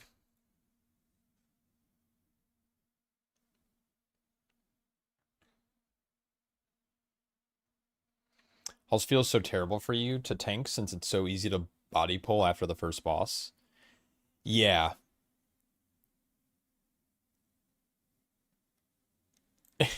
Release the HOA video first so it invalidates my video because Blizzard will change it. Yeah, I'll do that. I'll do that for sure. I don't think... this might be a take for sure, but I don't think I am someone on Blizzard's radar, really. I would love to think that Blizzard watches my content, but I I don't think they do. What's the likelihood I loot pants? Does Ecodome have pants? If Ecodome has pants, I don't send. If they... Okay, it doesn't have pants. So what I do is I just go like this. And we jack this up to 701. It's all good. No qualms. They don't watch me to Tomb Brew, that's for sure.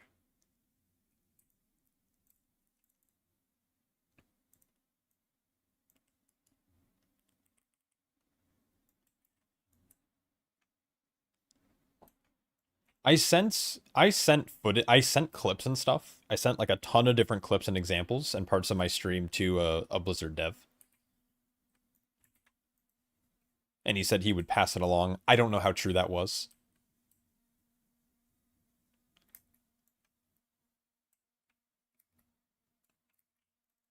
How many characters am I playing this season? As of right now, I am playing 3. I have 3 that are like above 702 basically. My warrior's my least geared tank, but I have 2 brewmasters, so I'm kind of playing just 2. And then I plan on I have my paladin who has 2 set, and I also want to play resto shaman. So I plan on playing a lot more than I'm currently playing, but right now I'm really focusing on my brewmasters and my warrior.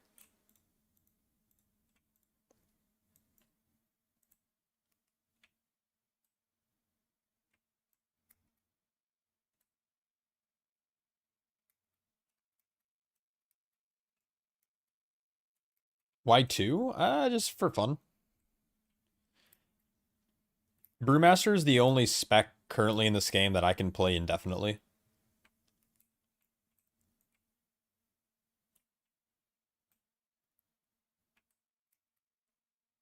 Just tanked a 6 at 650 was fun living on the edge. That's so fun.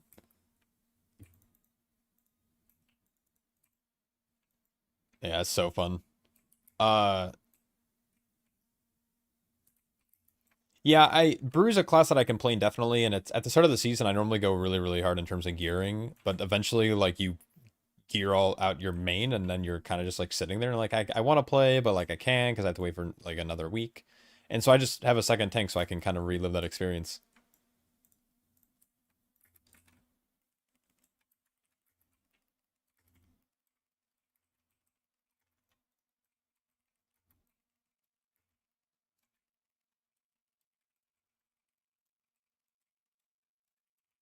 Oh, I'm dumb. Yeah, there we go. This guy's somewhere in here.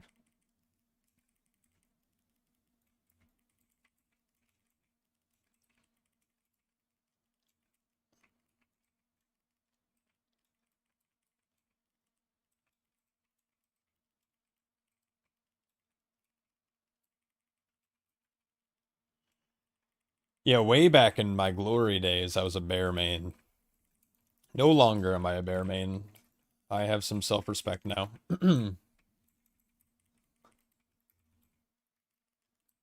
Legally, I have to say that's a joke.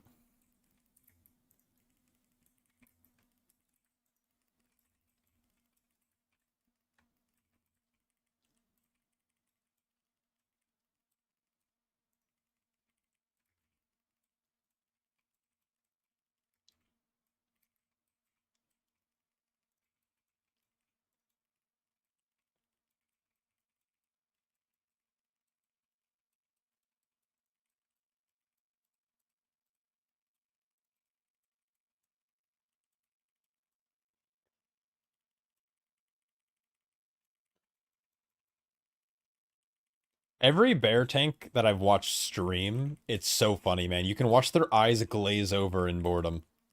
It's so funny, man.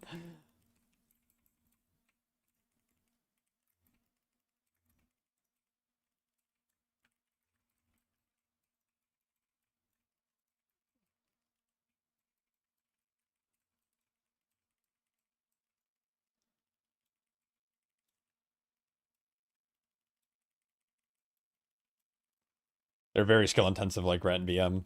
For sure, for sure. You watched Scratch his head mid-pull in the last 20? Yeah. Yep. It's very funny to watch like Squish or like Dalgroth play, man. They look so they're just vibing, man. They're hitting their thrash macro and they're hitting it's the thrash and iron for macro and they're chilling.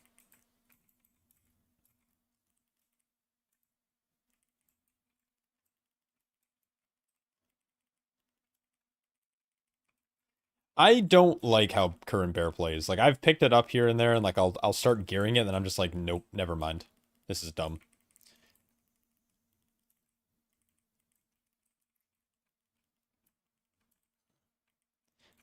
Like I was a bear main back when Incarn allowed you to literally just actually thrash spam, where right now it's not a thrash spam when you enter Incarn, and I think it feels objectively worse not to be able to hit one button forever. Despite people kind of memeing on it, like, oh, you hit one button for 30 seconds. It's like, yeah, and that fun as fuck. Because every time you hit that button, it did more and more damage.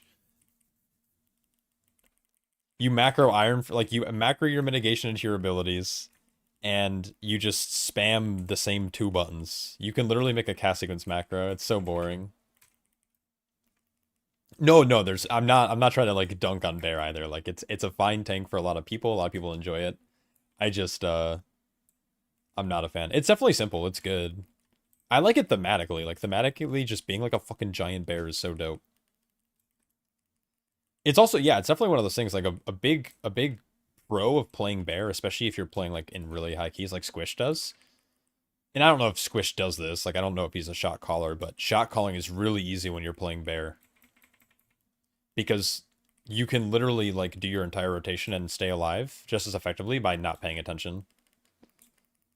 It's definitely like the Beastmaster Hunter of tanks. Which again isn't necessarily a bad thing, it's just I like there to be a little bit more nuance in my rotation. I like hitting Shield Slam and Thunderclap.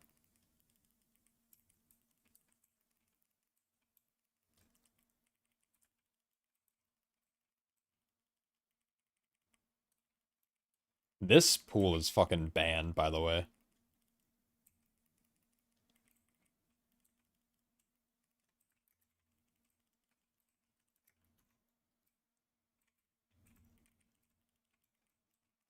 Okay, those grips have to be way faster. It's all good, though. W-dim.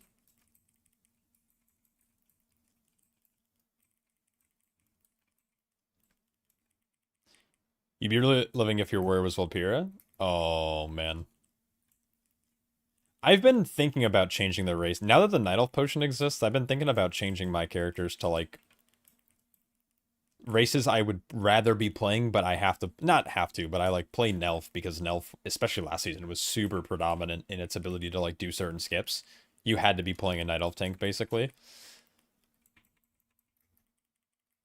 Volpira, though, kind of a vibe, man. Little rat lady. I'll be a little rat lady.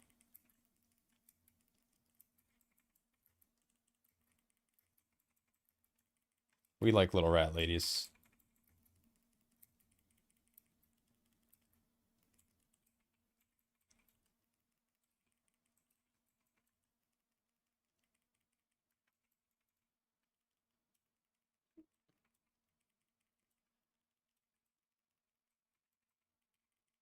Dwarf supremacy.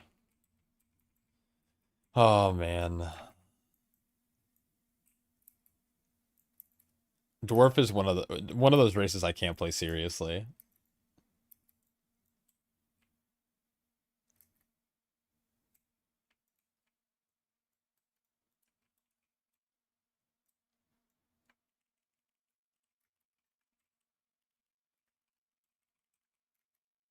Yeah, puddles slow ads, but the problem with dropping puddles, especially in a full melee comp, is then you can't actually swap to the ads when they come out, so. I've seen people talk about dropping the pools in a spot that allows you to... Healer?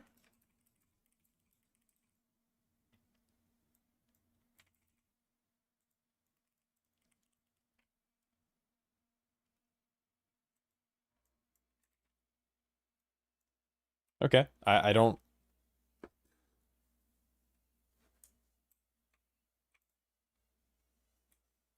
Not even a third of my health bar was healed in that pull. That's wild. Alright. It's alright.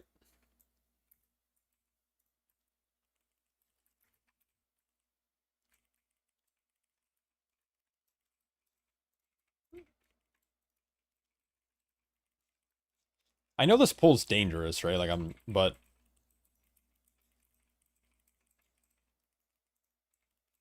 Oh, I don't have a way to stop this? Maybe I'll just do this and pop wall again. There we go. Much better. Yeah, but anyways, the puddle slow adds on the boss, but it's like, at the same time, it's like, if you drop them in a bad spot, like, or just on where the ads spawn, it's like, well, now your melee DPS can't even hit them without taking a ton of damage, so... I think it's just better to drop them away.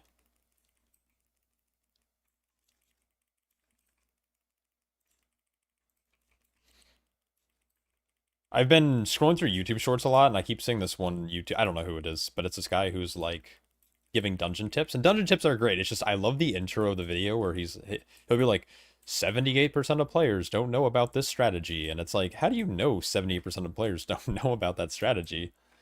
Did you poll? Did you poll them?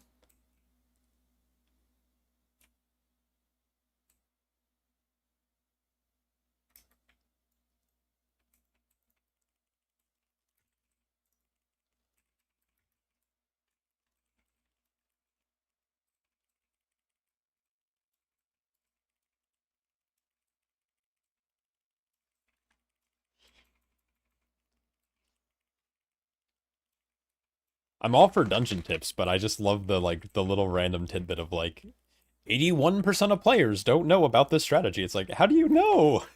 How do you know?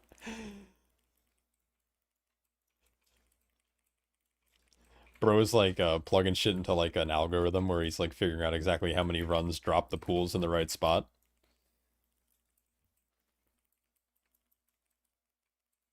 At the dark fuse spy eye.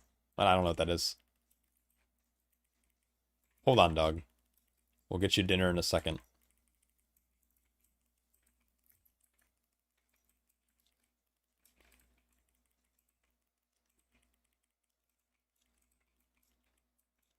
Oh, it's a rare from Undermine? That's pretty tight. I gotta repair my shield. Or like 82% of players don't use their interrupts. That's actually real lore. That's so funny. I'm one of those people. I have not used my interrupt alt key. I know, I see you, dog. I see you standing at the door.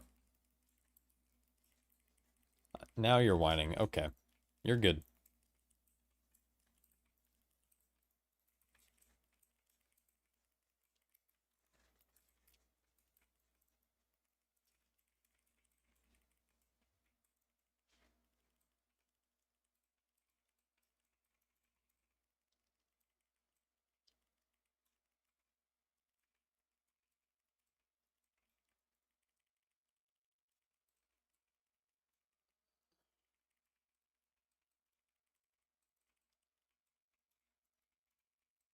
Unlucky.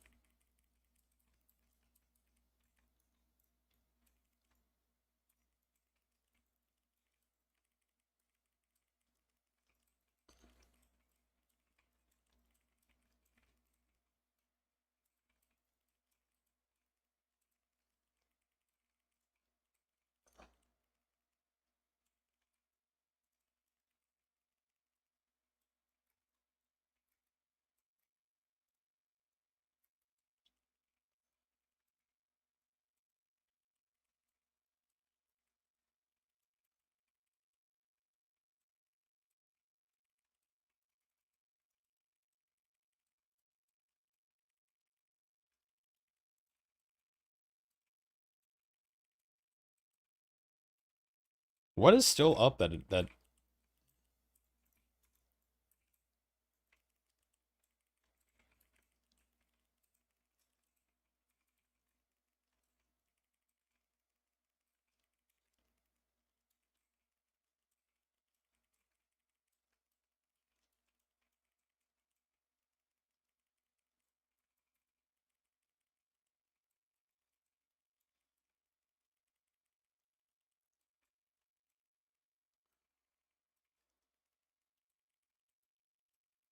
You've been doing brew with one bun rotation this season as a fun challenge, and now I may not be able to go back. It's so much more immersed in the gameplay. That's actually kind of interesting. Dog, I hear you, buddy. Don't start doing that. Nope. I refuse to let you start nudging my arm, making me miss all my attacks and shit. Nope, I see you. Oh my god, he's staring into my fucking soul, man. No, I see you, and you're moving closer. Yep. 10 minutes, bud. The damage loss is hardly noticeable when you're doing that. Okay, dog, I see. I hate my dog right now. He keeps, like, nudging my arm. It's like jerking my camera.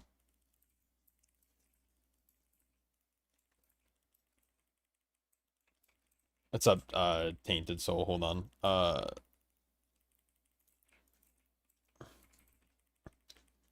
Bit of a weird question. Mind asking how you make some of my graphics? I do it myself using Photoshop.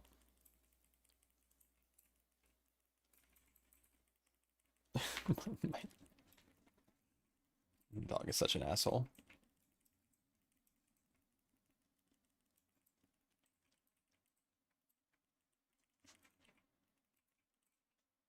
Like chat cover, yeah, overlay. I just made it myself. Yeah, so I actually, that's what my second monk is for. I plan on doing like a one-run rotation challenge, kind of a 0 to hero challenge, stuff like that I want to do on my other monk. You love playing Brew, but you struggle to remember the routes in MDT. A second monitor is like really important for that. Oh no, I'm definitely gonna miss this.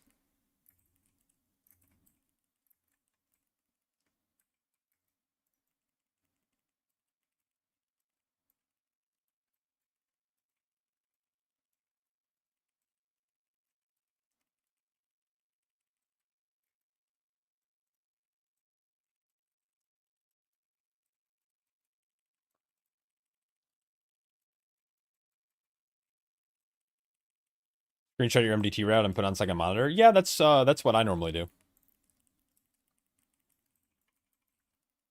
Well, I shouldn't say I normally do that. I don't do that anymore. I used to. And it's not that it's, I just, once you get comfortable with like routing and like you're used to kind of like preparing routes in your head or just you run it enough and then you kind of know, then you don't need it anymore. But yeah, if you're having if you're struggling to remember your route that you made or you drafted up, just screenshot it and put it on your second monitor. Yeah. There's also another, there's an app called Keystone Guru, or not an app, but like a website. It's part of Raider.io. I believe Raider.io acquired them. But you can pull up Keystone Guru, import your string, and have that on your second monitor, which is basically like having MDT pulled up on your second monitor.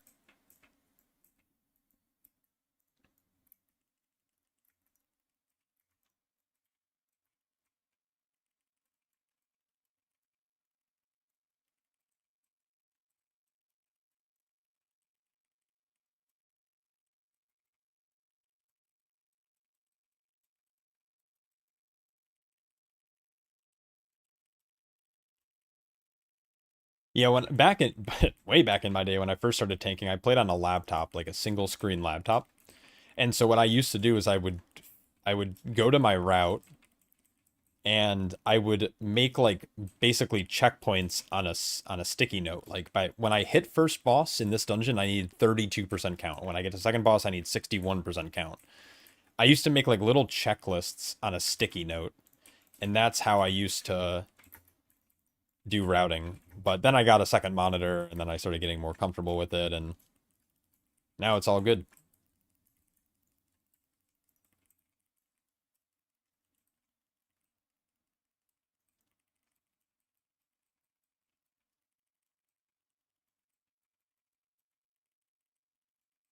How would you rate monks for a beginner tank? I think if you have any interest in actually playing the tank, it's fine. In terms of if you're trying to look up like figure out what the easiest tank is to play and just play that so you can like get into keys, I don't think Brew's the best choice, but if you like the class fantasy of Monk, I think Monk's great.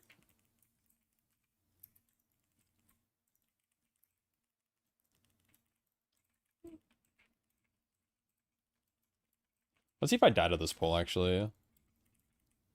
See you, Dunk. Unlucky. Unlucky. People are going down left and right.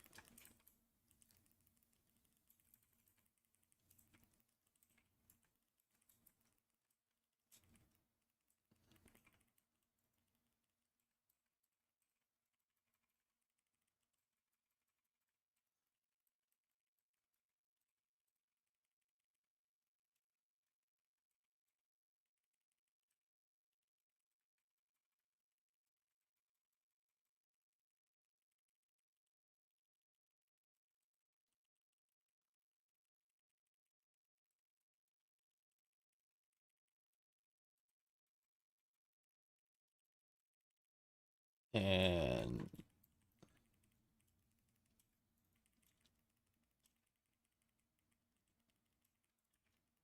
oh, I just whiffed my kick entirely. Unlucky. Since I only put wait, what? Since you only put I prefer tank to have cheat death and better res, makes things easier. Yeah, BDK sounds like the best thing.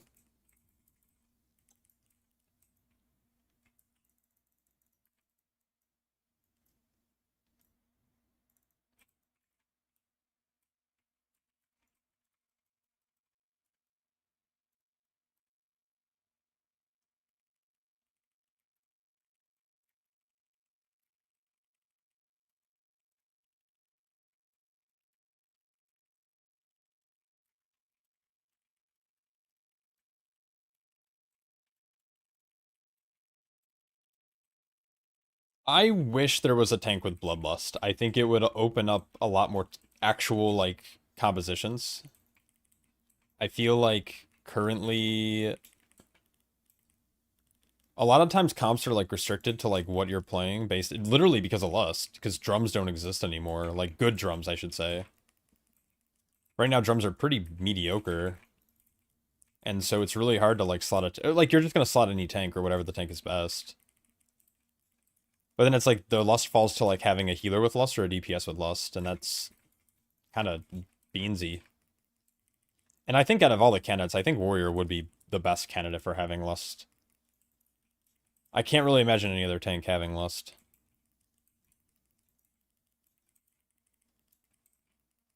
All tanks should have Lust, and all healers should have Brez.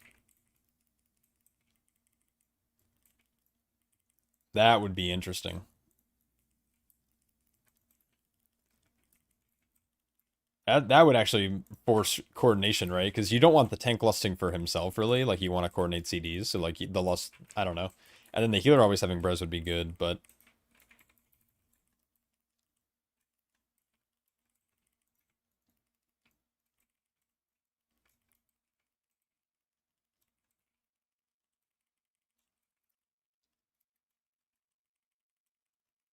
I can get behind the healer Brez part for sure. BTK with lust. Yeah.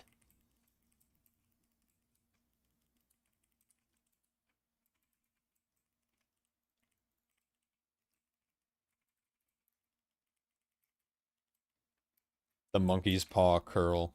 Yep. Big fan.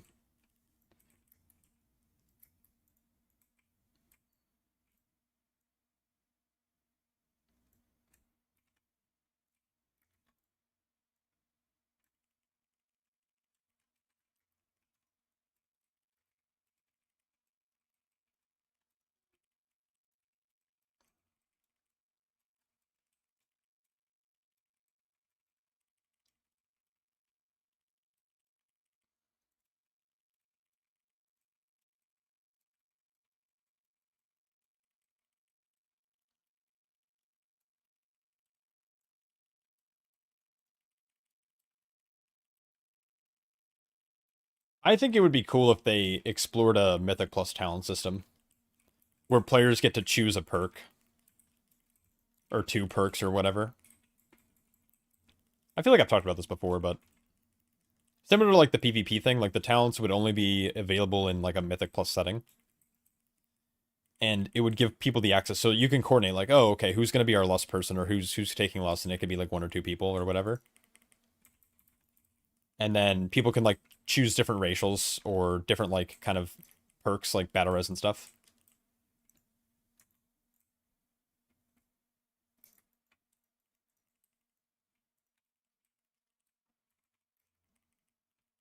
Am I short percent? Oh no.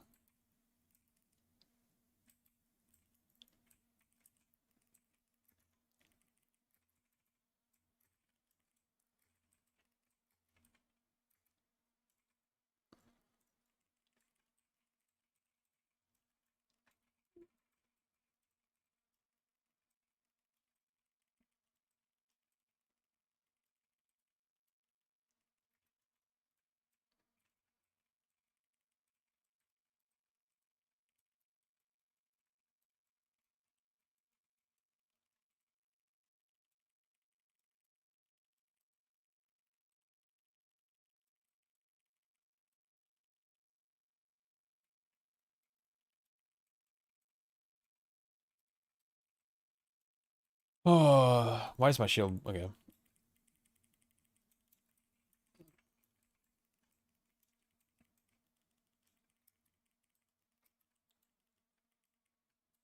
Oh, wow. That was so close to the boss.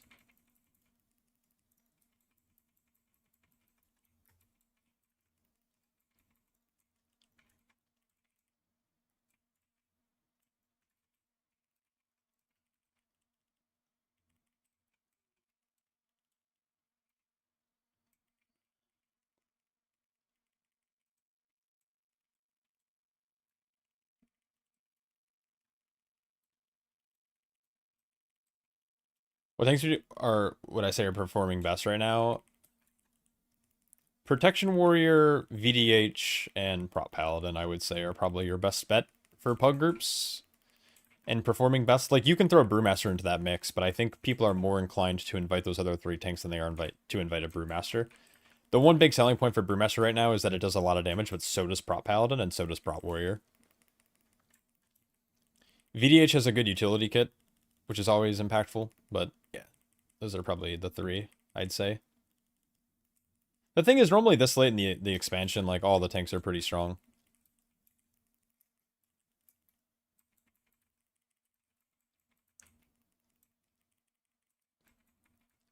Bam.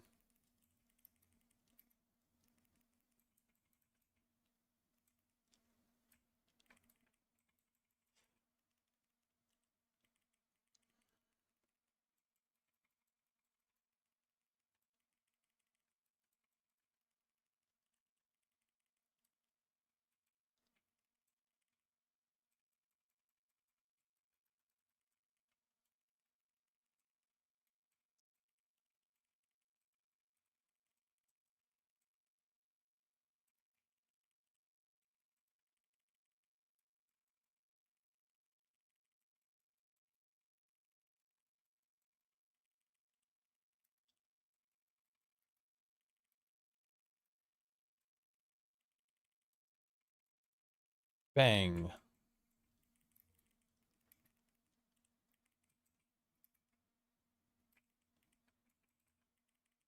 I love hitting execute, man. What a fun ability.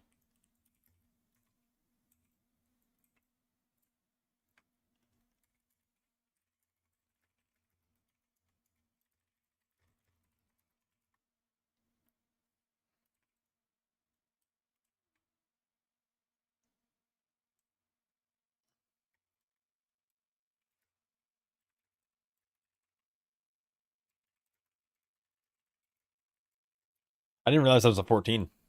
That's good.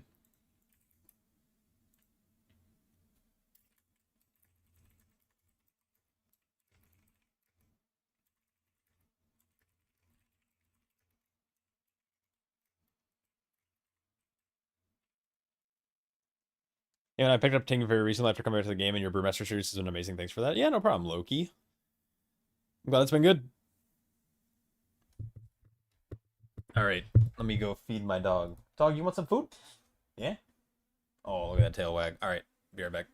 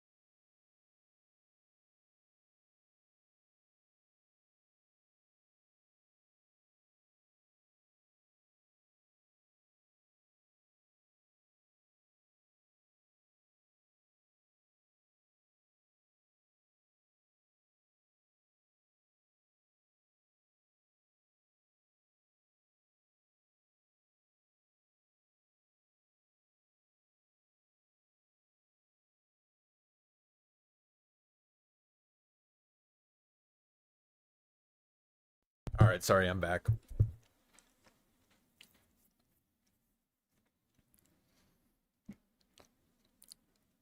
Saw live, hyped to ask questions about Brew on Hoa, like Halls of Atonement. I'll probably answer some. Damn, my party blew up. What happened? Everyone just dipped. Also, food time for me. See ya, that's huge, right? Didn't even see, right? Did we... What loot did we get?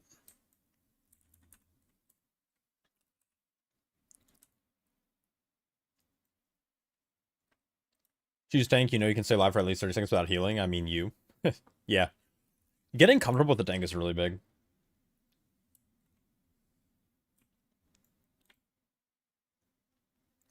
Currently trying to get Resilient 14 on Broom. Was wondering if you could explain a bit about which trinkets I should run and whether I should or shouldn't run Breath of Fire. Also, hype YouTube stream. Oh, hell yeah. W YouTube stream.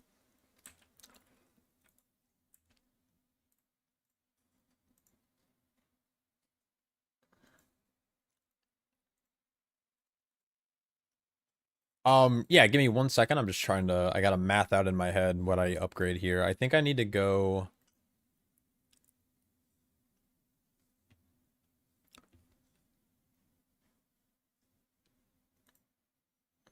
I think it's better if I go chest here.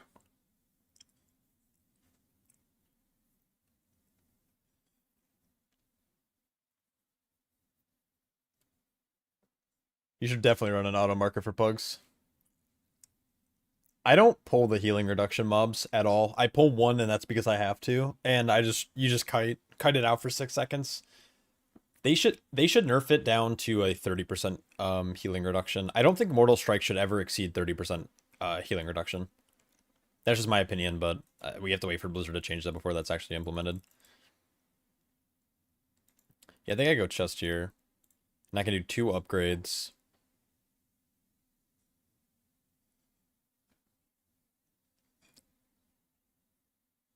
I have so much available that I don't really care, like, to, like, fish another piece.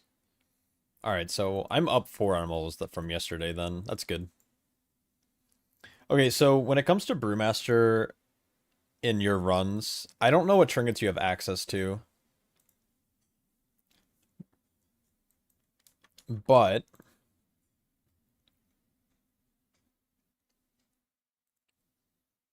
let me log into... I can log into my second Brewmaster. I think I have more trinkets. Maybe I don't. I don't know. So, there's a couple things to keep in mind for Brewmaster. Yeah, if... no matter what you're playing, you want... basically, you have most of them. I mean, it's pretty good. Brand of Ceaseless Ire from the raid is almost non-negotiable this season. It does so much damage. This is raid, by the way, but... it does so much damage, and it does a ton of healing. So, if you don't raid, I recommend trying to pug. The only people who can roll on the trinket are tank specialization classes. So you should have an easy time rolling for it. Now, of course, someone can go in and change their loot spec to tank to try to get it for their OS. But, again, you need to get, like, it's almost non-negotiable. When you have a trinket that does upwards of 15% of your overall damage and healing, it's broken. Besides that, like, Sephorian Pacemaker's like one of your better stat stick trinkets. It's going to give you more damage and more healing every minute, for 30 seconds every minute. Very, very strong. You also have Ringing Ritual Mud. If you are struggling with survivability, I don't hate this trinket. I really liked it last season. But this is a really good on use that gets reduced every time you take periodic damage that's not stagger. So in certain dungeons like Floodgate's probably a good one. Anyone with consistent dots, this is a pretty strong trinket for that, for survivability. It really comes down to, are you struggling to live, or are you trying to get more damage out? If you're not struggling to live, you run damage trinkets, or stat sticks. And if you're struggling to live, you can wear defensive trinkets. You got off of Repelli, who rolled tank spec but traded it? Yeah, that's super hype. I got an avoidance one last night from normal, which was insane. Brand is basically non-negotiable, but I would say besides Brand, you can probably run stat sticks is like your safest bet. So Dawnbreaker drops a Nubicage. This comes from second boss, but obviously like if you're doing a Mythic Plus run, it's going to come from the end of the dungeon loot. This randomly procs secondary stats, but it procs them very often. It's like 40% uptime on a secondary stat, whether that's haste, mastery, reverse, or crit. C4 and Pacemaker is also very strong. It's actually probably better because it's consistent. Yeah, LFR brand is like, you want to run LFR every week until you get it. I would say Pacemaker's probably your best bet in most cases. I'm using Tome personally for damage. I was raiding last night on this character. There's nothing really else that I would recommend getting for specifically dungeons or for getting like pushing keys. There's some small damage gains that you can get, but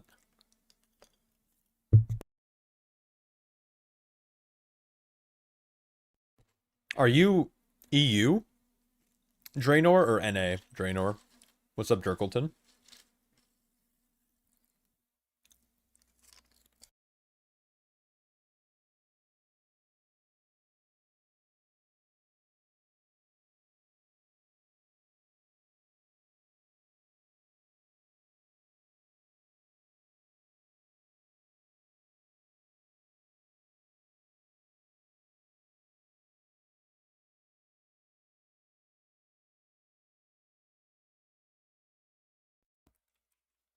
You're EU. Okay, that'll help. I'll look that up. I'll look up in a second, but this trinket right here is actually really, really broken. You can see here it's doing like 8% of my damage, and obviously compared to Brand, it's not doing a lot, but for a damage trinket, it's actually really good, especially in AoE. Let me reset my data. Again, it depends on, if you're EU, you might be playing in a different language. Like, I don't know if you play on the English client or something else, but it's the Prophidius Projector from the Nexus King. Most DPS don't want this trinket. Yeah, using the auto marker though in Halls of Atonement is definitely maybe helpful, but also people just don't kick. Yeah, this projector's insane though. Like, here, I was showing this off on stream yesterday, but it's even, like, look at this. I'm gonna Keg Smash here. I'm gonna Chi Burst. I'm gonna Exploding Keg. So now we can compare the damage. And then here's the trinket. It spawns and it summons a bunch of men that dash through your targets. And now let's leave. It's like casting six exploding kegs.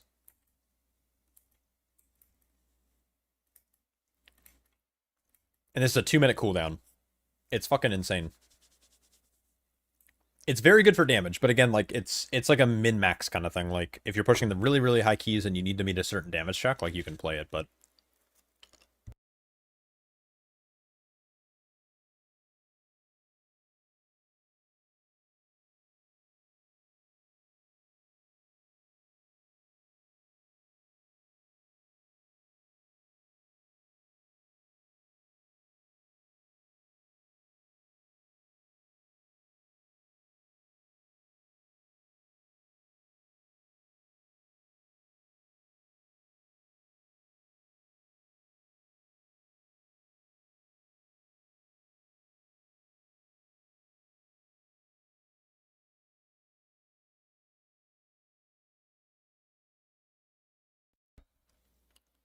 It's a very... So, we killed normal on week 1. And no one in my guild needed the trinket, because it's not good for DPS players. Like, it's a DPS trinket that gives a stat stick of haste, so no main stat, and it's just an on-use, and no one likes using on-uses. Unless it gives a crazy amount of main set that they can pair with a cooldown. And so it kind of like, it's a trinket for like outlaw rogues or tanks, basically. And it does insane. If this is you, your haste is a little high. Your crit's a little low, in my opinion, and your mastery is fine. Like, between 20 and 22%, 18 and 22, I'd say, actually. It also depends. Like, you can also just use a crit flask. You can probably farm different pants, I would say. I don't remember what dungeon I have them on. They're this gauze-worn leg guards. I don't know what... I think it's from... Priory? No. Arakara. It's crit mastery. So, oh, you finished the achievement kit? Crats. I'd say that's probably pretty important to swap out. You also have a haste ring, which, while it does give a lot of crit, honestly, rings are kind of hard to chase right now. If you raid The first boss drops a really good ring. It's really high crit and low mastery. These are probably a little bit better. High to Ruby and Signet's fine. I think you're eventually going to craft, but this is like way down the road. Your gear's pretty like goated though. You have all the tier you want. I think you're running the verse. If you want a little bit more damage, you can swap for crit on your cloak. Gambit ones. Which do Gambit or hold on. Oh, I guess they're oh no, I forgot these pants existed, I'll be honest. You're kind of approaching verse cap though. 30% is your verse cap. Well, not cap, but it's like a soft diminishing return. You could wear these though. No, you're right. You're right. I forgot those pants existed. Not gonna lie. But yeah, I mean, honestly, like your gear's really good. Also, you're getting a ton of crit from here, so I would try to drop a little haste. You can pick up more crit, and you can go up to 22% mastery. Mastery's not bad though. Like I don't want to say that mastery's worth dropping. Like 20%'s good. If you go higher than this, it's great. But you basically want to try to hit like 36, 37% crit first, and then you go like 28 to 30% verse.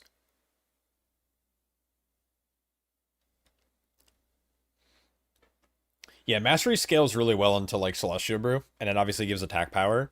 20%'s nice because that means your elusive brawler is 20%, which is a nice static even number, right? So every elusive brawler stack you gain whatever your mastery is in dodge chance on the next attack. So if you get 5 stacks of elusive brawler, you have exactly 100% dodge. And so 18%'s like low rolling it. If you get to 20%, that's like perfect. Your haste is just a little high, so any items that have haste on it, I would try to drop. So your Devout Zealot's Ring is probably one of those items in your pants. There's nothing you can do about your tier. But the thing is, like, you crafted bracers, so if you do get the pants from Soleil's Gambit or Streets or wherever, I think it's Gambit, right? You swap a stat on this for like mastery, I should say. I mean, you're geared. So like it's really just execution when it comes to getting your 14 Resil.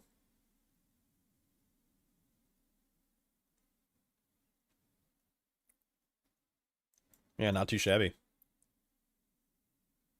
I mean, keep it up. Done 25 Gambit runs. Don't burn yourself out. That's my biggest thing. Is I never like to farm dungeons. Like, oh, and you have the boots too? Holy shit. You're goated. I'm gonna be like the last person to get my boots. In my guild. Unlucky.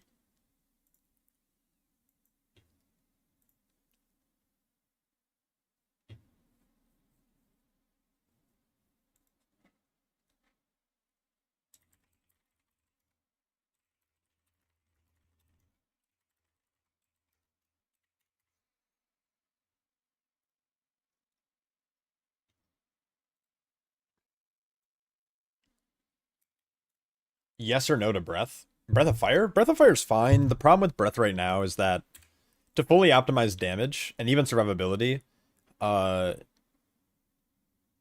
you kind of need the points on the right side. And so in theory, let's say you don't want to run Rushing Jade Wind and you run Special Delivery, you now need something to fill those empty globals. If not, you're going to be sitting on your hands, which never feels good. And the only way to do that is by running Breath. But the real only way to do that is by running Salsalabims to have the reset, because you want to have a global to hit roughly every 8 seconds, or 6 to 8 seconds. And Rushing Jade Wind, very, very good for that. But if you don't play Salsalabim, Breath of Fire is a 15-second CD, so you have to drop like Anvil and Stave, or you have to drop a stack of High Tolerance, or you have to, I mean, you'll never drop Zen State, but basically, it costs 2 points for what you can get with just a 1-point node. You appreciate the deep dive? No, I mean, I appreciate anyone and everyone watching. I like nerding out about WoW stuff. Do you Shadowpan or Master of Harmony for raid? I swap depending on the fight or how I'm feeling. I like to min-max a little bit, and I like to get decent parses, but at the same time, if I'm not enjoying Master of Harmony, I'm just going to play Shadowpan, because Shadowpan's way more enjoyable to me. I play but when it comes to like fights, I play Master of Harmony on the first boss. Like I played on Plexus and Lumathar. I play Shadowpan on Soulbinder, and I play Shadowpan on Forge Weaver. I play Master of Harmony on Soul Hunters for Actilis, and I would probably play it on Nexus. And then, yeah, same with in Master of Harmony for Dimensius. So I play Shadowpan on three bosses. Oh, sorry, no, Nexus King would be Shadowpan. So three of the five bosses.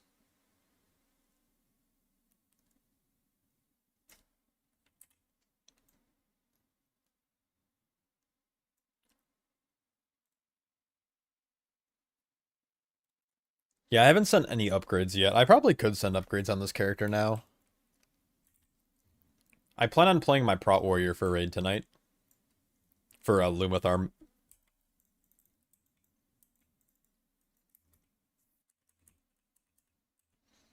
Yeah, Rushing Jade wins.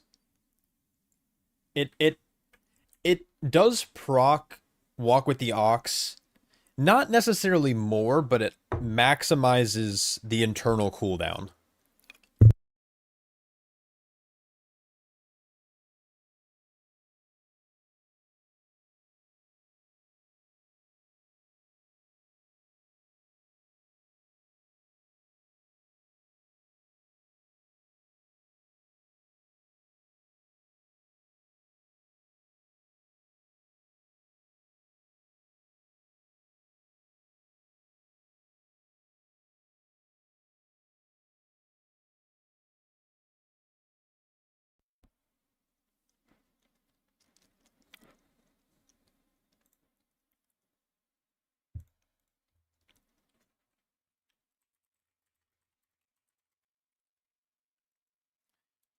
Any tips on how not to get carpal tunnel? Not really. I mean, what I like about Brewmaster is while it has a lot of keybinds, well, there's something you can do. You can run the one button rotation. Unironically, like the one button rotation for its damage is actually not terrible. It's still a massive, like it's a significant DPS loss, but not enough where it will really impact your ability to like time keys and play the game. What's nice about Brew though is that because it's an energy based spec, its global cooldowns are always 1 second. It doesn't get any faster. It's unfortunate that Purifying Brew does exist because it is off the global, so you have to hit buttons a little bit more often, but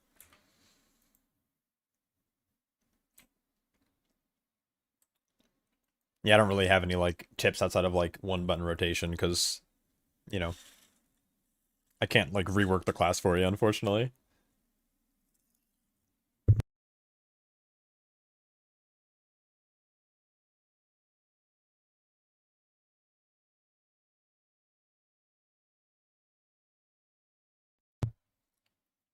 I believe the one button rotation does.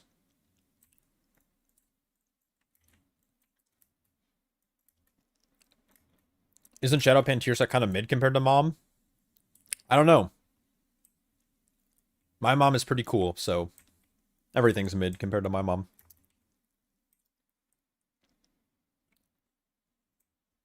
No, the Shadowpan strives whenever you introduce like 2 or more targets to the pack. Master of Harmony is very good for single target, but the problem with the tier set is that its damage doesn't go up with more targets like Shadowpan does. It's static, right? You're only getting like, let's just say it's 1,000,000 just to keep it easy. If you add an extra target, you're not gaining more damage on that 1,000,000. It's only going to do 1,000,000 damage. It's just going to split it between all the targets. So when you start to introduce new targets into the pool and you get like Shadowpan procs and you can force Flurry Strikes to proc, it's going to scale exponentially greater than Master of Harmony will in AoE. And so it depends on the scenario, right? Like on Nexus King, for example, you have a lot of like different ads coming in. You have 2-target cleave, and then therefore you're like being able to burst much higher in the Shadowpan window is stronger. Yeah, the thing about the one button rotation is it will slow down your GCD, right? It's a 30% penalty, so it's a 1.3 seconds, so you don't have to hit it as frequently. The alternative is you can just put it on multiple buttons, which I also think defeats the point. So then you can hit 1, 2, 3, 4, 1, 2, 3, 4 over and over again, but that also, I don't know. I think the unfortunate truth is playing this video game gives you carpal tunnel. Just GG's.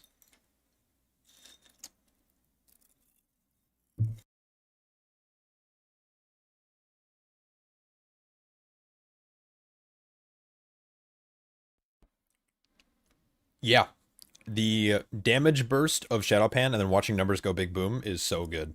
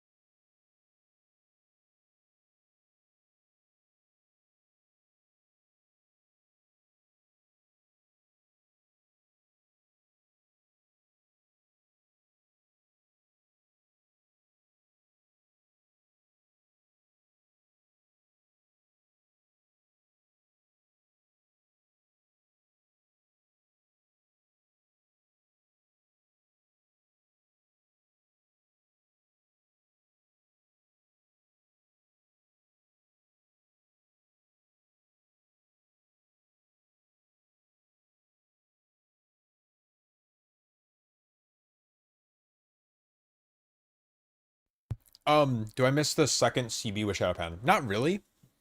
I'm a big Shadowpan enjoyer. And so for me, like I don't really think about it because I'm so used to playing Shadowpan. Also, they don't the charges don't have a like they have a shared cooldown, right? And so when you eventually have both on cooldown, you're only gaining one back at a time. So it feels like you only have one anyways. So I don't think the second charge really makes that big of an impact when it comes to survivability.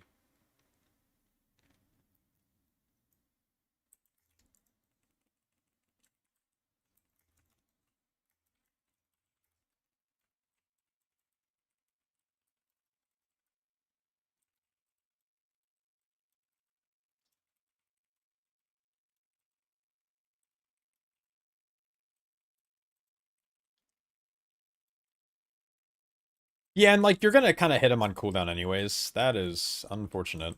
I did not want to pull all this, but that is okay. I don't know what pulled it. I have a feeling it was Turbo's Dragons. I'm gonna just blame Turbo. Actually, it was probably Bodinger. Guy pulls so much extra shit.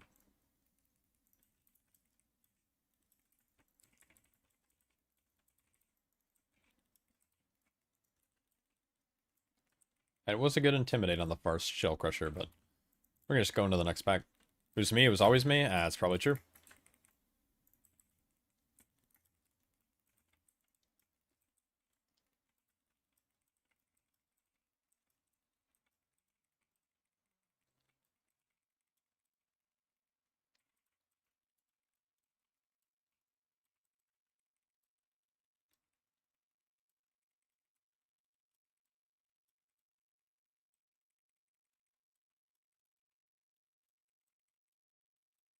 What's slowing these mobs by so much?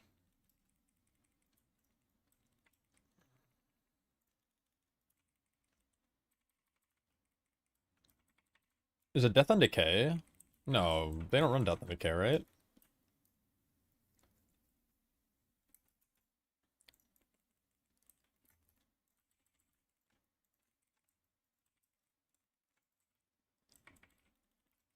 Yeah, well, and sorry, going back to it. The other thing is, because you're using just shit, like you're using your Celestial Brew like a little bit more aggressively as Master of Harmony, like you don't, I don't know, I don't think the second charge actually really ends up mattering.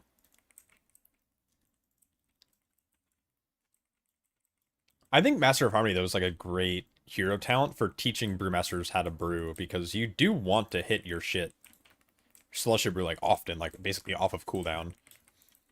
And so I'm glad like it turns it into a damage cooldown. I think it's really interesting.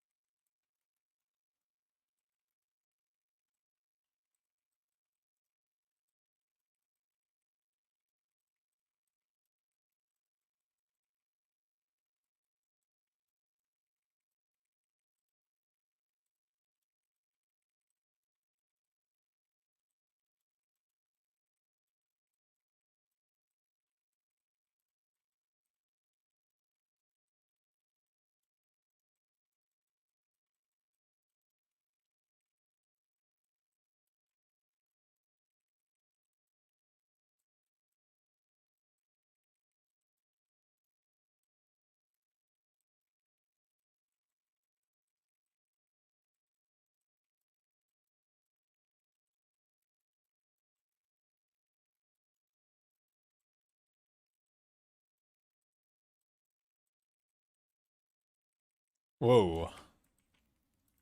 Those are some fun frontals.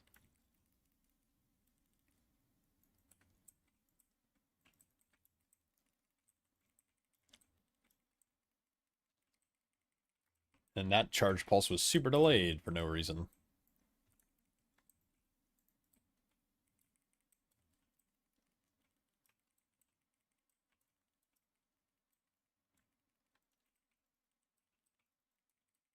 One, two, three. Then random super delayed frontal. What are we pinging?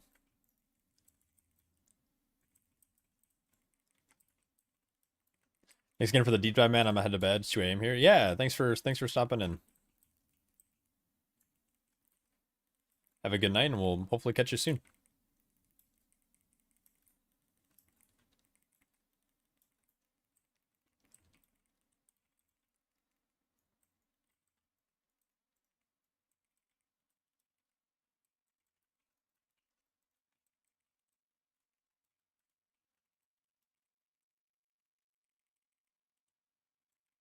Oh no.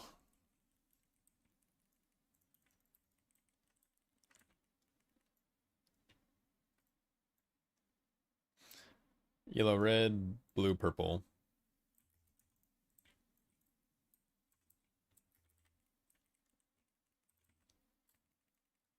Fast as fuck, boy.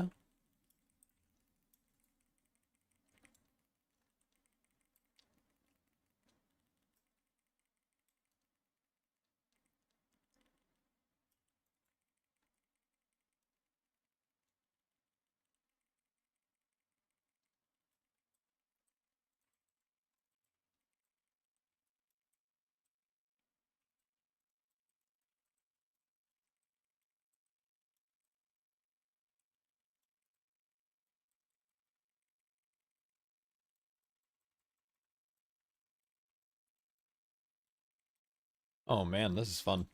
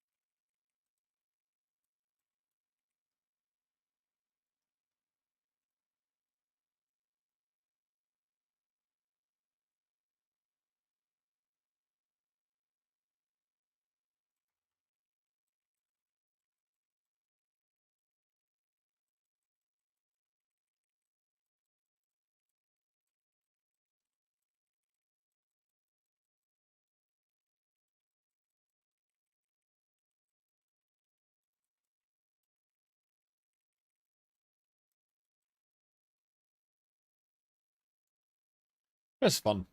Fun dungeon.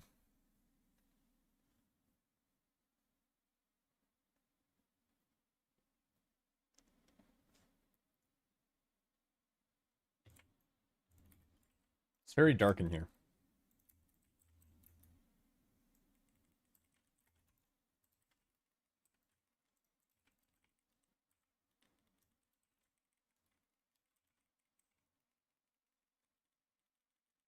Oh,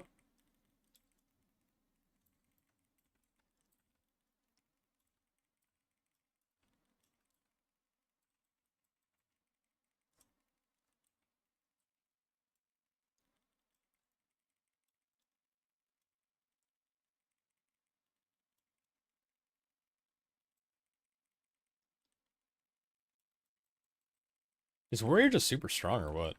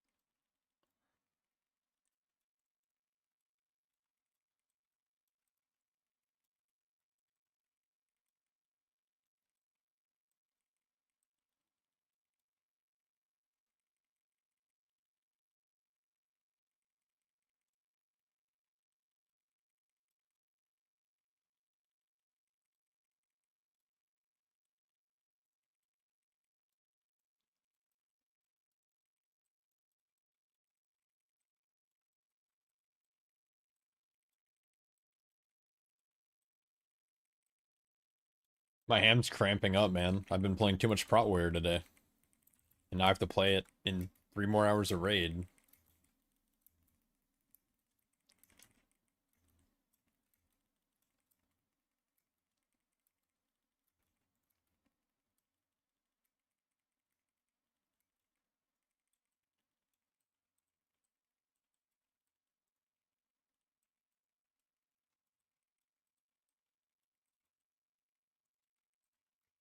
One, two, three.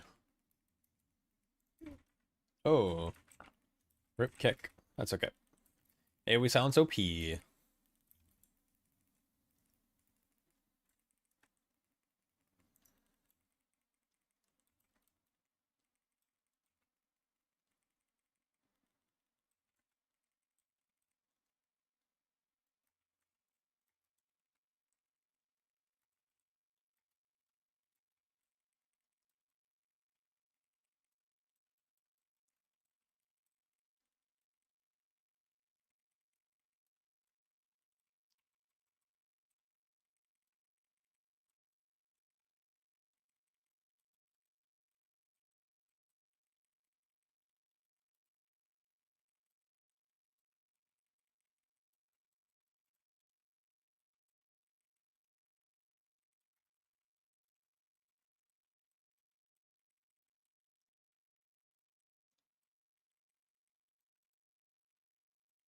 Turbo, no!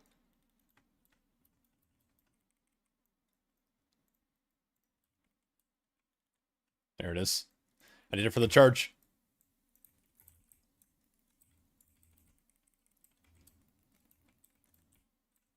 Oh, this is awkward.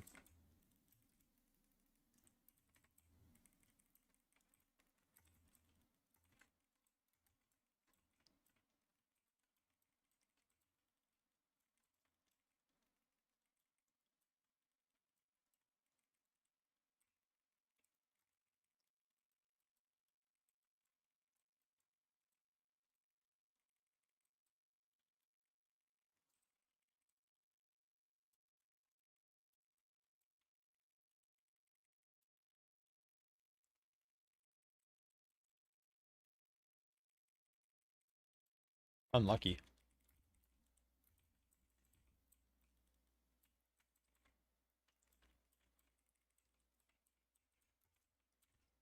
Oh, super unlucky.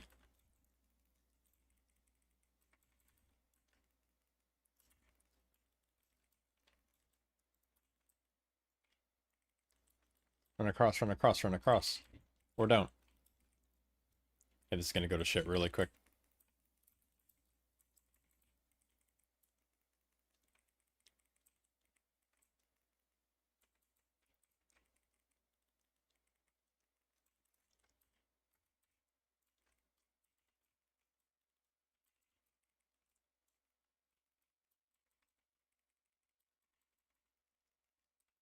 Cleaned it up. That's good. Does my team hate me? Yeah.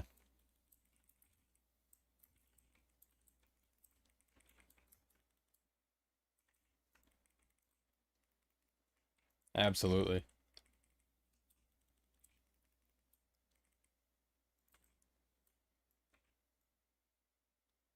Yeah. They look really good and then they go to shit out of nowhere. Yep. Yeah, yeah. Time captain. See, I got what you're... I was picking up what you're putting down.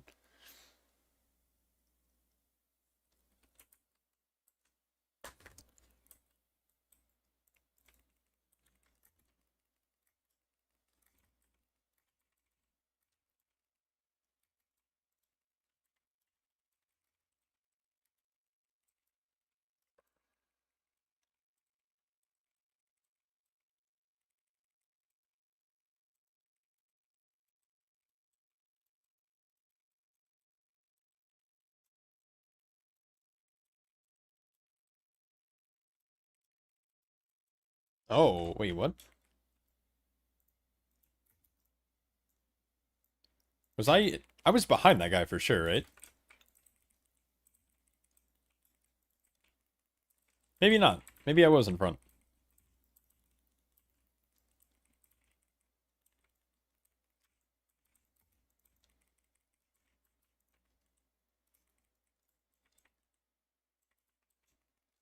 Yeah, I don't know. I thought I was behind him. Maybe I moved forward into his hitbox or something, but...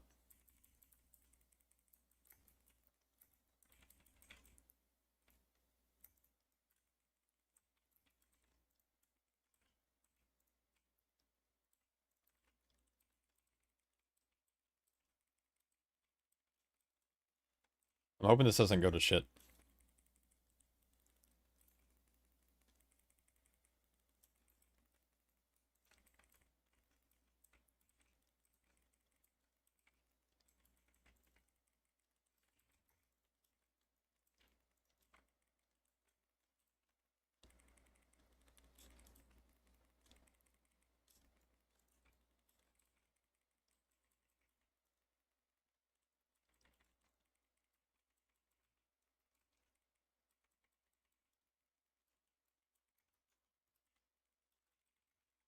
Oh.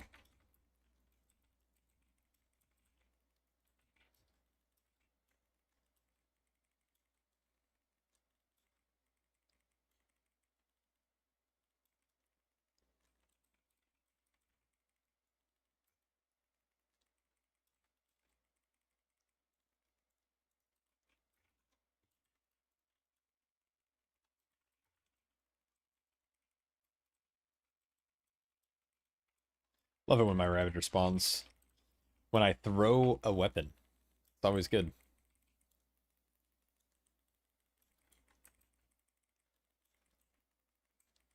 Always good. I gotta get out of the habit of hitting Revenge. I feel like I'm hitting it too much because I'm used to playing Colossus.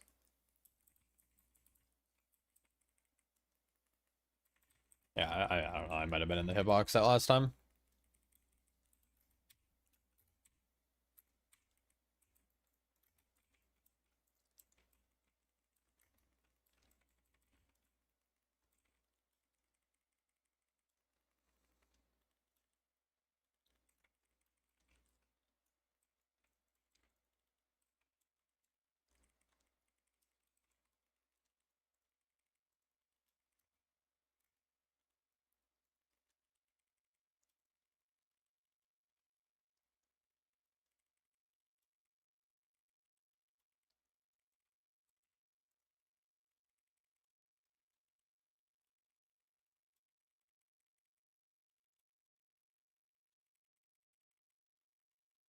I think we're letting this last one expire, it looks like, right?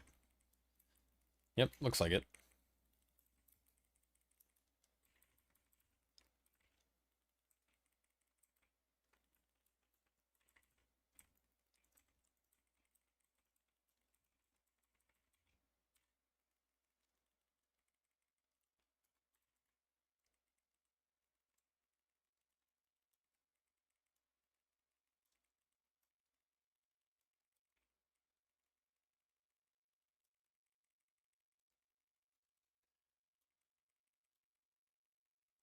Are we gonna have that weird phasing where we push a little too slow? Yep. Okay. W.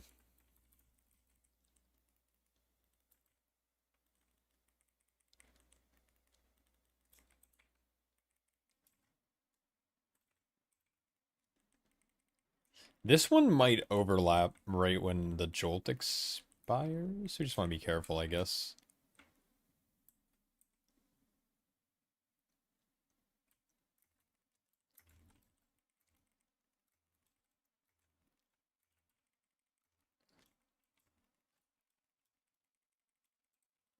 How do I fix this to not say frontal anymore? Maybe not.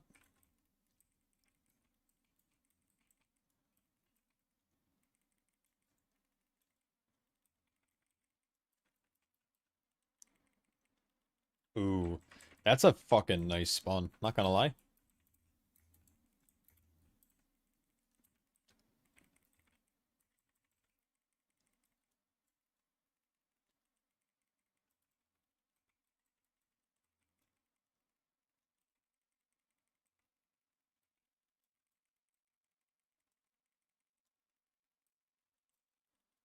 Just don't get hit here.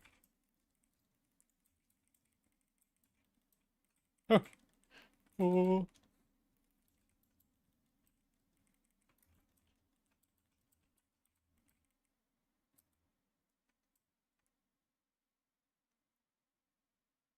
Turbo's gonna get hit twice, maybe?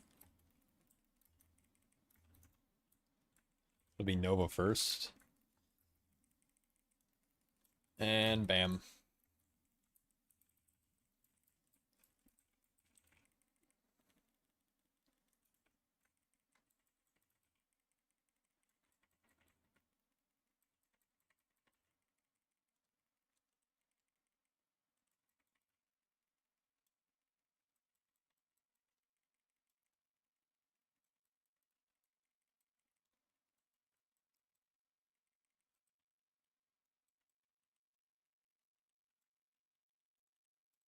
That's probably dumb.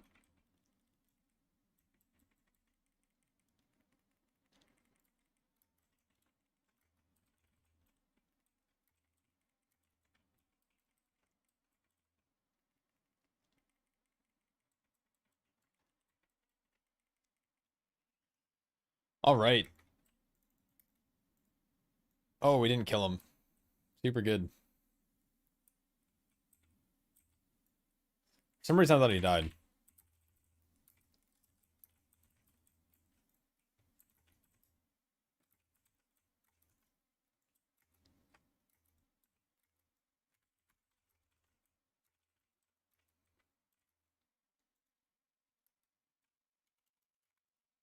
Huge. That was fun.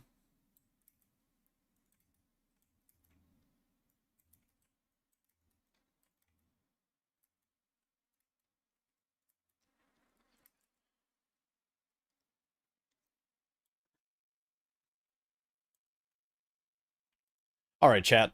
I appreciate everyone hanging out.